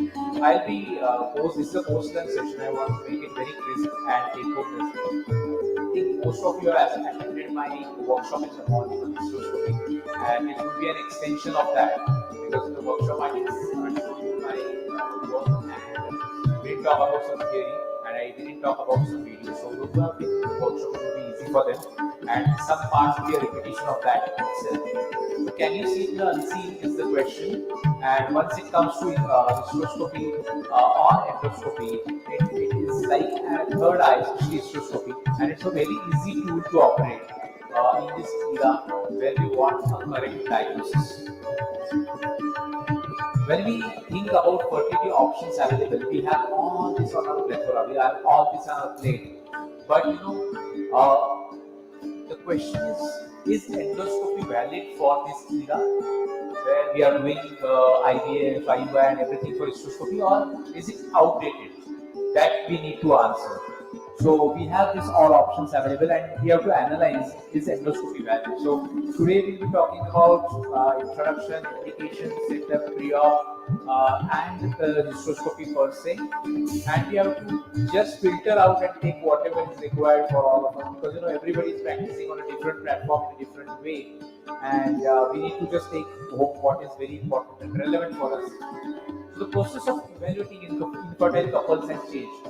The tests have gone from more invasive to less invasive, time-taking to rapid tests, and inexpensive. I think all this combination has to be there before we advise any single test to a patient. Once it comes to endoscopy, it's very important to promote minimally invasive techniques, to promote the surgical or organic causes of infertility, treat those. So see and treat is very important. We can't just do a diagnostic test and then go and treat the patient. So friends, when we are doing a diagnostic hysteroscopy, or for that matter diagnostic hysterolaparoscopy, I had a conversation with a medical legal expert in the field. If you have a cyst on diagnostic laparoscopy, how many of you please raise your hand? Cyst 5 centimeters needs to be. Okay, so you remove it. Anyone? Consent you have taken is only diagnostic hysteroscopy. Patient is on table under GA, so you cannot remove it ideally. What you should do and what my suggestion is, take a consent of fertility enhancing surgery, and you need to do a prior counseling to the patient of all the adversities that you can encounter during that. Suppose it is a hydrosalping which was missed on ultrasound. You want to do a tubal clipping. How can you do a tubal clipping? It's such an important procedure. But you have to do a secondary laparoscopy if you have missed in that. So probably here you just mention that these are the problems which we can encounter, and these are the treatment options which we can encounter. Give them an idea that this is the invasiveness of the procedure. Are you ready for it? If they deny, take a denial consent. So fertility enhancing endoscopy surgery should be a consent before we venture into, especially into laparoscopy. Safety first is safety always. So ensure that you don't compromise on safety. Basic minimum setup is required. I talked about the ideal setup also in the morning. Checklist is also important. These are the indications for doing a hysteroscopy. Diagnostic hysteroscopy, office hysteroscopy, septum, T-shaped uterus, submucous myoma, using monopolar or bipolar, we'll see which is best. Cold seizures, polyps, abrasions, thin endometrium, recurrent implantation failure, and recurrent pregnancy losses. All these are the indications for doing a hysteroscopy. Before we venture into any procedure, Pre-operative checklist and SOP formation is very important. There are staffs which are going to change, and we need to train and retrain our staff so that we can have an optimum outcome. So the eyes do not see what the mind doesn't know. All staff is not going to know what you are having in your mind and what problem you are going to get in later on. So please have a checklist, have a consent, start taking video consents if possible, because sometimes patient may tell that I was already speaking my language. So please have that in your kitty. Secondly, form checklist for, especially we have checklist for ovum pickup, we have checklist for embryo transfer because of easier procedures. But we should have checklist for endoscopy as well. We know that cystoscopy is a less complicated procedure. Sometimes there can be a perforation. You can get away with that. You can't get away with fluid deficits, especially with glycine. You have the patient who needed ICU admission. So you need to have a pre-operative checklist. You need to have an intraoperative checklist, and you need to have a post-operative checklist as well. And your staff should be alert about each of these complications. I talked about this. The contraindications for doing cystoscopy are acute PID, active herpes infection, pregnancy, and complication. Once it comes to cystoscopy, the Philip positive started first eliminating the cavity, and pentaduotomy was the first time to put in a scope inside the uterus. We have different types of cystoscopes. We have learned about office cystoscope. There are different degrees of cystoscope, 0 to 70. The commonest is the 30-degree cystoscope because we want to see the porno and all the sides just by rotating the light cable. These are different sizes of cystoscope. We talked in the morning, starting from 1.9, that is 2 mm, 2.9, 4 and 5 mm.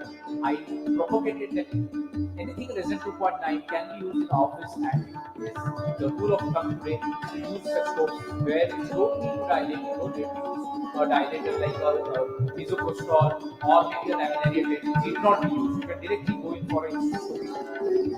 These are different types of operative sheets. So for a 4 mm, your operative sheet size goes up to 8 millimeters, and therefore you require dilatation. For 2.9 mm, your operative sheet size goes up to 4 to 5 millimeters, you don't require dilatation. So that's very important.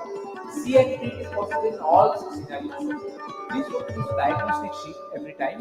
Be prepared for an operative sheet. So if you are using an operative sheet and a 4 mm, it becomes a bigger size and you have to dilate. So it's better to use 2.9 mm. Cystoscope again, if you are using 4 mm cystoscope, mind you have to dilate to 10 to 12 dilator size, and it becomes a very tedious job, and sometimes you are not able to achieve the dilation and your time goes waste. Whereas if you use 2.9 mm cystoscope, your dilate will be up to 7 or 8, even for using a hysteroreceptoscope. These are the different electrodes which are available in the hysteroreceptoscope. Office cystoscopy versus routine cystoscopy. Friends, office cystoscopy can be done on an outpatient basis without any anesthesia, and anesthesia in the form of local anesthetic and paracetamol drop, or 1 hour before anesthesia can be given. Personally, I am giving a short GA. Of course, it goes under the, it is not counted as an office cystoscopy, then it comes under cystoscopy, but it's a matter of time. You can just finish that off in 3 to 5 minutes, and the patient is comfortable. Miniature cystoscopes are better for office cystoscopy. Vaginoscopic entry is better, that's what is a level A evidence. Local anesthetic is again a level A evidence. You can use local anesthetic in office cystoscopy. Pre-operative preparation, is it necessary? Antibiotic, is it necessary? No. Only in cases of RBA operation you can use an antibiotic. Cervical preparation, is it necessary? Not routinely used, it's a level A evidence. If you are doing an office cystoscopy or 2.9 mm cystoscope, you don't need any cervical line preparation. NSAID, it can be used, that's what RCOD says, to reduce the post-procedure pain. Endometrial preparation. So now if you are going for treating a larger fibroid, if you are going to do a TCR, endometrial preparation does help. You have to do these all procedures in day 5 to day 10 so that your accessibility improves. GI agonist, either single dose or 2 doses can be depending on the size of fibroid. There is a, I am going to talk about this specific matter for the last mass classification. So if it's a large myoma, it becomes a complicated systemic matter. If you reduce the size of myoma, it becomes easier surgery. That's why GNR techniques can be used. Pitracin or vasopressin. As you are using vasopressin in laparoscopy for myoma, again vasopressin can also be used in a very diluted dose by taking the paracetamol block of vasopressin so that your blood flow decreases and the intra non-operative blood loss or visual disturbance decreases by using vasopressin, polycystic myomectomies, and CRE if required. Uterine dystension, I have talked about this. Normal saline versus glycine and distension media pressure. The pressure usually 100 is sufficient for diagnosis. Once you are going above 150, your mean arterial pressure is going to decrease and increase, and you are going to cause inflammation of fluid into the systemic circulation. Therefore, your pressure should not be 150, or if your pressure is actually more than 150 pressure, you should use them for a meaningful period of time. Fluid deficit, I talked about it. If you are using normal saline, the fluid deficit is more than 2 liters. If you are using glycine, it is more than 1.5 liters. Automatic fluid management systems are available where you can calculate the fluid. Friends, there are PPH quantification kits available. You can measure the blood loss in the bucket. Similarly, you can measure the fluid loss in the bucket if you are doing complex exercises like where fluid deficit management is very, very important. We talked about GNR, we talked about vasopressin, we talked about fluid overload. Friends, as I told you in the morning, that normal saline is going to cause just third phase fluid loss, but if it is lysine, it's going to cause neurological symptoms as well. These are few complications of hysterectomy.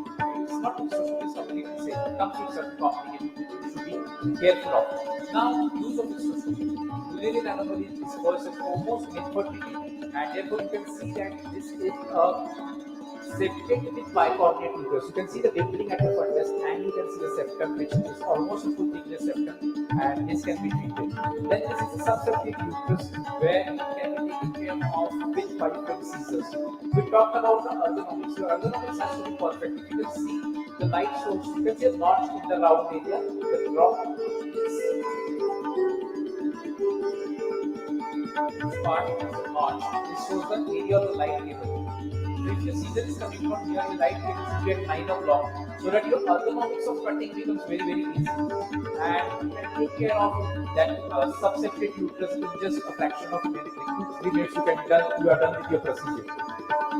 So 4% of infertile women will have urinary anomalies, 10 to 15% will have recurrent miscarriage history, and it's very important to treat subseptate uteri.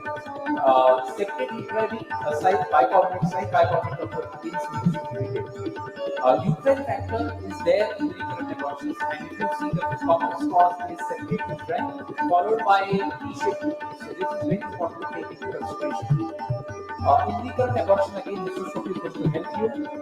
Imaging along with hysteroscopy has removed the need of laparoscopy or MRI. MRI for a diagnosis is spot on. Urinary anomalies can definitely be diagnosed by a good transvaginal image scan along with the hysteroscopy. That is sufficient. This is the ASRM nomenclature for septate and bicoordinate uterus. I'm not going to details of it. Goal of therapy in septate uterus is anything more than 1 centimeter is going to cause a problem, and therefore using cold scissors, the management of septum is very important. Wherever possible, avoid current. Treat with monocular bipolar. Don't use current directly onto the endometrium because it's going to cause problems in the fertility patient. So that's important. So this is how to go on resecting the septum. Left hand side you can see almost a complete septum, and the right hand side you can see that. Left hand side you can see the septum being resected with scissors, and in olden days when I used to give current usage and usage. So both ways it can be done. Friends, the thing of scissors is that if you have a broadest septum which is vascular, and yes, you can take out by doing a scan and just put another object in the septum and you see that it has vascular. In that case, you might opt for resectoscopy, you can opt for a resection of current usage in the septum. Otherwise, just using good scissors, remaining at the center of the septum is very important. Because if you go to the sides of septum, you find some vascularity. Remain at the rock center. Try to assess the ostia in between while cutting, and you will be done with your septum just by using a cold scissors. If you have some bleeding in between, you can stop, massage the uterus, and again continue with cold scissors. If you have an option of using current at time, you can shift to current if you are having bleeding. T-shaped uterus is again where infertility patients can have thin endometrium, there can be recurrent miscarriage, and this is the HSG picture of a triradiate uterus. This is how we do a lateral metroplasty. You can see that the light cable is again at the 9 o'clock, and this is again this is the right side wall of the patient. Here we go again with the cold Caesar. The stable end of the Caesar goes inside the wall, and the moving end of the Caesar is towards the cavity. This is how the ergonomy should be, so that your instruments are preserved. You don't land up in a certain complications. You don't go too deep. That's very important while treating these patients. Definitely, the uterine wall is thicker at the internal os. No chance of injuring the uterine artery or as such. Then the wall is thicker up to the corn. But remember, at the level of corn, the cuttings will be less because it is the thinnest part of the uterus at the level of corn. So this is how you go on doing a lateral metroplasty. This is a frontal metroplasty. This we have done because the patient had thin endometrium. Why to do a little bit extra in thin endometrium is because you generate neovascularization by doing a little bit extra of cutting, and these newer vessels, the endometrium grows over these newer vessels, and you see an improvement of 1 to 2 millimeter at least after you do a hysteroscopic metroplasty in the endometrium, which is lagging and not giving good results to you beyond 7 millimeters. So this is on the right wall, and this is easily done with the cold scissors. This is a post-metroplasty picture, a completely triradiate uterus becoming a triangular uterus. Endometrial stretching, whether to do or not. So friends, it is said that in RC there are numerous papers which support in the favor of endometrial stretching. Personally, I am not in favor of endometrial stretching, but I am not leaving those patients who have typically lower endometrium on stimulation. If you are doing the IUI stimulation, if you are using gonadotropins along with letrozole, your estrogen levels are definitely about 300 picograms, and your endometrium at this point of time should be at least 8.5. Suppose your endometrium is lacking 7.5, definitely it needs to be. If you are doing the IVF cycle and your estrogen levels in that cycle are 1000, 1500, or even 3000, and in that your endometrium is below 8, definitely your endometrium is not responding properly to higher estrogen levels, and therefore these are the patients who again you need to treat. Which myomas to treat? I say all type 0, type 1 and type 2 myomas need to be treated if you are doing the fertility treatment for these patients. So we know that the myoma which is entirely into the cavity is type 0, 50%, more than 50% in the cavity is type 1, and less than 50% in the cavity is type 2. This is the last one step W classification, which will tell you the complexity of the myoma. Step W, S stands for myoma size, T is for topography, E is for extension, P is for penetration into the myometrium, and W is for the wall on which myoma is present. According to this, you can counsel the patient. If the score is more than 7, don't go for a hysteroscopic myometry. If the score is between 5 to 6, it will be a complex procedure. If the score is less than 4, it's an easier procedure. So accordingly, you plan your surgery. This is a submucous myoma. You can diagnose it by SSG, transvaginal sonography, or even by hysteroscopy. I talked about use of cold scissors even in myomectomy. I just talked with a few of the candidates who were there. That you can use cold scissors and leave the myoma within the cavity. So this is one of my cases where, out of the 30 cases, where it was a type 1 to type 2 myoma and a larger myoma of around 1.8 to 2 centimeter. Such myoma, removal becomes a tedious job because you cannot dilate beyond 10 sometimes, and you cannot remove that larger myoma if you have removed it N capsule. If you are doing the resectoscope, yes, you can remove, but again you waste time around 35 minutes to 40 minutes. Now this procedure I took hardly 10 to 15 minutes, where I remove the myoma N capsule like you do a laparoscopy. You just enucleate the myoma. So I just enucleated the myoma with the scissors. The myoma completely out in the cavity, and I left the myoma within the cavity, and it was left to autolysis 2 months after the scan was done, and it was confirmed that the myoma has completely autolyzed. 30 cases I have done, and only a single case I could detect a myoma later on, and I could remove it by office hysteroscopy. This is myoma resection by using a restructuroscope. So you have two techniques. You can do this technique as well. Now, whenever you are using a restructuroscope, this is a complex hysteroscopic surgery. Once you have done confident enough in other hysteroscopic surgery, this can be done. Monopolar current or bipolar current both can be used. For monopolar current, you have to use glycine. You have to be real quick if you are using glycine so that your fluid deficit is not more. If you are using normal saline, your current settings should be a little bit high, and then you can do quickly. Don't remove the scope outside to remove the bits and pieces of the myoma because your uterine body will collapse and you will have blood in the cavity and again you will be losing fluid inside. Therefore, don't try and remove all the pieces outside. Just resect it, leave the pieces inside, and the things will be done. So this was a large myoma where resection was done. Then we have newer devices called as myosure or hysteroscopic morcellators, they are called as, where you can just eat the myoma like you do in a laparoscopic morcellation. This tissue retrieval system is a little bit costly. I personally don't have it and don't use it, but there are friends who are using this device. We have different guidelines here. Intra-uterine adhesions is where again you can use hysteroscopy. You can grade those adhesions in the form of mild, moderate, and severe. As I told, that entry can also be difficult. So if the entry is difficult, you just use the scissors to enter. So this is where I felt resistance at the level of cervix. You have to maneuver at the level of cervix, wait for the fluid to just go in, and you will find the cavity inside. See, this is dense adhesion band. So it is moderate level adhesions, and you cannot see the ostia until and unless the adhesions were cut.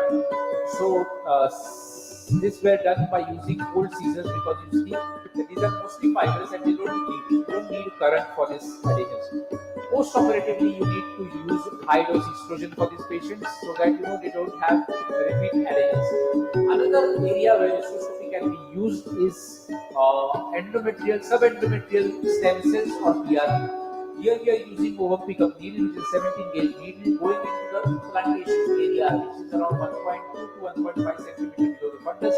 Anterior and posterior walls, 4 punctures we are making in the anterior and posterior wall and injecting the PRP, all the stem cells there at the submental area, and waiting there for around 25 to 30 seconds for the fluid to percolate so that you don't have the fluid black flow immediately.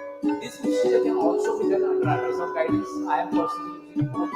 If subabdominal PRP by hysteroscopy is done in a cycle previous to embryo transfer, then in the next cycle assess the endometrium. If the endometrium is improved, well and fine. If the endometrium is still below 7.5, I'll also USG guided subabdominal PRP injection in the same cycle of transfer. So we have multiple options available. PRP also has limited results. It's not a law that every patient should receive PRP because PRP, as per recent guidelines, is still an experiment. You can't advocate PRP on all platforms. It's the patient selection which will matter. Endometrial polyps, we said that all polyps will not be removed. For IVF, we are removing all polyps more than 0.5. Polyps less than 0.5 millimeter can be definitely activated. Usually, it's very difficult for us to go for a embryo transfer and with polyp insect. We are always worried about that. That polyp can take. These are certain polyps which can be removed just with coincidence. This is a large polyp arising out of the anterior anterolateral left wall. There is a feeding vessel always, but you don't require current for that. Again, this is the polyp which is taken care of just with the bone scissor. Just go parallel to the uterine surface and go at the base so that there is no recurrence of the polyp. Just see that this polyp is being removed right from the base and is fast forwarding for the short period of time. This is how larger polyps even can be removed with a cold scissor. Polyps more than 1.5 to 2 centimeter, again the tissue retrieval can be difficult where you can use ovum forceps for removing the polyp if your grasper is not able to remove it. Sometimes the grasper, the polyp just slips inside. So you can use ovum forceps here to remove the polyp outside, and here you can see that the post-operative there is no gross bleeding here.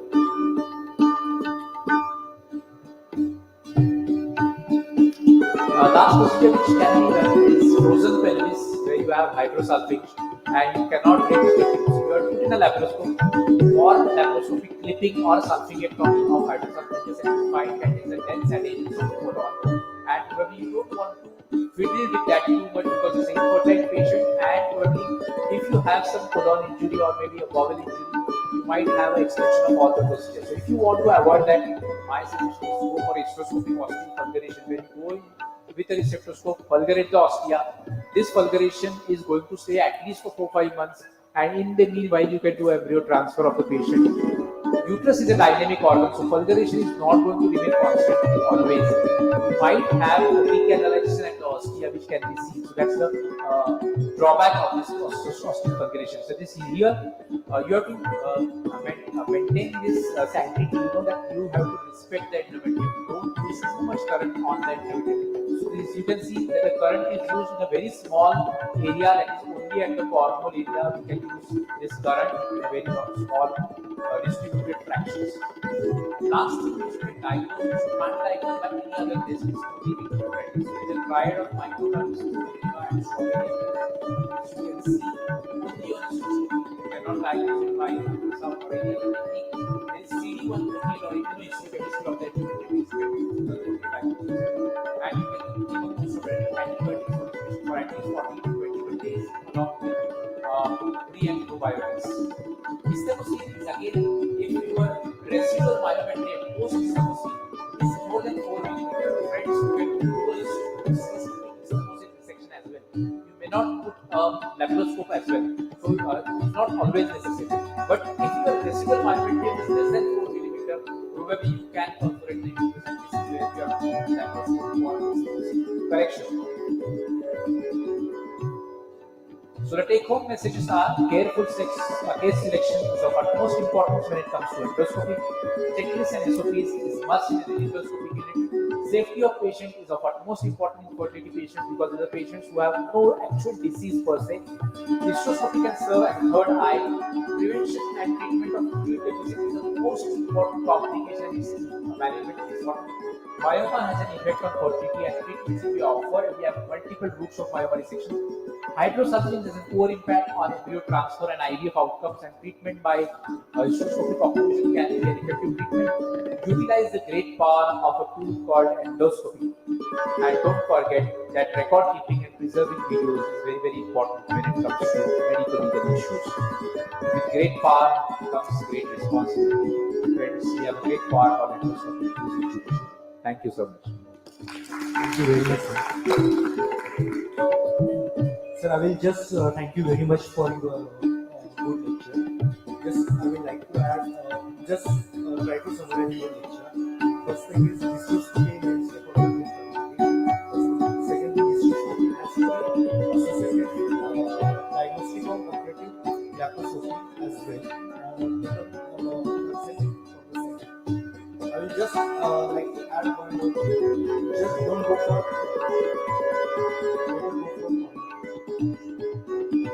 formal pregnancy is very difficult to treat.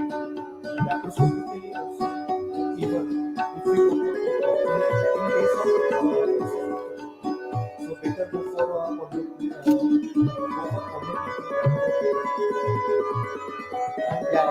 So nipple clipping by me to say go as much as near to the cornu as possible, so that you know there is no residual stump of the tube left there, because there can be stump pregnancy which is possible. I completely agree. In case of infertility, this is always better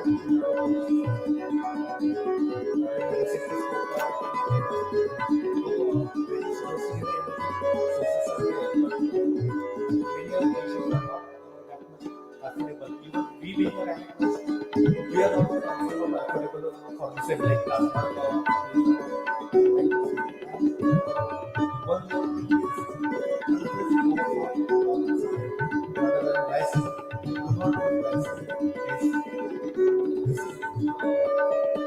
what I want to say.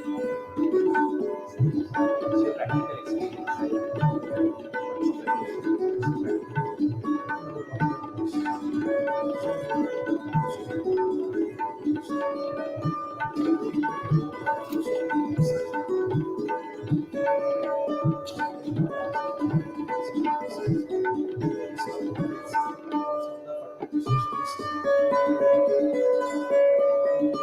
Thank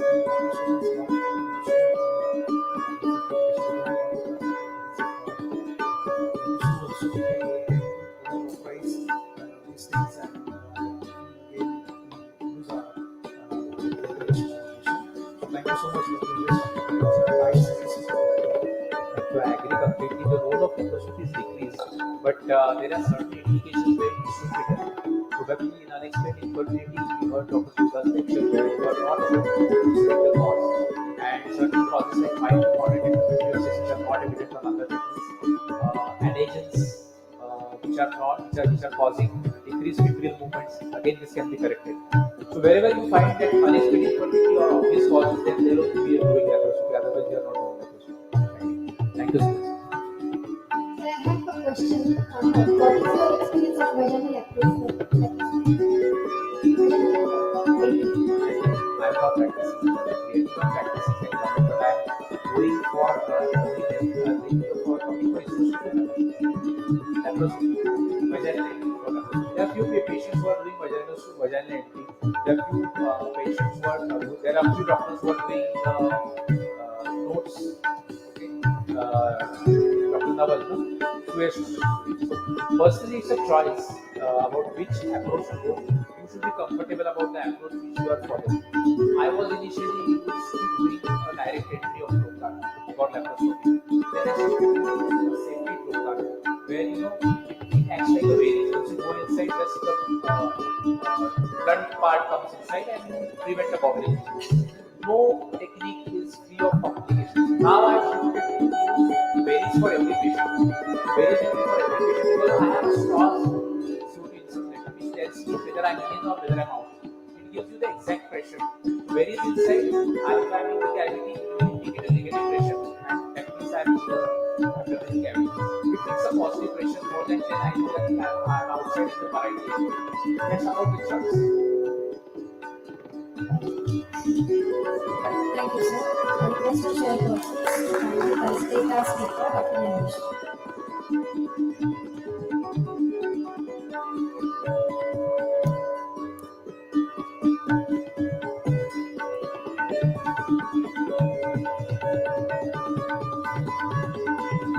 I request Dr. Pallavi Untwal Gildar to facilitate our chairpersons for today.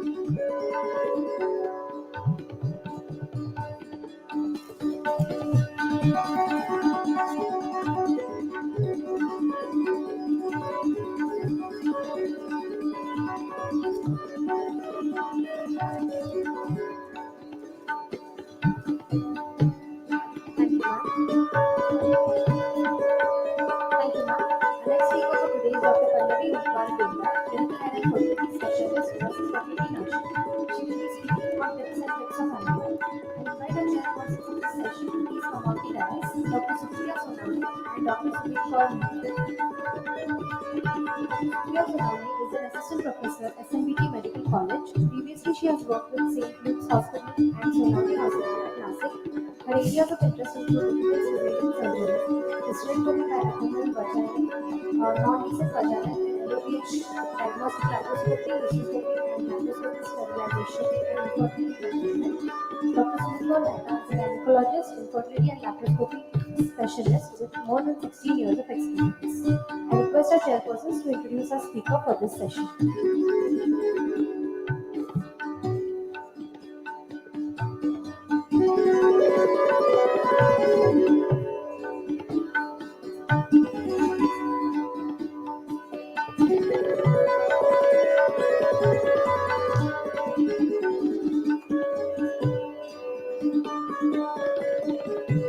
Good afternoon, everyone. I'm happy to introduce Dr. Conclave madam. She's a IVF specialist and she had 1,000 successful pregnancies, and she's been interested in recurrent implantation failure. Right now, she's working in USS. Thank you, ma'am.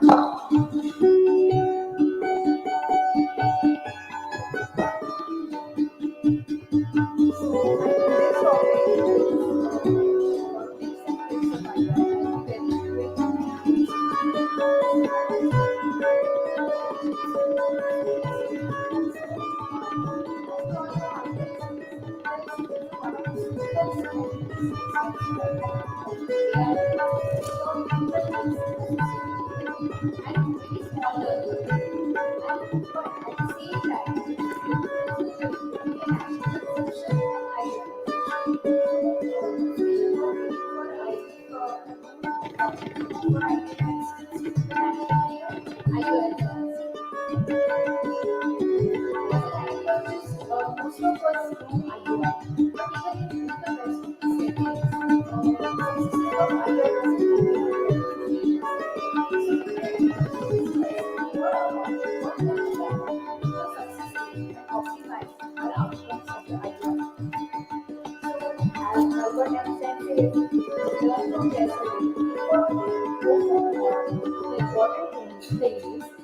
stop questioning.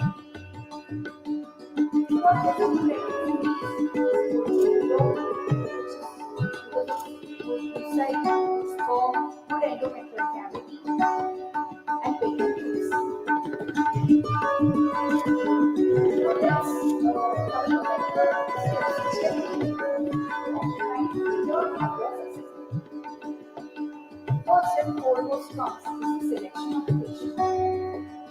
Female age and male age both are very important in deciding the outcome of IUI. Because as we remember, the relation between the age and the oocyte quality and oocyte number. Lesser the age, better the outcome. Even in a male factor, when age is small, it affects the capacitation of the sperm as well as the penetration of the ovum. So that is a natural correlation. BMI, lesser the BMI, more the affection of the H2 axis. So BMI less than 90 is usually associated with the amenorrhea and associated with the irregularity. So that's why ovulation gets hampered in this patient. And BMI more than 30, as most of us see in the PCOS patient. So more the BMI, more the insulin resistance, more the hyperandrogenism, and that's why optimization of the BMI less than 25 always helps in optimizing the IUI. Duration of infertility, more the duration, less is the success rate in IUI. So in short, we should not wait too long before referring patient to infertility specialist or for IVF. Now, indications where IUI works very well and where it is not going to help us. So, anovulation without any male factor, such as PCOS, mild to moderate, mild to minimum endometriosis, those with a cervical factor or immunological factor, and unexplained infertility do very well with IUI. But with we all know in a severe endometriosis, as tubo-ovarian relationship gets affected, even egg quality, egg number gets affected. So we must defer IUI in such patients. Male factor, mild male factor infertility can work well in IUI, but minimum total motile sperm count should be more than 10 million and total motility at least should be more than 40%.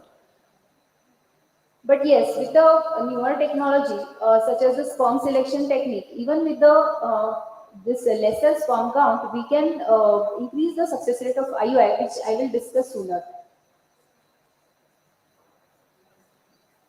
Investigations before proceeding for the IUI, as we all know, 3 basic investigations we all do is the ultrasound to check for the tubal patency and to look for the male factor infertility by doing semen analysis. Now in ultrasound, we all do routine ultrasound. All of us, I'm sure, must be doing ultrasound. In this, We always look at uterus, endometrial thickness, but what more I would like you to look at is the endometrial, along with the endometrial thickness, is the endometrial blood flow.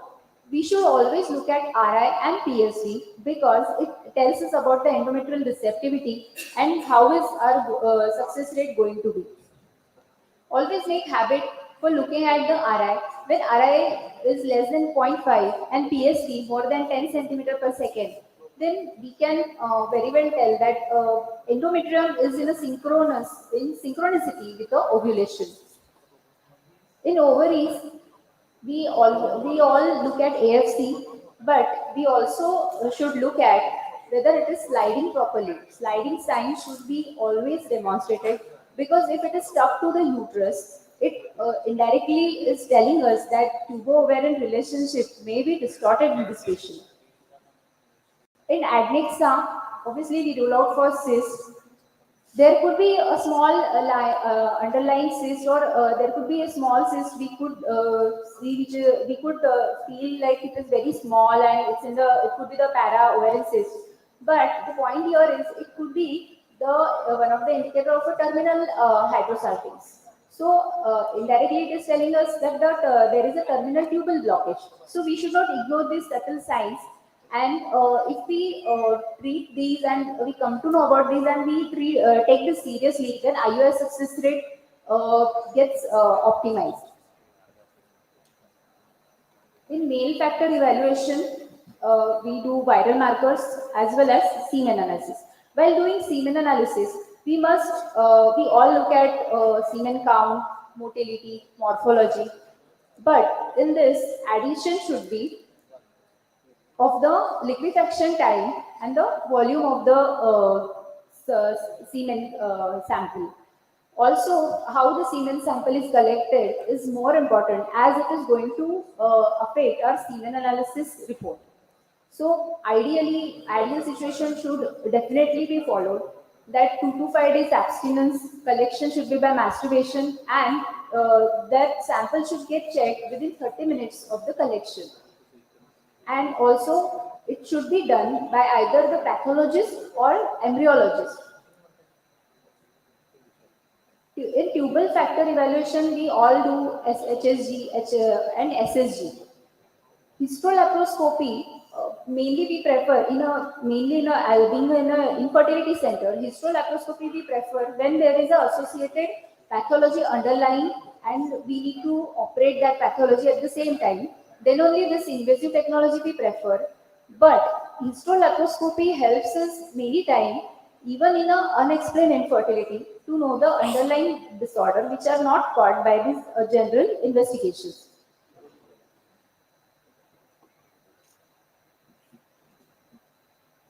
As we know, for every exam we should do the proper planning and proper tayari, as we say. So before IUI, some interventions are very important, such as lifestyle modification, weight loss 5 to 10% in PCOS patient, as it is going to help us with the increasing chances of ovulation. Insulin sensitizer in both, I prefer in a lean as well as obese patient, because being a PCOS, they always have some factor of a hyperandrogenism as well as insulin resistance. So you need not check insulin in every patient, but insulin sensitizer, if we start with them, it makes no harm to the patient. Psychological counseling, patient should be psychologically ready before going for IUI. If they enter with a negative mindset, obviously it negatively affects the success rate. Antioxidants and DHEA, it mainly helps in a patient with a poor ovarian reserve. And obviously, correction of associated hormonal imbalance such as hypothyroidism and hyperprolactinemia affects the ovulation induction success. Now, protocol. Stimulation protocol is one of the most important part in IUI success, for which we must consider these factors before deciding the protocol. Most important being age, AFC, AMH, BMI, and if patient has undergone previous cycles of IUI, then we should definitely look at follicular monitoring sheet, which ovulation induction agent was used previously, so that it helps us in guiding our next cycle. In ovulation induction, we usually aim at growing 2 to 3 follicles, because more the follicle, better is the success rate, but obviously not more than 3 follicles, because we may end up in the twins or the multiple pregnancies. There are many literature suggesting the same thing. So for ovulation for ovarian stimulation, I have divided patients into 3 main groups, which we all know: poor responders, normal responders, and hyper responders, which helps us in optimizing IUI success rate. In poor responders, I usually prefer gonadotrophins. HMG or recombinant FSH, it really doesn't make much difference. And extended letrozole protocol, which works wonder in many patients, those who cannot afford gonadotrophins. In this, simply we have to give 2.5 to 5 mg of the letrozole for straight 10 days, and on 11th day you can see a beautiful dominant follicle growing. In hyper responder, we all know letrozole is the preferred drug of choice over CC, but we see lots of resistant cases also, where letrozole along with HMG or a low dose take-off protocol with the gonadotrophins helps a lot. Adding gonadotrophin always adds to the success rate, as we can see here. With the gonadotrophins, even addition to the oral ovulagens, success rate increases to 13%, and only gonadotrophin gives a success rate to the tune of 17 to 20%. These are various letrozole protocol. Along with the routine protocol, letrozole step-up protocol and extended letrozole protocol, these both help in a resistant PCOS patient who do not respond to regular protocols. So in step-up protocol, we simply start with the single dose of a 2.5 mg of a letrozole, and we keep on adding 1 tablet a day. So 1 tablet on first day, 2 tablets on second day, 3 tablets on third day, and 4 tablets on the 5th day. And then we directly do scan at around 12 days. In 90 to 95% cases, we see the good dominant follicle growth in this protocol. Letrozole plus HMG protocol, all of us must be using this. This also helps in many resistant PCOS patients.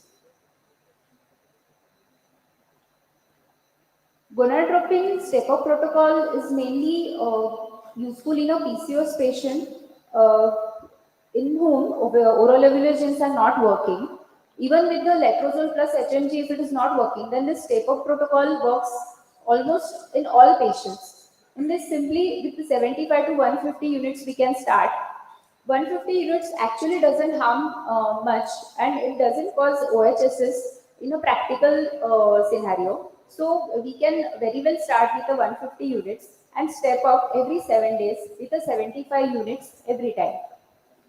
And it gives us very good results. While monitoring IUI cycle, most important thing is good follicular monitoring. And in this follicular monitoring, we regularly look at size of the dominant follicle and how is the progress, right? So one more thing I would like to add here is RI and PSV. It should be looked at on the day 2 of the scan also, because it tells us how resistant the ovaries are, and it helps us selecting the protocol. When there is a dominant follicle, it also tells us about when we should give trigger and when we can plan the IUI. So when PSV is more than 10 centimeter, we can say that follicle is ready. But when before time only it is showing us that it is more than 20 centimeter, then it is about to rupture in next 12 hours. So IUI can be planned earlier.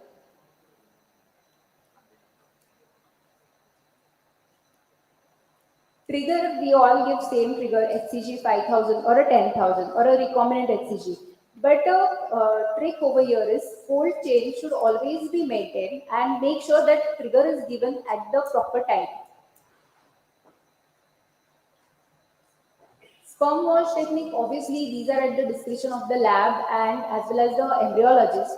But as a gynecologist, we should also look at the sperm count before deciding the sperm wash technique, because not in all patient density gradient is going to help. Patient with a poor motility, density gradient does not help. So in such patient of oats, swim-up technique is preferred, which gives us good motile sperm count. In Oasis, we are also doing some sperm sorting techniques such as microfluidics, which is giving us success rate to the 15 to 20%. This is a microfluidics kit which separates the normally motile sperm on its own. So in this kit there is a small well which have a capacity of a 0.7 ml, and there are such a channels inside. So sperms, those who get swim and get separated in another chamber, we chose that to put inside the uterus during IUI. Technique of IUI. While doing IUI, simple thing is uterocervical canal should be straight. So make sure that bladder is full. So it naturally straightens the uterocervical canal. 10% head low. Use the smallest possible diameter of the catheter to prevent the injury to the endometrium. Sometimes there could be the internal os which is tight. So if the smallest 1 or 2 mm dilator can be used, and once it goes beyond the internal os, you should immediately take out and do IUI. Hard IUI catheter, soft IUI catheter, both are equally effective. No, it's nothing like the hard catheter. If you use the hard catheter, it is going to affect the success rate. So if internal os is not negotiable, hard catheter helps. And we do USG guided IUI because it helps us to clearly see where we are putting the sperms. Now let's look at some common clinical scenario during IUI cycles and what can be done about it. So sometimes it happens on day 2 of a scan. We note a cyst which is almost 10 to 12 mm. So should we postpone the cycle or should we still stimulate? Can anyone answer? What do you do, sir? Size of cyst, size and Doppler, size of cyst. Okay. Yes. So if cyst is more than 10 mm, we should simply do E2. That is estradiol. If it is more than 50, then it indicates that it is a functional cyst.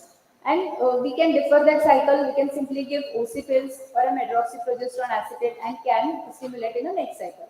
And if E2 comes less, then it is it is a non-functional cyst, and you can still go ahead with the stimulation. It still gives us a good dominant follicle. Another scenario is when multiple follicles develop. So 2 to 3 follicles is what we aim at for getting good results. But if follicles are between 3 to 6, then we can reduce the dose of the whatever gonadotropin or we usually with the gonadotropin only get such a response. So we can reduce that dose to the half. When more than 7 follicles are there, then rescue IVF is one of the options. Risk of OHSS in IUI is only when there are more than 12 follicles. Then in such cases, simply do E2. If it is more than 1500, then it is OHSS, then you can abandon the cycle and tell the patient to keep abstinence.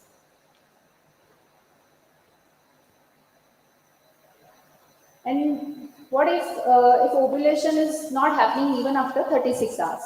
So usually ovulation happens between 36 to 40 hours. So we usually call patient after 3 to 4 hours and check for the ovulation.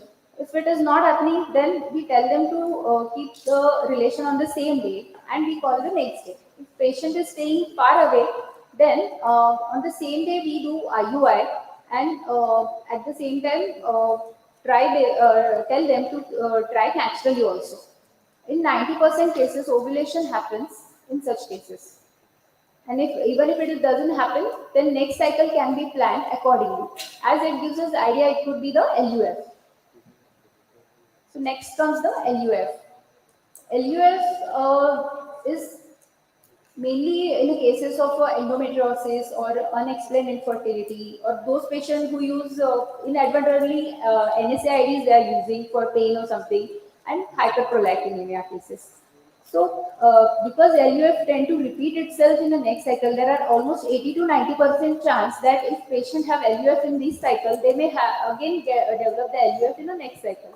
So, in such cases, at Oasis we usually give GCSF 300 mcg 48 hours prior to the trigger, and then we trigger the patient. So, in almost 99% we get a ruptured follicle, and obviously avoid NSAIDs during these treatments. And if we are giving dual trigger, we should always give good luteal support because it tends to suppress the HPO axis. If there is a asynchronous growth between the dominant follicle and the endometrium, then antagonists can be added to the gonadotropin cycle, which help to prevent the premature rupture of the follicle, and at the same time it gives time for the endometrium to grow further. Sometimes we also see that endometrium is thin. If it is less than 7 mm, we usually call it as a thin endometrium. But if it is triple line and having good blood flow, then we need not cancel the cycle, as it gives the equal success rate as compared to the normal endometrium.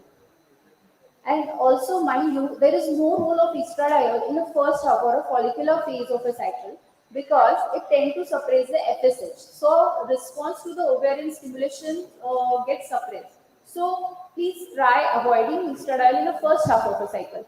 You can add it later on. Also, in such patient, aspirin or a sildenafil helps to increase the endometrial thickness. And if more than 2 consecutive cycles are showing no ET, then further investigations such as hysteroscopy helps to rule out any underlying chronic endometritis or a intrauterine adhesions or a COX. And last question being whether we should do back-to-back cycles or not. So answer to that question is yes. If AFC is normal, there are no cysts, then on day 2 of a scan, then you can still go ahead with the cycle. And if there is any remnant cyst of the previous cycle, then obviously take a break, and then when that cyst is gone, stimulate the next cycle. So take home message here for today is, with stringent patient selection, appropriate stimulation protocol and monitoring, perfect timing and proper technique of IUI cycle can be optimized to improve the success rate. Thank you.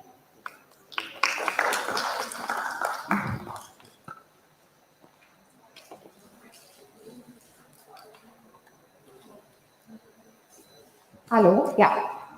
So congratulations. It was a very enlightening session, Dr. Pallavi, and all the best, and thank you for inviting us. I have to ask you I have to tell you one thing is that I have seen in my private practice the follicle, if it is 18 to 20 mm, just not to go by 2D, we have to do the color Doppler and we see the blood flow, 3/4 circle of the follicle, it should be there, RI should be less than 0.4 and peak systolic velocity should be more than 10. Then it is a good follicle, and if you give the trigger, the success rate is very high. And along with that, endometrium should be like apple bump score, the zone 3, zone 4. If the blood flow is there, there is a high success of IUI in that. And if the follicle is, sometimes you have to give the double trigger like HCG along with the triptolin or Lupride 1cc. That is in the, suppose the first cycle, if it is lutein and unruptured follicle, in second cycle you can give. So thank you very much. Good presentation, sir. Thank you, ma'am. I request our chairpersons to felicitate our speaker, Dr. Pallavi Untwal Bildar.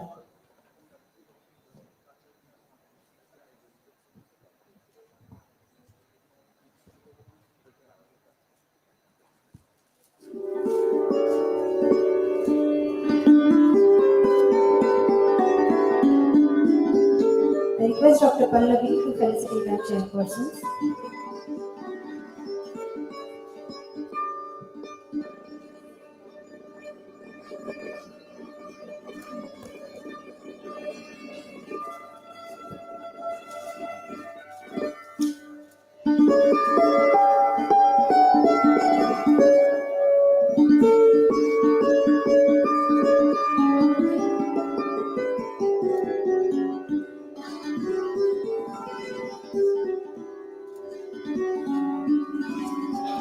Thank you, ma'am. Thank you to all the speakers and chairpersons for the insightful education and spectacular knowledge they shared with us.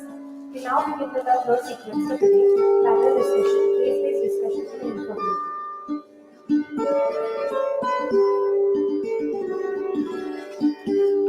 We are conducting a lucky draw, so Dr. Pallavi will announce the names. We have an icebreaker. There are 5 names that Dr. Pallavi will announce.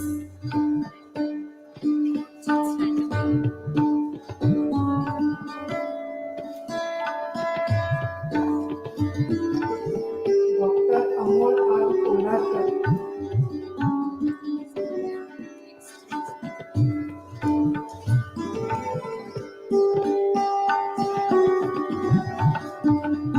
Dr. Rajiv Chandralia,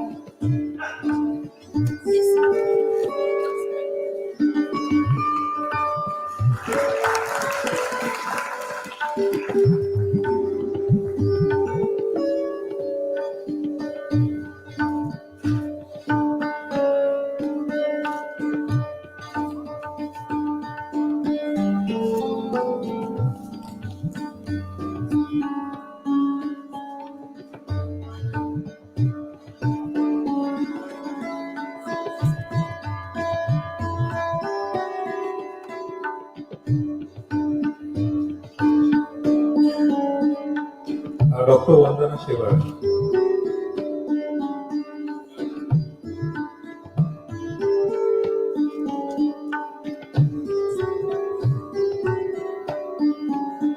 Dr. Shama Abad,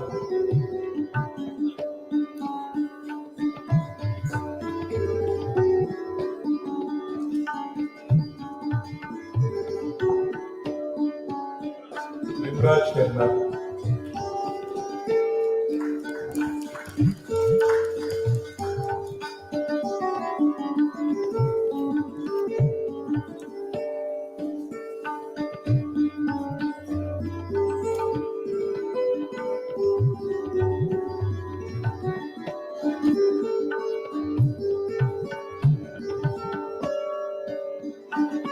Dr. Apush Apne.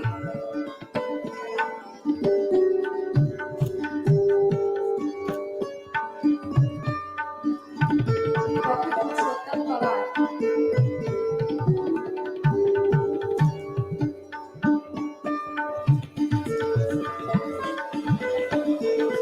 Dr. Pankaj Chavan.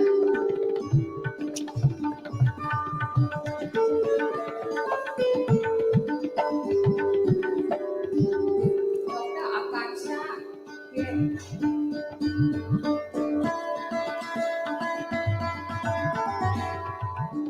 Dr. Roshan Tamburi.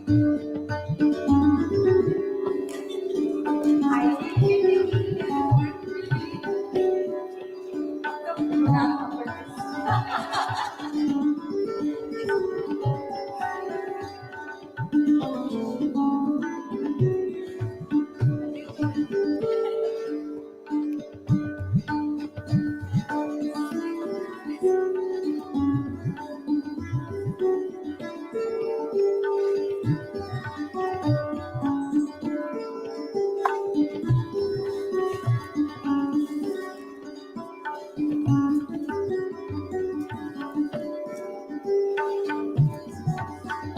Sumit Deve,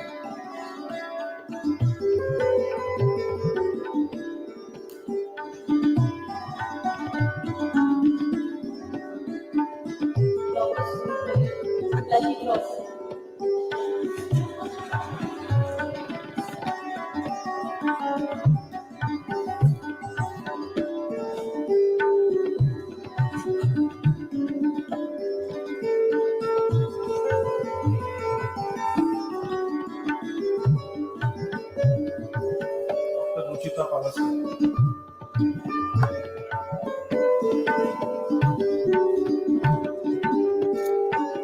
Dr. Abhishek Kothur.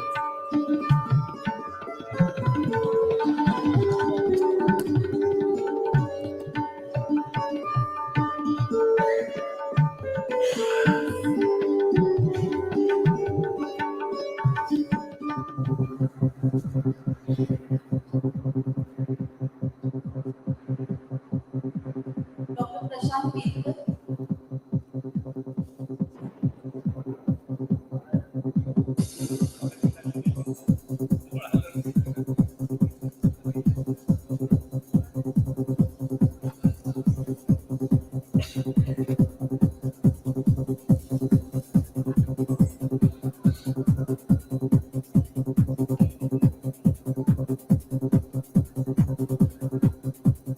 Dr. Pooja Rautal.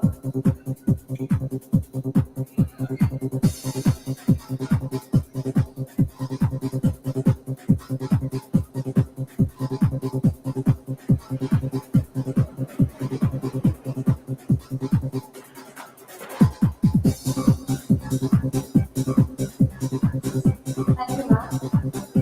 Let us begin with our next sequence. A panel discussion, case-based fertility cases. So our moderators for this session are Dr. Nilesh Vijay Karkoli, Clinical Head and Fertility Specialist, Pune; Dr. Pallavi Mutwal Devda, Clinical Head and Fertility Specialist, Nashik. Our panelists for today are Dr. Ajit Krishnan, Dr. Sunil Kaur Mehta, Dr. Devraj Mehta, and Dr. Abhishek Kothur. I request all the panelists to please come up to the dais. I would also like to invite Dr. Naneshwar Singh.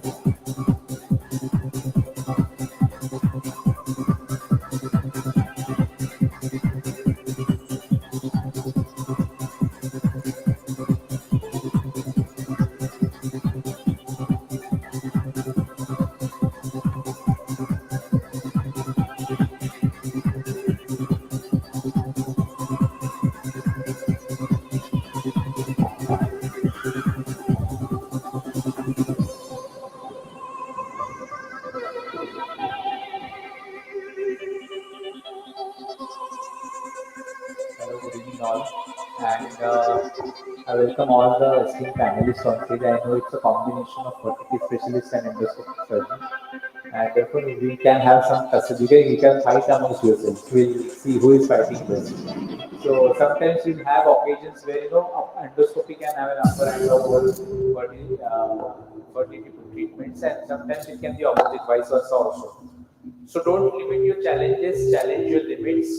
Each day we must strive for constant and never-ending improvement, and that's the gist of today's ART Conclave. I thank all of you for coming today and staying till the end for this ART Conclave. And now we are not going to make you stand here much more. Within half an hour, we will completing this panel discussion. There are no secrets to success. It's the result of preparation, hard work, and learning from our failure. And therefore, we have to sharpen our axe prior before we go on with integration. So, first face coming in front of all of you is Mrs. Anuja, 36 years old, wife of Mr. Bhushan, 27 years, married since 8 years, primary infertility. She was a known case of PCO with irregular cycles, and since past years her cycles have improved.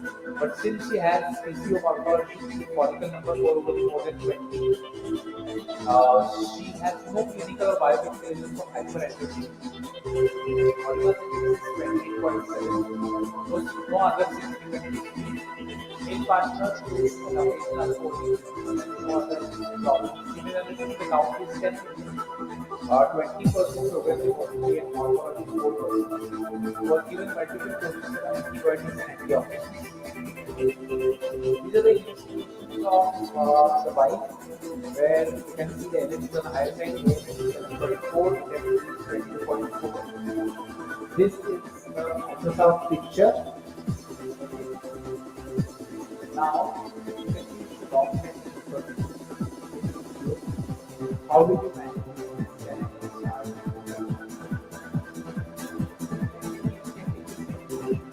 How do you start managing this?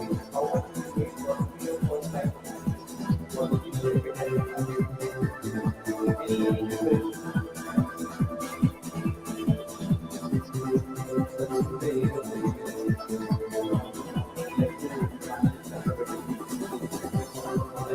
I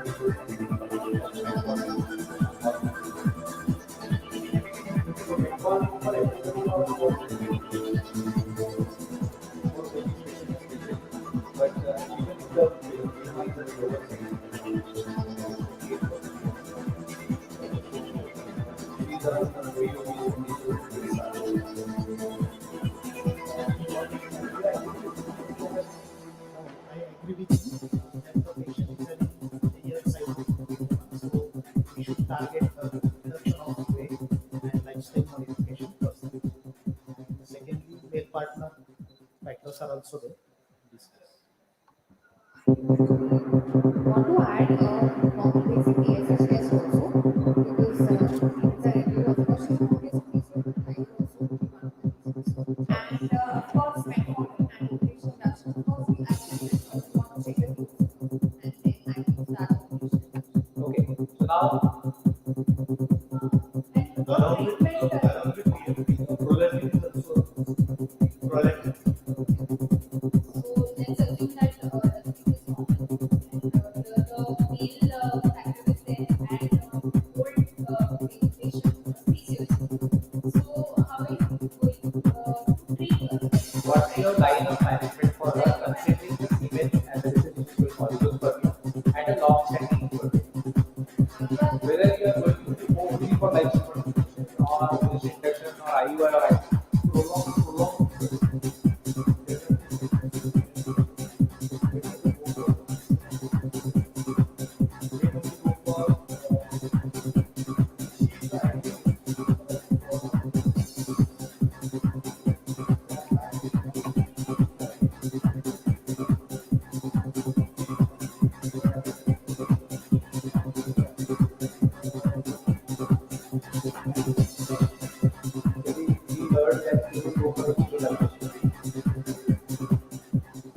You will go for hysterolaparoscopy or IVF. What's your line of? Followed by IVF is what he wants to say. Both you will do. See, she's come for the first time to you. Her FSH is 4, which is very normal, which says the quality is still fine. The AMH is also good, and the count is not. It's 10 million at least. So she should be after her tubes are checked at least 3 to 4 cycles of IUI because immediately if you scare the patient, you need IVF. Also, the patient will run and go somewhere else. So definitely, it's justified to give 3 to 4 cycles of IUI this thing for her, along with metformin and that's lifestyle changes. So of course, many people would have already suggested. So yeah, that's it. With her, AMH is not good for her, considering her age. AMH is high. Okay, agreed. Any other difference of opinion or anybody wants to add anything? AMH is on higher side, which is indicating retained cysts which are from previous cycles. So we should target on making the microenvironment of ovary normal, which can be done with myoinositol, chiroinositol, dechiroinositol combinations, metformin, weight reduction, and if needed, then we can start ovulation induction with letrozole, better preferred over clomifene. It's only ovulation induction, or you go with madam? Ovulation induction with IUI for 3 induction cycles. with IUI because male Okay, factor is so I agree with all of them. I think so. Lifestyle modification is the first line of management, but we can't waste time because they already have that 6 years of time which are there. Does the age matter? Does the time matter in PCO patients? So 36 years old, whether you can wait, AMH is good, No, ovarian see, reserve it is does good. matter, but then the FSH is what in the beginning, what you said, it's 4 and 3 to 4 cycles. You wasted so much of time. So 3 to 4 cycles is justified. Na, IUI utna to kar hi sakte hain. Hey, you can do that. I agree that IUI can be done. I'm just asking whether the age matters or you can wait for Whether 1 year PCOS or 6 not, months. age matters in every case, whether it is a PCOS or not. But I think it is a considerable point. The age is on the higher side. So I take it from all our expert panelists that even if it is PCO and you can see the ovarian reserve is good, the age definitely matters because even in the PCO patients, you are going to have a poor oocyte quality as the age will advance. So we need to have that in mind. And as definitely said by all, lifestyle modification will be an ongoing process. So especially to improve the microenvironment, we need to have lifestyle modification as well as metformin, which is the first line drug for hyperinsulinemia.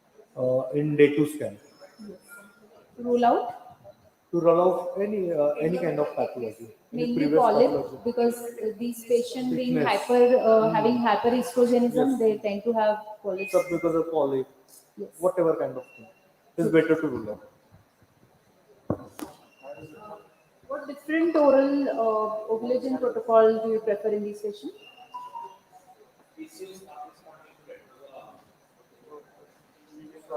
Not respond to letrozole. Routine protocol it is not helping. Then what will you do? HMG. So basically, she must be using but HMG at day 3, 5, and 7 along with letrozole, and then go for a follicular study and accordingly decide whether to give HMG in any form, means a recombinant FSH or HMG. Okay. So there are two questions hidden in Sir's answer. Whether you use an extended letrozole protocol, which is asked, or whether you shift to a gonadotropin. And then which gonadotropin? I would like to ask to each of the panelists. I have recently started using the extended protocol, the retrozole. So can you share your experience? What is your protocol? So you start with 2.5 milligram initially when the patient is coming to you, and you're supposed to give it at least for start 10 days. Of course, you'll be monitoring in between, and then you look for the response. Yeah, so you are extending the number of days. The dose is same. Yes, yes. If you do not get a response, then you're supposed to step up and start a 5 milligram thing for another 5 days, and then again monitor. So usually the follicle comes up, is what I've experienced. So yes. Okay. So this is one of the protocols. Second protocol can be you do give a sequentially rising letrozole. So on day 1 you have given 2.5, step up to 5, then up to 7.5. So you can give up to 7.5 to 10 milligrams per day for 5 days. That is also another protocol. You know, if we study the literature around this protocol, there are different experiences about it. Some doctors have got a good response, but the literature doesn't favor an extended dose letrozole protocol. What favors is use of a gonadotropin. Now, as Sir said, that gonadotropin can be given on very different protocols of using gonadotropin. Personally, when it's a resistant PCO, usually what we do is a chronic low-dose step-up protocol. So what we do in that, we start letrozole on day 2 and we give up to day 6. And then the patients who are not responding, either you give day 5, 7 or 9. Usually what we do is the half-life is very less and therefore every 24 hours we give a gonadotropin. So starting if the patient is lean, we can start with 37.5. If the patient is average built Indian female, we start with 75. Give the same dose for the next 6 to 7 days. If there is an improvement in size, you don't need to step up the gonadotropin. But if there is no improvement in size, then you step up the protocol by more than 50, like by 50%. So if you have started 75, you can add 37.5 again. That is 112.5, and again give it for an extended dose, and then you assess that till the follicle is mature and till the trigger. You have to continue this gonadotropins so that you get a good dominant follicle. So counsel the patient who are resistant to letrozole that they will require a little bit higher duration of gonadotropins, and therefore their cost might be a little bit higher. So this is the question to audience. Which of the following agents can be used as an adjuvant or pre-treatment for better response for PCOS? Myo-inositol, yes. Anyone? Madam is saying all of the above. Panelists are saying all of the above. Myo-inositol I will prefer. Yeah. So if we go by this, the question was adjuvants and pre-treatment, and the correct answer is all of them. Because this OCs are going to give you a uniform cohort of follicles and also decrease your LH levels. So sometimes if the patient is not responding, and before letrozole was available, letrozole was banned in between, so you had to use clomiphene citrate. So we used to downregulate the patient by using OCs and then start CC. So that was another choice. Dexamethasone can be used to increase your outcomes, especially in patients who have hyperandrogenism.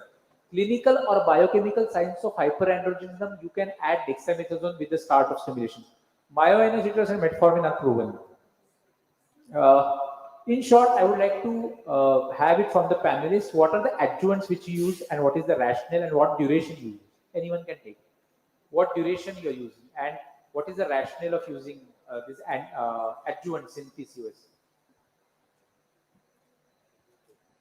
I actually give only metformin, steroids only when everything fails. But then, yeah, metformin usually I start, whenever the patient is coming the first day, immediately I start, and then of course it helps. I mean, it helps to get the quality. But then otherwise, that's it. I mean, I don't use anything else.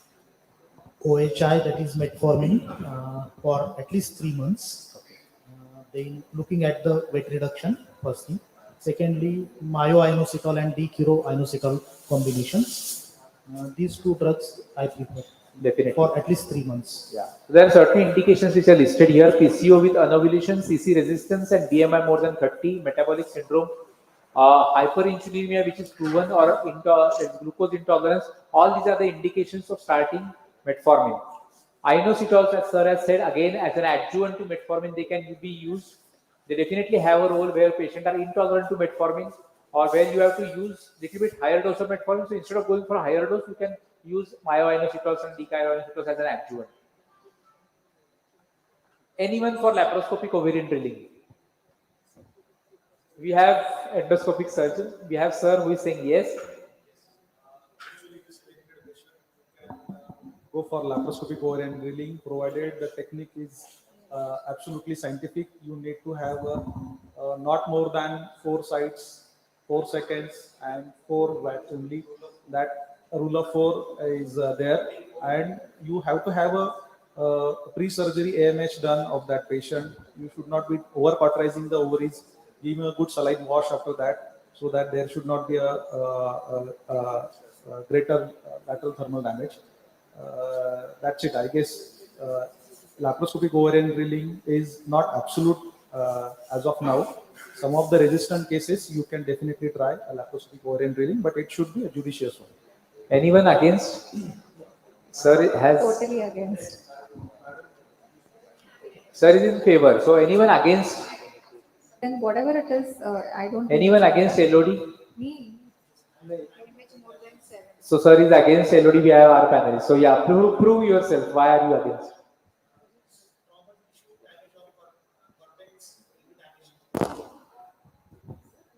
Yes, there can be if you are not using it properly or correctly, there can be a result of damage. Sir, we have taken your point.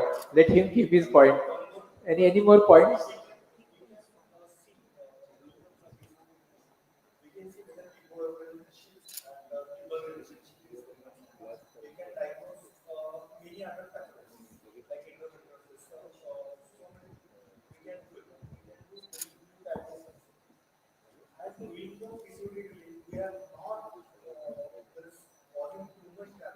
Accepted, sir. So we had 2 points of thought. What is the take-home message for laparoscopic ovarian drilling, whether to do or not do? So the guidelines are clear. We don't do like this. Pigeon nest appearance. Multiple punctures, not indicated. We all know this mechanism of action. Okay. So now, is laparoscopic ovarian drilling justified?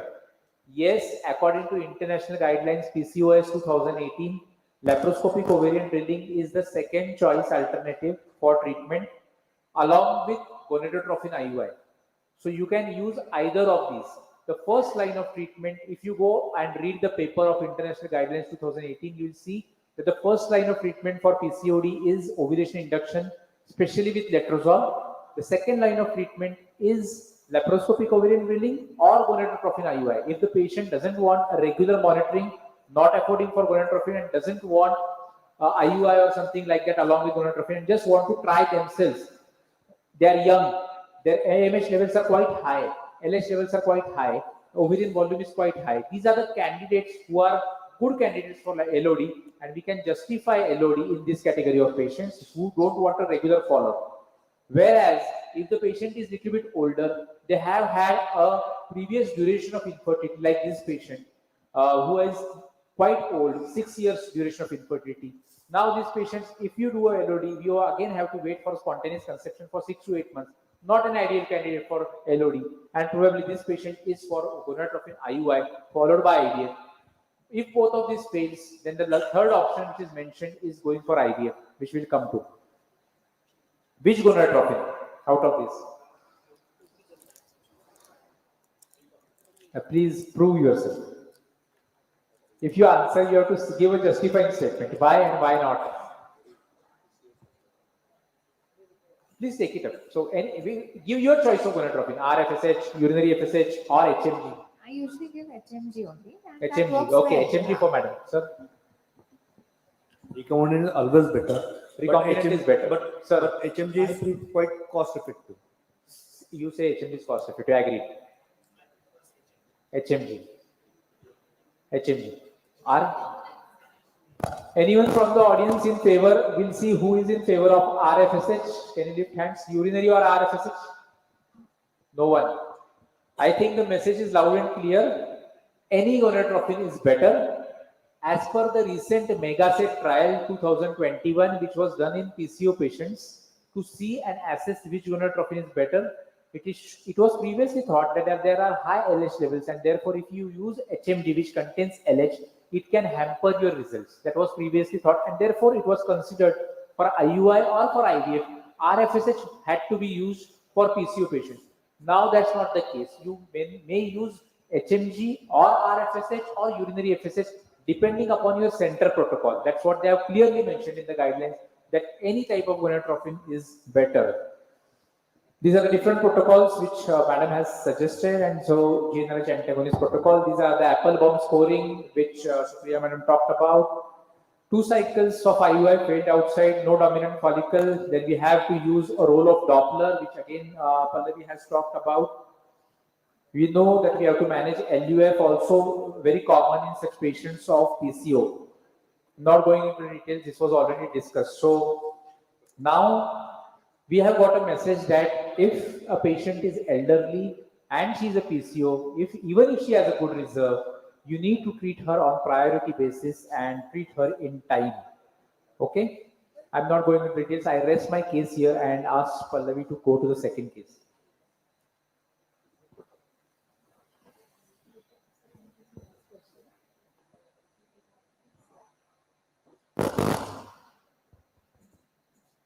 Summary here was, I would like to just summarize quickly. Elderly PCO, treat with little more caution, as Sir said. Protocol should be individualized. OHS's free clinic is the dictum. Treat the patient as whole, and male parameters to be monitored more closely, as it is going to decide the success rate. We have concentrated only on the female factor over here. We forgot about male factor in previous case. So yes, let's go ahead to the second case.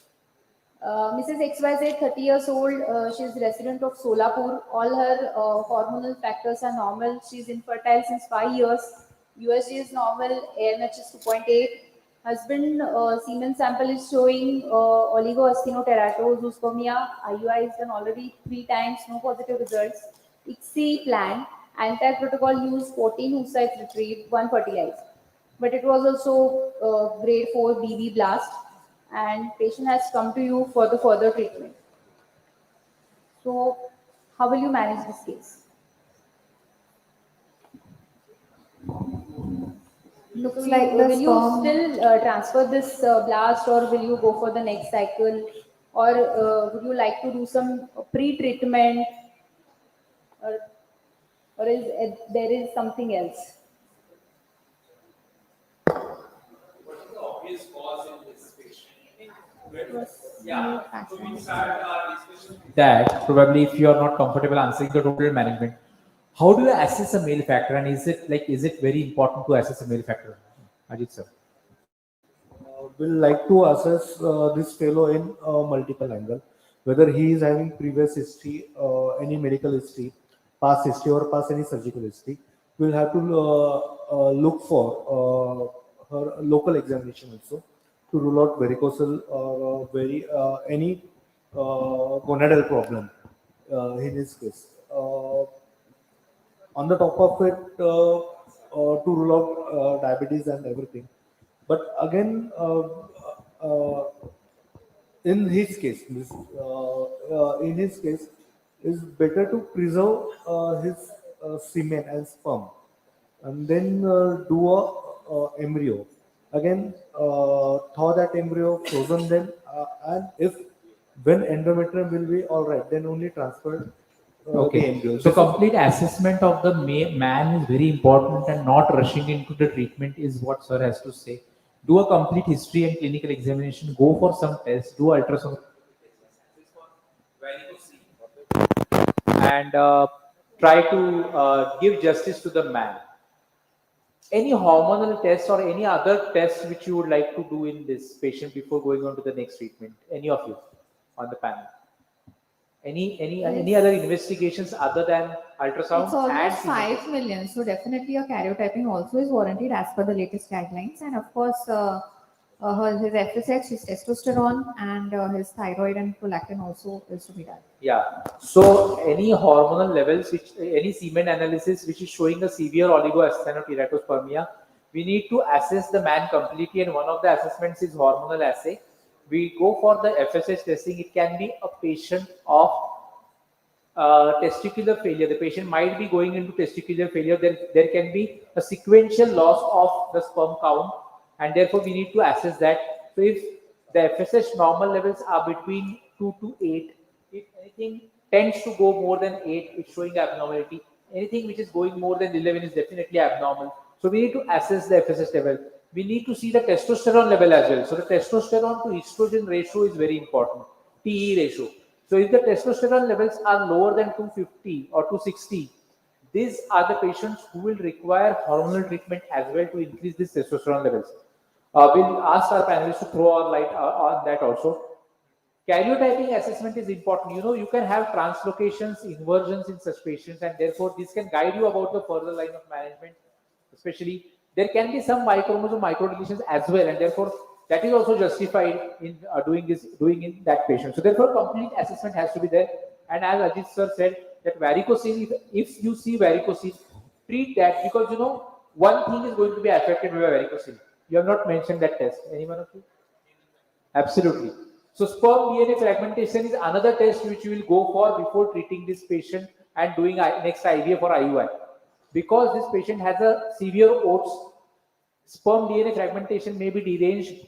Now, for doing the sperm DNA fragmentation, the most important test is doing it properly.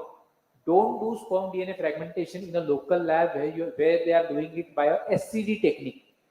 See by which technique they are doing. SCD is sperm chromatin dispersion technique, and it's totally subjective.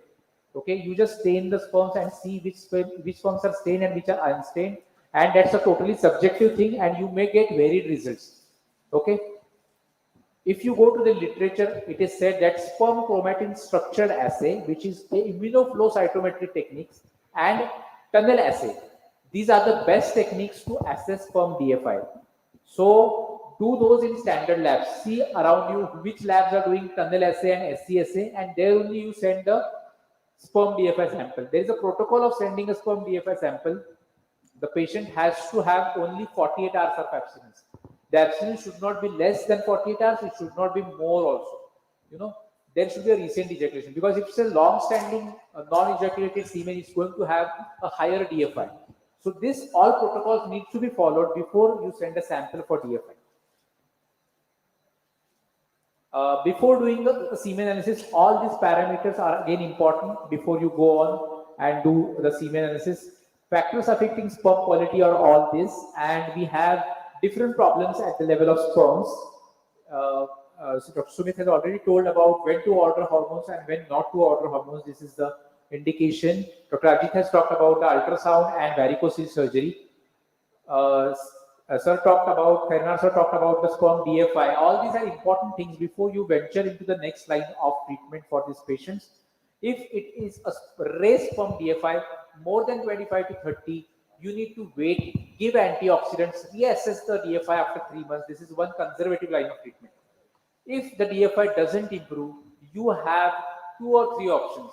As Dr. Krishna sir said in his lecture, if you want to go for IUI and the sperm count is good, you can go for a daily ejaculation technique where it will improve the DFI.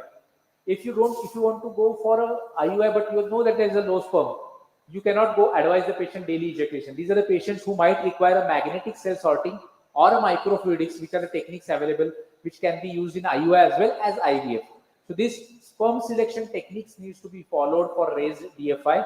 And TISA is also an option where you have very low sperm counts and you have to have a less damaged DNA sperm, so you go for a TISA. Genetic tests, again, madam talked about karyotyping and Y chromosome microdeletion. Can you summarize the treatment, Dhaneshwar sir, also? You can summarize the treatment for male infertility.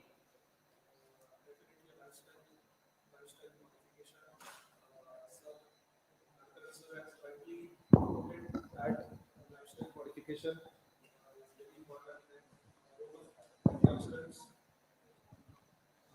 role of antioxidants and giving a patient a right kind of antibiotics for at least 2 to 3 weeks will definitely improve his semen parameters. Then again, CC, letrozole, HMGs, these are the things we can be used with judicious things. Do a hormonal assay of that patient first, rule out primary testicular failure, hypogonadotrophic, hypogonadism. These patients respond to your CC or any HMG like treatment.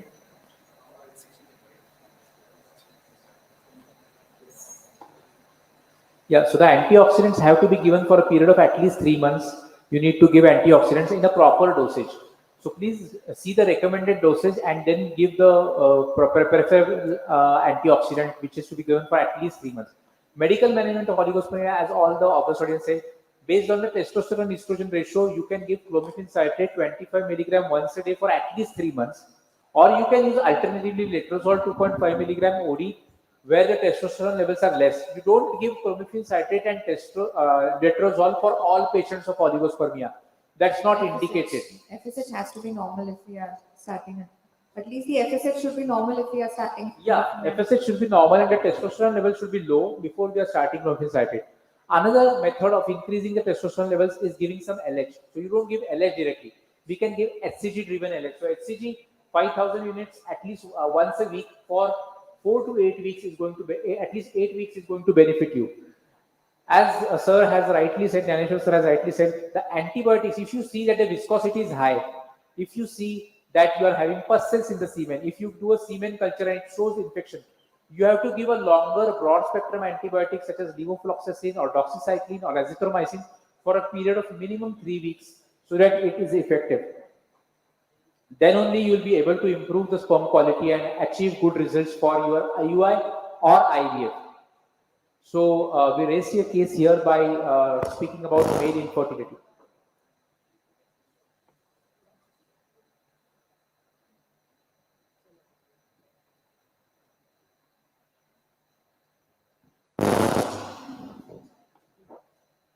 Let's go ahead with the third case.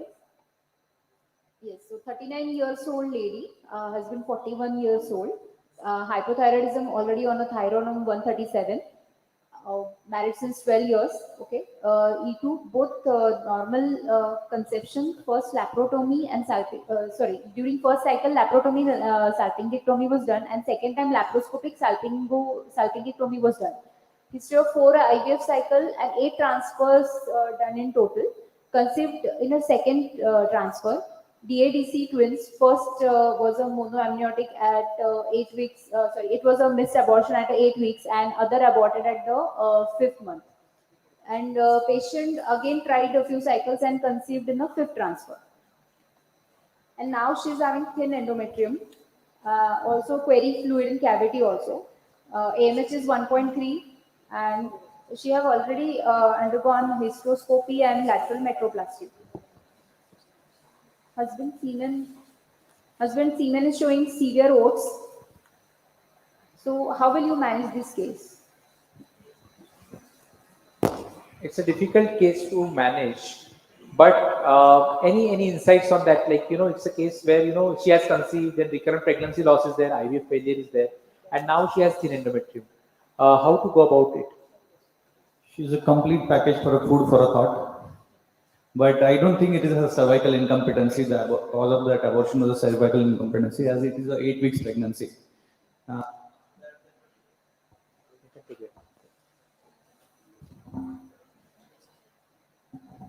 There are multiple problems. We should start from thyroid. That thyroid assay should be repeated in this patient. The cause of poor endometrial the poor endometrial blood supply can be there. We have to rule out that with the Doppler and other parameters. and the hormonal assay should be repeated as the freshly after all the abortions has already happened, and then we start with a fresh approach. I would like to add that there is some fluid in the endometrial cavity, so endometrial wash culture sensitivity is more advisable. Then the male factor is there. Male factor also we have to treat accordingly. Third thing, endometrial Doppler at day 20 is advisable because again, endometrium is not developing to that good stage. And if she is having recurrent IVF failures, then PGT can be considered if further. Okay. So I just included this complicated case here for all of you. Only, sometimes we have this hand in hand, RIF also there, then recurrent pregnancy also there. How do we assess and evaluate a RIF or a patient who is into RPL? Is the as complete assessment of that patient before we go ahead, and that here comes the soil, seed, and environment theory. The soil is important, that is the endometrium is important. So this patient had thin endometrium and fluid in cavity. We have to do justice to the endometrium before we go ahead. Now, the seed is also important. By the seed, we mean the embryo. So if the patient is having a poor quality oocyte or a poor quality sperms, the embryo quality is going to be affected. So we need to optimize the egg and sperm before we go in for treatment. And then we have the environment which is there to grow a plant. So soil and seed, but yes, the uterine environment and the environment in the body, all this is important. By the environment, I mean genetic causes, anatomical causes near the uterus like adenomyosis, pelvic causes like fibroids. Then you have the then the endocrine causes, infections, and lastly, a very small fraction of immunological causes. We all give Barglove or intramuscular immunoglobulins for these patients, or we start empirically low molecular weight heparin. But we should understand that if it is a patient of thrombophilia or a proven thrombotic abnormality. Sorry for interrupting, she's already hypothyroid, so anti-TPO antibodies. So again, yes, I mean that is a treatable cause again. Yes, I just wanted to just overview it. That's why I didn't go into the details. This case I put up for just an overview, where in RPL case or RIF case, before we go ahead, we need to have a good diagnostics tool. We evaluate the patient properly and then only move ahead. This patient might require IVF because she has poor ovarian reserve and very severe oats. But as a gynecologist, first we need to understand what has failed, and therefore assessment is very important in such a patient. And then only we go ahead. There are multiple treatment options. Optimizing the egg quality is important by giving these antioxidants and pre-treatment, and optimizing the sperm quality by reducing the reactive oxygen species is very important before we go in and jump into next IVF. So this is what we try to do at Oasis. We will not jump onto donor eggs if the patient is not conceiving. So donor options will be last. Biological or genetic child is very important these days, and therefore we'll optimize the oocyte quality, optimize the sperm quality, optimize the endometrium by doing a hysteroscopy or maybe a subendometrial PRP. All this should be done before we go and treat the patient. Choosing the right protocol for this patient is also important, because if previous protocols have failed, our protocol should be different. So even agonist protocol can be used. Not always antagonist protocol is the best. And there is something in your kitty called as pre-implantation genetic testing. We haven't assessed the genetic basis of this failure. So if we could have assessed, always if there is a recurrent pregnancy loss, any 2 or more pregnancies getting lost, always store the DNA of that fetus. Maybe a fetus which is larger, or maybe just products of conception. Store the DNA, that's the message. There are labs available who store the DNA. Later on, you can do the genetic assessment. Genetic assessment in the form of FISH, microarray, or karyotyping can be done, out of which for POC, microarray is the best. But afterwards also, if the patient has any loss, we can study the genetic material. But any storage of genetic material, even for the first loss, can be useful. And assessing the karyotyping of the couple is also important. If there was a problem in any 2 of these, option which comes to our mind is pre-implantation genetic testing of the embryo, where we can genetically test the embryo. And here in this case, we had done a PGTA and endometrial receptivity array, both in these patients, optimize the endometrium. And finally, this is a true case where the beta HCG was positive. after these multiple failures, and finally we could achieve a live birth in this patient. So there are multiple options and multiple advanced treatments available. This is the SOP for RIF which we have designed at our center. We improve the oocyte quality, we improve the thin endometrium, we improve the sperm quality, we assess all the other parameters, and then we go ahead. We are not going into the fourth case, but I thank all my fellow panelists for the same. Thank you all panelists for such a wonderful discussion. I saw one question in one of your slides that should we do cervical and circulage for all the twins? Can you? Yes, I just skipped it because of shortage of time. Can I ask all the panelists, cervical circulars for twins, are you doing in all twins or in selected patients? In a selected patient, I do a Shirodkar circulage. Okay, Shirodkar circulage in selected patients. How do you select patients? If they are twin pregnancy. Twins patient, at NT scan we do transvaginal sonography. If it is clearly less than 3.5 centimeter or there is a coning of a cervix at the internal os level, we can definitely do a less invasive Shirodkar circulage, which is easy to do rather than going for a laparoscopic abdominal circulage, which is difficult and which is challenging also.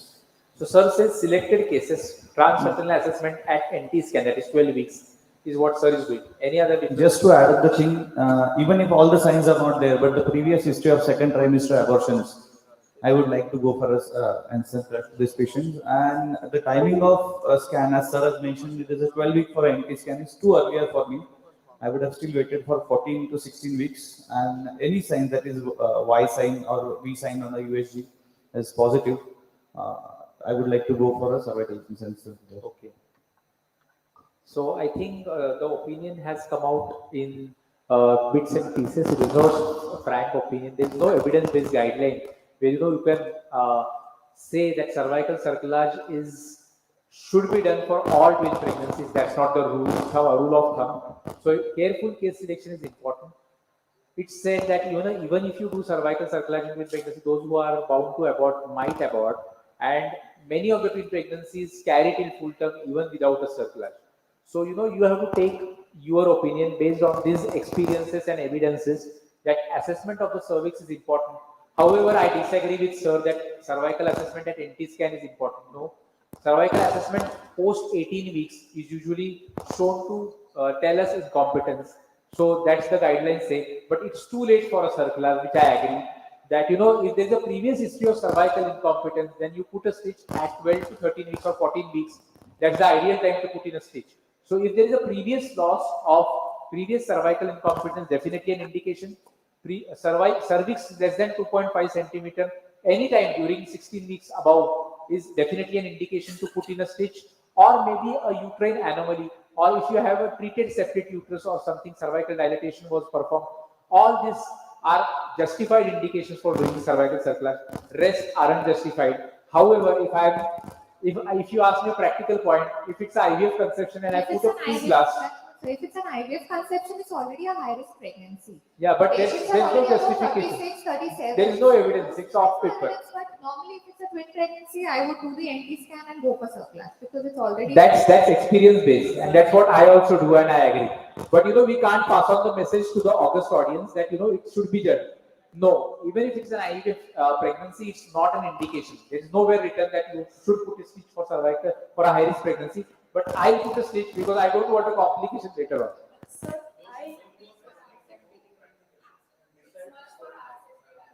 I said the same thing. I put a stitch. I agree that I put a stitch. Sir, so thank you for that. Yeah. I have one twin pregnancy right now. She's 21 weeks. That is IVF conception, and her placenta is low lying. That is 1.8 centimeter away from the internal os, and she has undergone one myomectomy before conception. So I would like your advice. It is 21 weeks, no? Yeah. If she is okay at 21 weeks, you are at a good time right now. This question has come up at a good time. Now you can do serial transvaginal assessment, which is justified every 3 to 4 weeks by a transvaginal route. not by a transabdominal route. So transvaginal assessment of cervix is what we can do. If the cervix turns out to be less than 2.5 centimeters, the placenta is away, we can put a stitch. If the cervix doesn't shorten and it continues to be more than 2.5 centimeter, you don't need to put a stitch. Thank you all panelists for such a wonderful discussion. And I thank all the delegates for staying so late and till the end. Thank you all. And I request all of you to please come on stage. We'll have a nice picture and then we'll disperse. And yes, obviously we are serving hot coffee, and after only please go home. Thank you so much. We have seniors here who are guiding us, Bachav sir, Shekhar sir. Thank you so much for staying for so long. We would invite all of you for a photograph. First, we would have a photograph with the panel for being here and being so lively panel. We had arguments and we had a tussle, but that's what is panel is. We should have debates. Please come up and we thank all of you. Thank you so much. I request Dr. Nilesh and Dr. Pallavi to please felicitate our panelists.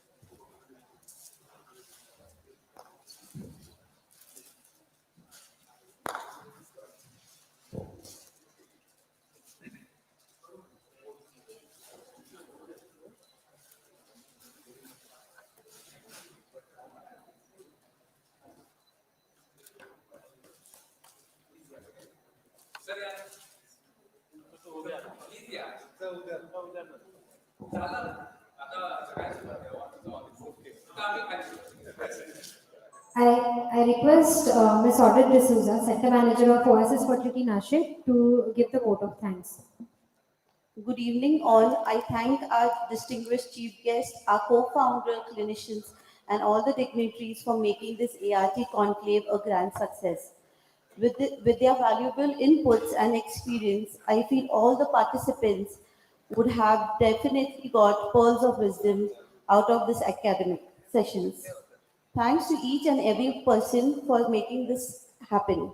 I would also like to thank my entire Oasis family, our clinical heads, Dr. Pallavi, Dr. Nilesh, our regional operation manager, Govind sir, our sales regional manager, Javed and Deepmala, and the entire Nashik team. Thank you so much. Refreshments have been arranged outside. Thank you.